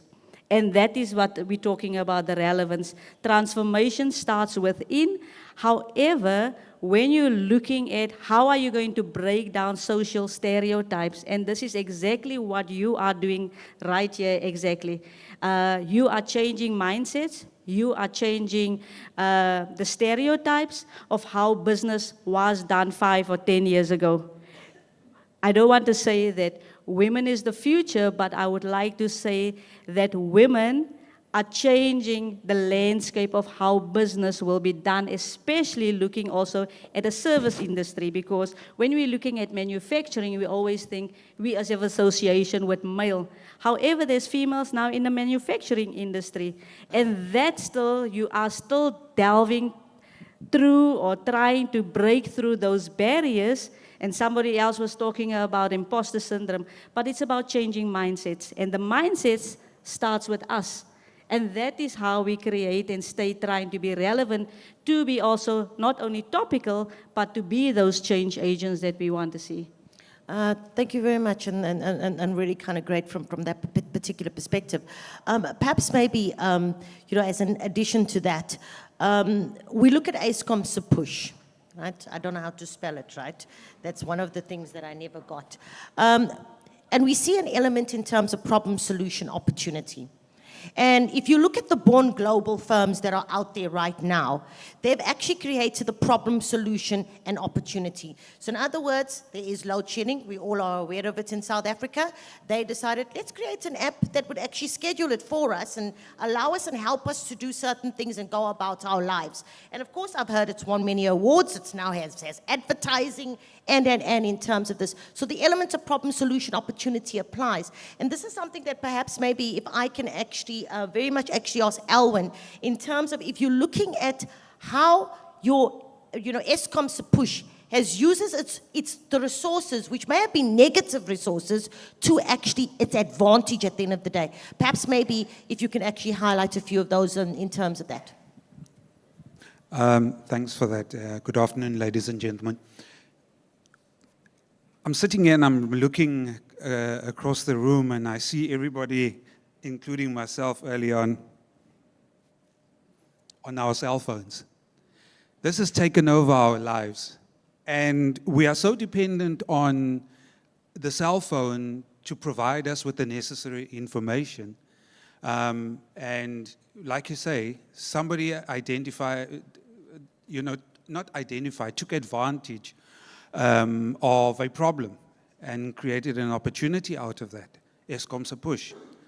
I just want to relate this story to you because it was a big hype. And this is where global trade is going for the future. All the parents in the room, moms and dads, a month ago you would have been involved in the Prime craze, the Prime energy drink. Mm-hmm. What created that energy drink craze? 2 guys on TikTok, and sorry, my age is going to give it away, especially my hair, is that some of us are still stuck in the old days. And I'm going to touch on Uber just now, based on that also, is that two guys on TikTok in the US started creating a social awareness or movement around an energy drink. And the things that they did on social media, I remember my 10-year-old coming to me and he says to me, Dad, can you please buy me this? And I looked at the price and I said, what? 495 Rand. He insisted, I give you my pocket money. I want to have that problem. I said, you want it, you don't need it. Checkers caught onto the hype and they brought it into the country. And we might not know the turnover of what for Prime, but I know for a fact there was a hell of a lot of Prime in my house, and I wanted to understand why is there so much Prime in my house? And I went back and I investigated. Times have changed. You know, we're not even watching television anymore. Advertising, we're not influenced by advertising on television. It's now social media. Social media is driving business, and it goes back to a comment that somebody made earlier to say, I'm on WhatsApp, you know, and it sounded like a joke, but everybody will ask you if they want to interact, are you on WhatsApp? So yes, there's still conventional trade, but if we look at how modern trade is happening, it's all about social media. And you need to ensure that your business has a presence. And if you are going to make an offering on a global scale, you must be able to have the capacity and the necessary product. Don't want to wake up in the morning and now that you have an order for 10,000 and you say, hey, what next? Our business is so focused, and I'm the biggest driver of it. What is the next big thing in our business? Correct. You know, it's all good and well you say, this is what I'm good at, but what is the next best, what is the next thing? Previously, you know, we used to fly across the world to go and meet clients and investigate. There are modern tools now that you don't even need to leave the comfort of your office or your home to be able to know how to deal with a business across the world. Those tools are available, but you need to be able to understand how the world is ticking currently. Going back to Uber. When Uber arrived in South Africa, guess who they approached first?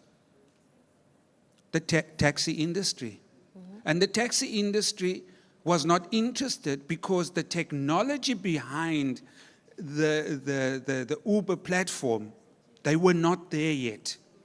And they, forgive me if I'm multilingual, but they were still using what we call a Tamagotchi or Makhalekhukhwini, which was not compliant with the technology that Uber was using. Uber was using a smartphone, and they were using still the conventional small Nokia, which is running off a 2G platform. So they were not prepared to transform. And that is what, as a business, you need to evolve and be present in the present times. Thank you so much, and great words coming there from Alwyn. And I'm just going to kind of move on in terms of South Africa has usually a trade surplus with the rest of the continent. We usually tend to be highly competitive with the rest of the continent as well, right? And perhaps maybe many would say that it's the level of sophistication in terms of finance, etc. But perhaps maybe we should start looking at, and I think, Tim, this question is for you, home court advantage, right? If you know what your home court advantage is, you can expand. Am I correct? Maybe I'm wrong. Tim? Yeah. Is it on? Yeah.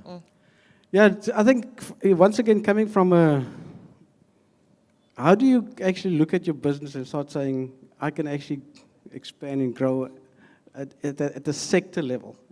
Multiplier effect. Right? How many of you have looked at your current business, and I know many of you, when I look at your financials, because I've worked with many of you, your cost of raw material, right, is taking up most of your margin. Do you know that the circular economy, using plastic, can create a new clothing, you know, the nylon stuff? We need to start looking at how do we get ourselves better prepared at the sector level to take advantage of the entire value chain. And to start seeing how do we collaborate amongst each other. We somehow we find it, and I think I'm going to be safe in this room when I say, when the Afrikaners started setting up shop around certain industries, they collaborated.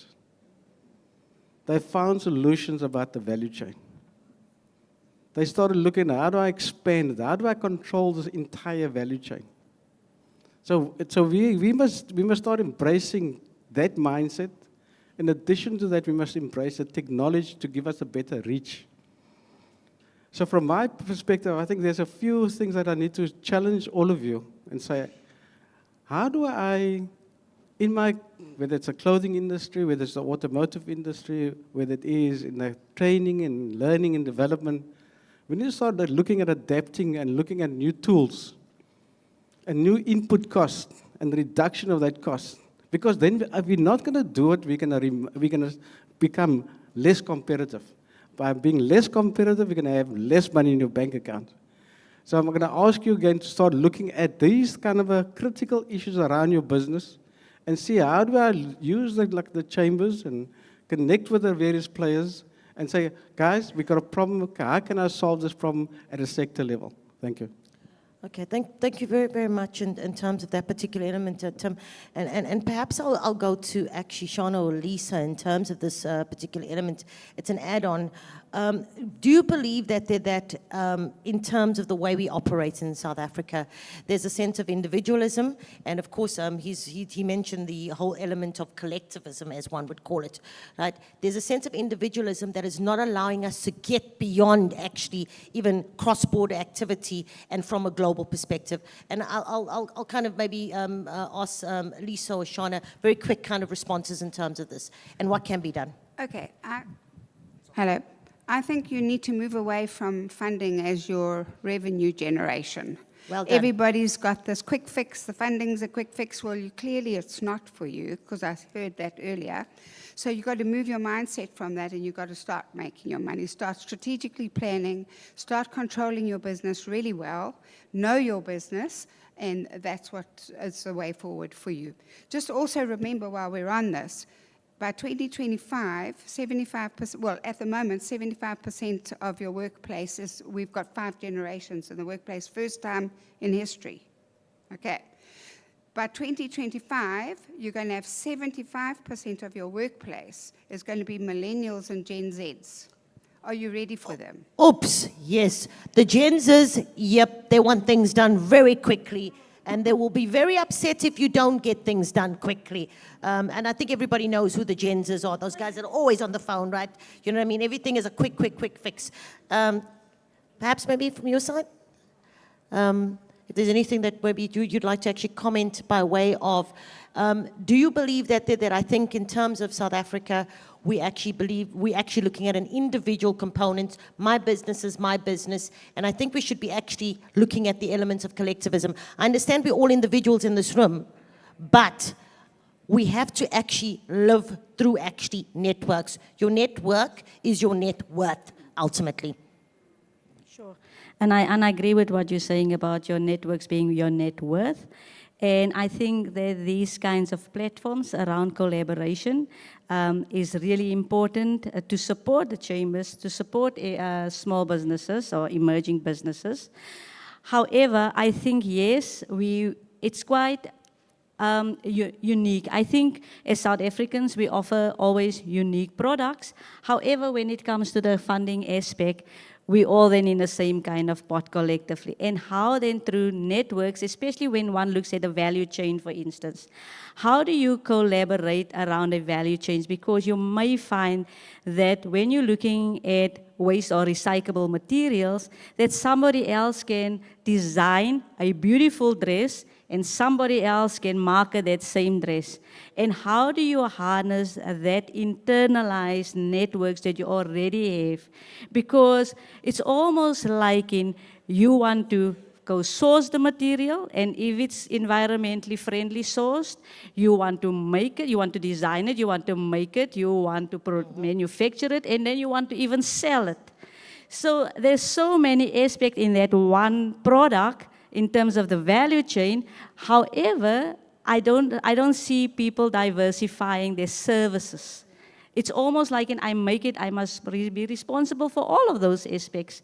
And it's almost you need to find out what is my component that I'm contributing to the development of this bigger product. And I think that is about us all looking at a different way of approaching our businesses, because we don't need to be the end in it all when we are producing our products. And I just want to make an example, for instance, with the wine lady. So she doesn't make the wine, she sources the wine, and she bottles and labels the wine. Doesn't mean now you have to go and own the wine farm, right? You don't, if you like avocados, you don't need to go and buy the orchard. You can just go to Food Lovers and get it all from the vendor that's from Limpopo, and you directly deal with them.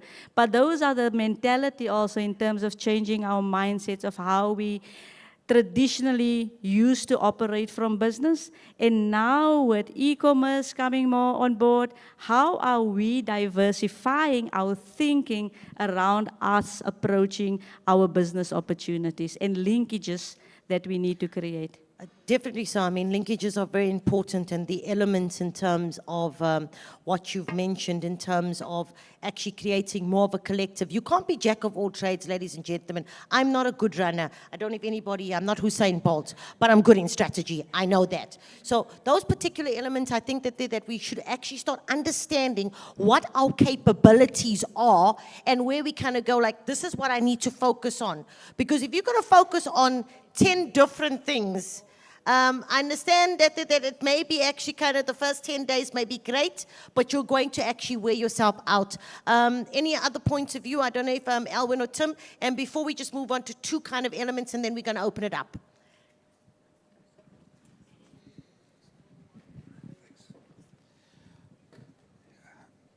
I just wanted to touch on the point of collaboration, and I firmly believe in, I always use myself as an example in our business.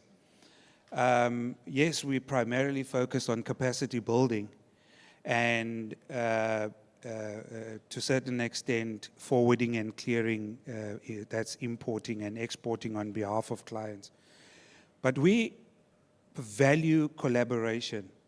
We've partnered with certain like-minded companies for certain products that they already have in the market, which adds value to our business proposition.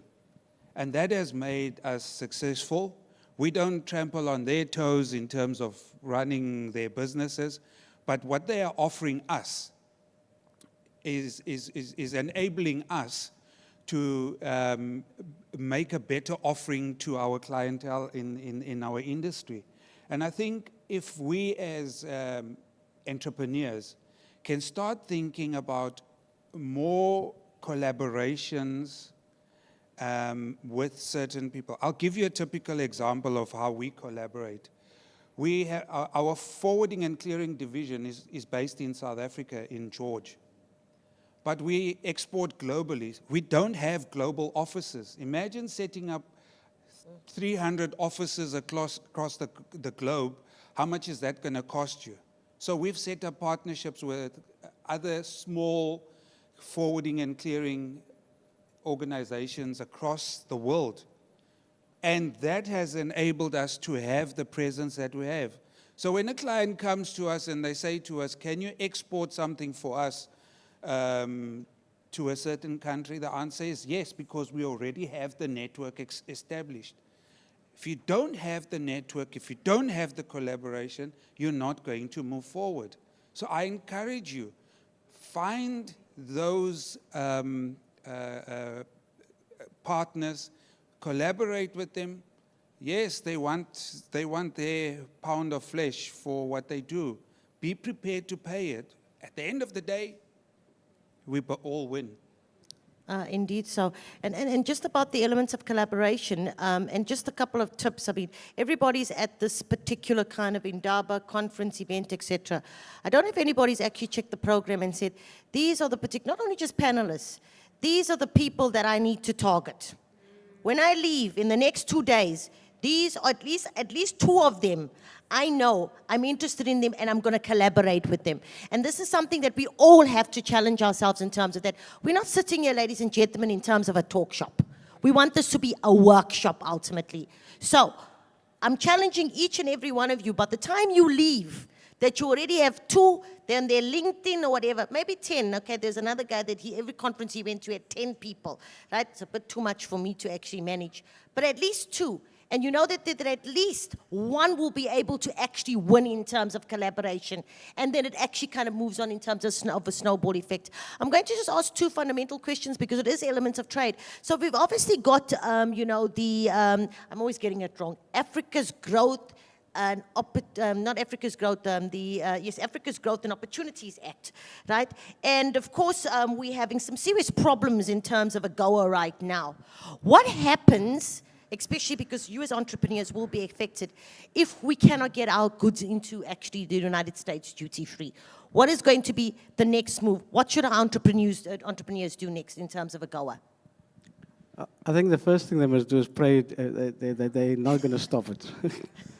There's huge consequences for that not being renewed. If you look at the various industries in South Africa, you know that BMW, Merck, Volkswagen, and I can't remember, there's another manufacturer, they actually get incentivized through this to export these products free of any duty paid. Now, to the United States, that is. To the United States, yeah. Now, if that, and you know, the Ford is, where's Ford? Do you know where Ford in Pretoria, Rosalind? There's a huge plant just been set up to service that market. The BMW left hand has been produced in Pretoria. If this thing happens, the automotive sector is going to suffer hugely, right? But I think it's also, like everything else, we need to look at this and say, as entrepreneurs, you always, top of your mind is, how do I solve a problem, right? There's a gap. We need to start looking at this and say, okay, what is the opportunity and what is that scenario if it does happen? What do we need to do differently if it happens, right? Because this is not just the automotive sector. In the Western Cape, our citrus fruit gets exported, and in the main to America. I think 90% gets exported to America. Our wine industry, some of our businesses sitting here, I think the focus is not to actually do domestic work, domestic trade. They want to do international trade. So internationally, if you take your wine and you're not going to get the preferential tariffs for that, you are going to become completely uncompetitive. So those are kind of things that I think we need to start looking at, say, guys, we need to start looking, and the business environment around you need to get to know that and say, okay, fine, having that, do I need to source a new market? Look at the BRICS, the Chinas, the Russians. I know, okay, the issue with the Russians, but as a populace, as a population, they have about 40% of the world market. We must start looking at other markets as well, because that is the opportunity that we need to start looking at and say, what do I do next to get my wine into China, right? So those are kind of things that I'm saying we need to, as business people, we need to be aware about our surroundings and all these external factors that plays a role. Indeed so, and I mean, obviously being knowledgeable about the external environment is very important. I know that you know, sometimes, and my mom, if you ask her where's, and she's always going to say, how can you say that on a platform like this one? I also, what is the capital of Zimbabwe? She probably wouldn't, she probably doesn't know. But also, what's the capital of France? She'll be able to tell me at the end of the day. So this obviously very much speaks to us. Understanding even, and I believe it's the African markets. And that could actually come through in terms of your Africa's Continental Free Trade Agreement that could actually, you know, for us to actually kind of move into those particular markets, because we do actually have a continent advantage, by the way, ladies and gentlemen. We are constantly sitting with a surplus in terms of Africa. So why not utilize that? And why not, ladies and gentlemen, make friends with the African partners as well? I do understand that we all want to be competitive, but actually making friends or collaborating is actually better than actually kind of saying that well, I want to actually go outside, where I think the perils are much more outside of the continent as compared to that, although the risks are quite high. Understanding your local partners. Perhaps maybe we can open up for discussion now as well, unless, Ellen, you've got something else. Ladies and gentlemen, questions, comments?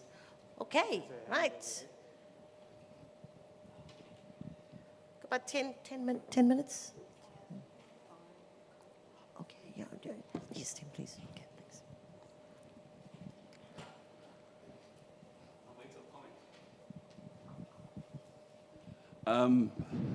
Comment. Tim, you mentioned about collaboration. Santam and Sanlam are there today because of what you just said.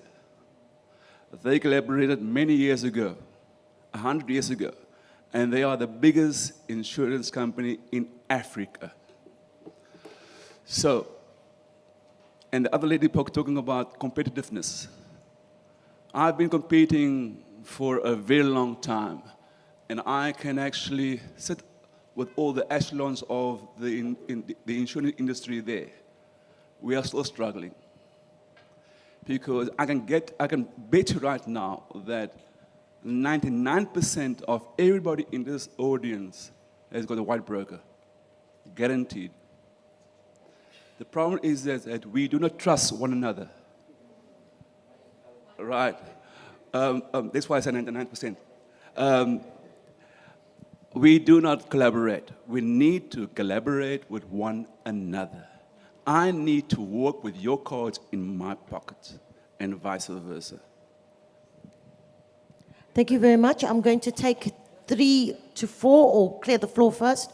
So next question, please, or next comment. Right. Oh, sorry. Hi, good afternoon. Mahira Hamildin, World One Enterprises. Somebody made a comment this morning quite passionately about government having to regulate incoming goods from countries like China, for example. I took this, so our company imports products from China. We retail products from China. We also buy locally. I think for me, the important takeaway from that was, and looking at trade into the future, is that we need to take the lessons that China's already learned. Because 50 years ago, nobody would touch China with the barge pole. They were the worst products in the world. Everything they made, nobody wanted to buy. China is now literally the factory of the world. So I think we need to probably learn the lessons that they've learned and be the powerhouse that they are right now, and take that with us. Because let's face it, are we competitive? Do we produce the best goods at the best prices? Are we able to make our goods affordable for South Africans? This is not Europe. We do not have an EU standard. We cannot pay euro prices, dollar prices. We literally use, we don't have a currency that a sovereign currency. We have to take our rands, our measly little 20 rand, to get $1. So for me, the lessons learned is, yes, we will probably continue importing from China, but we will in the future, which is part of the reason we're on this program with GIZ and GEAP, is to look at what they've done what they've done very well, is to copy and maybe make the best South African copies of products that we need as South Africans until we can innovate to build genuine South African products. So, yeah. Thank you very much, ma'am. Perhaps maybe if we can go to the center and to the side here as well. There's a gentleman also here. There's a lady on that side there as well. Quite a few questions. We'll take them in holistically. Hi. First of all, I must say thank you to the GEAP program. Our very eloquent mentor, Sean Cade, is on the panelist, and she's always emphasized it's all about the thinking. And so credit needs to go to GEAP, because what's happened is that these are critical thinking that we ourselves need to evaluate in our own businesses. So we have a saying in our company, it's called Top Rotis, we don't compete, we collaborate. And we are constantly adjusting our operations and our supply chain to meet the needs of our local communities. So what we've done is that for the outreach for the rural areas, and it's a huge market out there, it's an opportunity to take advantage of. And what we've done to get to the rural markets is that we've started collaborating with Santaco, because they are the most quickest, easiest way of getting our products out into the rural areas. So it's all about the thinking. All about the thinking. Well done. I think a round of applause for that one there as well. Thank you. Right. We have another, yes, on the side there, and then we also have a gentleman here. Hi, good afternoon, everybody. My name is Helen Scrimger. I'm from a company called Global Trade Solution. My question today is more around just raising a little bit of awareness about something. So it's addressed to everybody sitting in the room, and it's to do with the World Trade Organization's moratorium on customs duties on electronic transmissions. Now, I'm sure that most of you have probably never heard of this. But basically what it is in 1998, the WTO took a decision that there would be no customs duties on e-commerce, digital goods and services, etc. But that moratorium is going to expire, and next year in February 2024, the members of the World Trade Organization will need to take a decision as to whether to extend that moratorium or not. If it's not extended, the impact is that digital services, electronic transmissions could very well attract customs duties.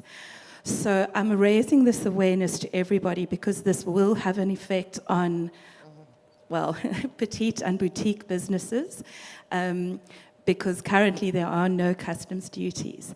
So as part of this, I just wanted to bring this to everyone's attention and also ask if anybody would be willing to give us their names, if you would be willing to participate in a survey around this.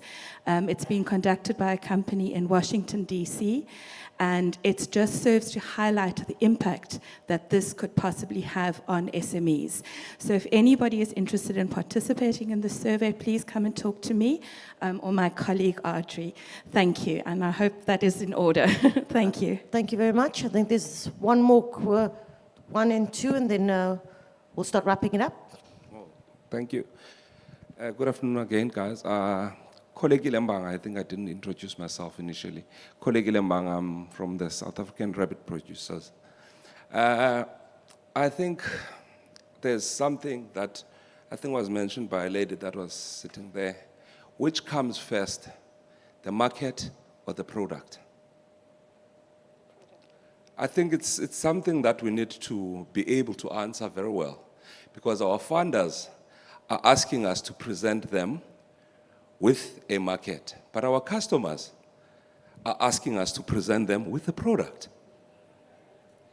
Now, in terms of enabling petite or small businesses, how are the funders or maybe institutions like the chambers themselves helping to enable those growths? Thank you. Thank you very much. Oh, good afternoon. My name is Snokolo Malengela. I'm in the fashion industry. My My clothing company is Ndimbi Clothing. We are outside. You can go see our products there. And if you love something, we can buy and sell. Yeah. Okay. About collaboration, I agree with it because I've been collaborating for the past 6 years because I'm in the creative space. So I barter trade sometimes with models. I also collaborate with model management companies. I've seen a gentleman here, Easy the Dawn. He's a musician. We've collaborated as well as a music video. So he shot the music video and I gave him clothes.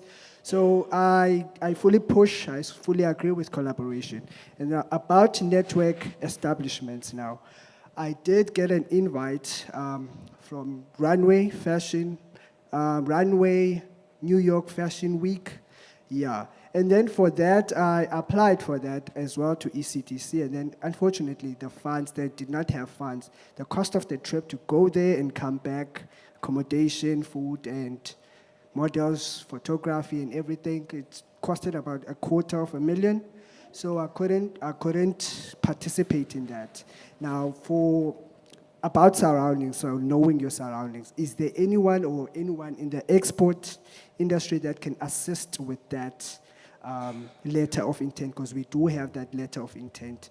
The event is taking part in September. Thank you. Okay, thank you very, very much. Perhaps maybe, in terms of all these particular questions, some of them have been elements in terms of comments. So I suppose maybe there's no other questions from the floor. I do think in terms of the gentleman, as he's pointed out, the element of trust is very much lacking in terms of the South African environment. And this is something that we need to actually start developing. We don't need to trust everybody, ladies and gentlemen. It just takes a few people. That's all, right?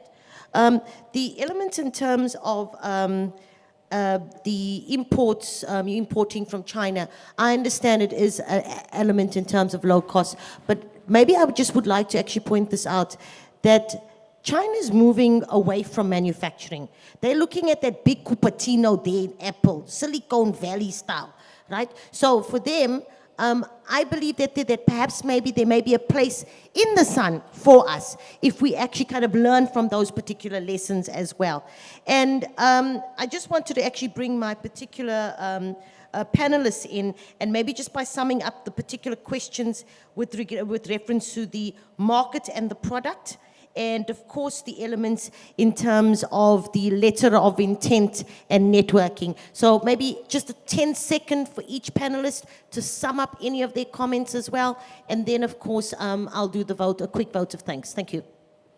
Okay, let me try the question around which one comes first, product or the customer, the market.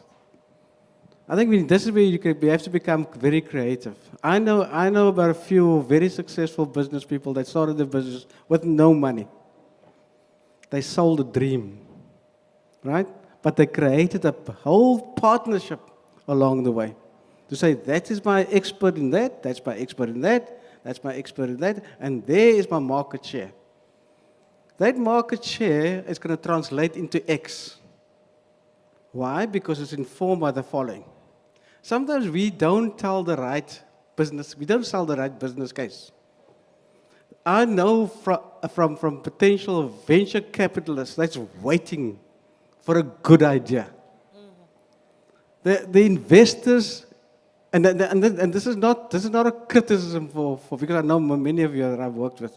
When I look at your plan, right, and I'm very much focused on what is the financial expression of your plan. Because the money lies in the money. I mean, the finance lies in the money. But sometimes I don't get it, right? That you are able to express that. So the question is that when you start a product and setting up a product or a service, at least know where your product or your service will buy that. No, I mean, yes, I don't know if he's in the room here. The guy is so, and I'm going to mention, not his name, I'm going to mention his service. Load shedding has created a huge business opportunity for him for the retail sector. He's servicing all the Woolies in the Eastern Cape to deliver diesel to them. He's now on call, and I think it's 40 odd stores, that we're now busy with him to to see what do we need to do to get his better utilization of his time to service all those 40 stores from PE right through to his London. Thank you very much. Then. Thank you so much. I think in terms of anybody, in terms of by way of your particular elements, and that's regarding, I think it was the collaborative element in terms of your letter of intent. And I think maybe it's Alwyn, because Alwyn is all about technicalities. I know that. Yeah, unfortunately, I'm not a financier. In terms of letter of intent, it means that somebody wants to procure your services. And I'm going to say this very bluntly, and I learned this lesson 12 years ago. Not everybody is your client. Not everybody is your client. You need to know who your client is. I'm going to be very honest with you. I got burnt 6 million rand 12 years ago. Sure. Because I also had a letter of intent. And packaged everything, put it in containers, had it on a boat in Durban Harbor, and off it went. And all I had was a piece of paper. I didn't study my client well, I didn't know my market, and I lost that business. But I turned it around. I managed to pay back everything. And the lesson that I learned, not everybody's your client. Just because this guy claims to be a multi-billionaire sitting in Dubai, he's going to pay you once those goods are on a boat. That's not the success. It takes hard work. Sometimes you have to walk away from certain things. I mean, 250,000 rand or 250,000 rand might sound nice, but what does it take to get it? And how are you going to pay it back? So you need to determine who's your market. Mm-hmm. That's the first thing. Who's your market? I mean, all of you plan to be exporters, so you could potentially be my market because I'm an agent in terms of forwarding and clearing, and I can help you. But I'm not banking on that. Well, maybe one or two of you could end up being my clients if we match. So you need to know your market, and you need to know what your market requires, and then you package your product according to the market requirements. Thank you so much, Elwyn. I don't know if there's any other kind of wrap-ups, 10 seconds from Sean, and I know thinking differently, thinking there's no box. Okay, can we ask people to please keep it brief? We're running well over time. Thank you. Thank you, Sean. Okay. Go ahead. Yeah. I want to say two things. There's no change without change. That's one thing. The other thing is, you win or lose by the way you choose. You choose, so decide to decide right. That's a nice one, yeah. Lisa, I don't know if you can beat that one. No, I'm not going to top that one up. I just think from a development perspective, I think creating platforms like this is, we do recognize, is just a, what do they say, a drupal in the ocean. It's just like a drop in the ocean, thank you. So it's just a drop in the ocean. And I think by creating these platforms, being open to transformation, being open to change, taking into consideration also global aspects like the green transformation, gender transformation, because as an implementing partner, we are also sitting looking at how are we contributing to those challenges, global challenges, and then needing to look at which kind of SMEs are we going to be partnering with. And that's why by strengthening and collaboration, we also win through that partnership, but then at the same time, you gain through building the capacity, building the networks. And that is what we want to achieve as a whole, to mutually benefit and each and everybody else. Thank you. Thank you. Leave nobody behind in essence, eh? Thank you very, very much, Lisa. And to conclude, ladies and gentlemen, I just want to actually point out as my fellow panelists have actually said, your network is your net worth at the end of the day. So this conference, you should at least by now have 2 linkages. So on behalf of I would also say the SASDC as well, ladies and gentlemen. I'd also like to thank our wonderful panelists for I've learned something, and I hope that you have, so please give them a round of applause. I'd also like to thank for this great initiative, the Federal Ministry Economic Cooperation and Development, BMZ, E4D program, GIZ. I was saying jizz, I keep saying jizz all the time. Right? And they all get very upset with me about that one. And all the relevant stakeholders, ladies and gentlemen, it's been an absolute pleasure. And of course, we're only a LinkedIn away. So if you do need any kind of advice, please do let us know. Thank you. It's been a privilege. Thank you so much. Thank you. Thank you. So thank you very much to all the panelists. I'm just going to, and thank you very much to the moderator, Dr. Renee Horn. I watched you for many years on TV, and I've been a great fan, so it's nice to meet you in person. I just wanted to pick up on one of the points raised by the panelists, since I have a background in trade negotiations and worked for government for a great many years, about 13 of them, on the issue of preferential access and AGOA. So AGOA is, of course, coming to an end. Things need to be renegotiated. My own personal view, don't quote me on that, is, it will be renegotiated in some form or other. Preferential access is a special benefit. It's a reduction in a duty for you as a country or you as a region. Other countries don't have that same access. So I think what we as a country need to do is try to make sure that in our own costing, we are not reliant on the reduction on a duty on the other side. So I think, because preferential access doesn't always happen, it's not ad nauseum. We sign agreements with countries, they continue for a number of years, they come to an end, duties change, they increase, they reduce, they get renegotiated. So I think this is really something to think about and look at your pricing. And on the subject of pricing, I want to touch on what Helen has said at the back on e-commerce and customs duties and all of those things, because I think it's becoming an increasingly global world. And I now know this when I'm searching for an animator or an illustrator, I can search the whole world. I don't have to go to South Africa. I can go everywhere. I can just look on a platform like Fiverr or Upwork and I will find whatever, translation services, whatever. So we as South Africans need to be aware of that international pricing and to try and compete with that, because you don't want to go elsewhere because it's cheaper.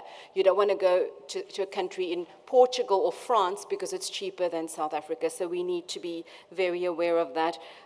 So I think the session has come to a close. This conference has come to a close. I've learned many lessons myself. I thank all the speakers, all the moderators, all the participants, and I'm sure all of you have learned quite a lot as well. It's been an eye-opener, and I think it's really important for the funders and the institutions who were here to also hear your perspective going forward. So I think keep the dialogue going, keep the activism going. We need to help build and channel these institutions to fund us in the way that we would like to. So don't take no for an answer. Get together in groups, get together through your chambers, mobilize and be active and change where these institutions are not meeting our needs. So that's what I want to say. So what we're going to do is now we're going to break for networking. People want to get to know each other. People want to network. You want to see the stands. You want to see the products. For those who want to go and change, you're welcome to do so. You're welcome to go to your hotels. We will start with the award ceremony just before 6 o'clock. So we'd like people to be around by 5:30. We're going to be having music in this room. We're going to create a bit of a vibe, a bit of a party. Yes, the room is going to be reset up for the awards evening. So we are moving people out so that, the CTRC team can come and remove all these chairs and create more of a party atmosphere that we would like to have. Don't be late. Don't miss your award. Be here on time. So go out, network, change if you have to. Over to everyone. Have fun. We'll see you in a bit. Thank you.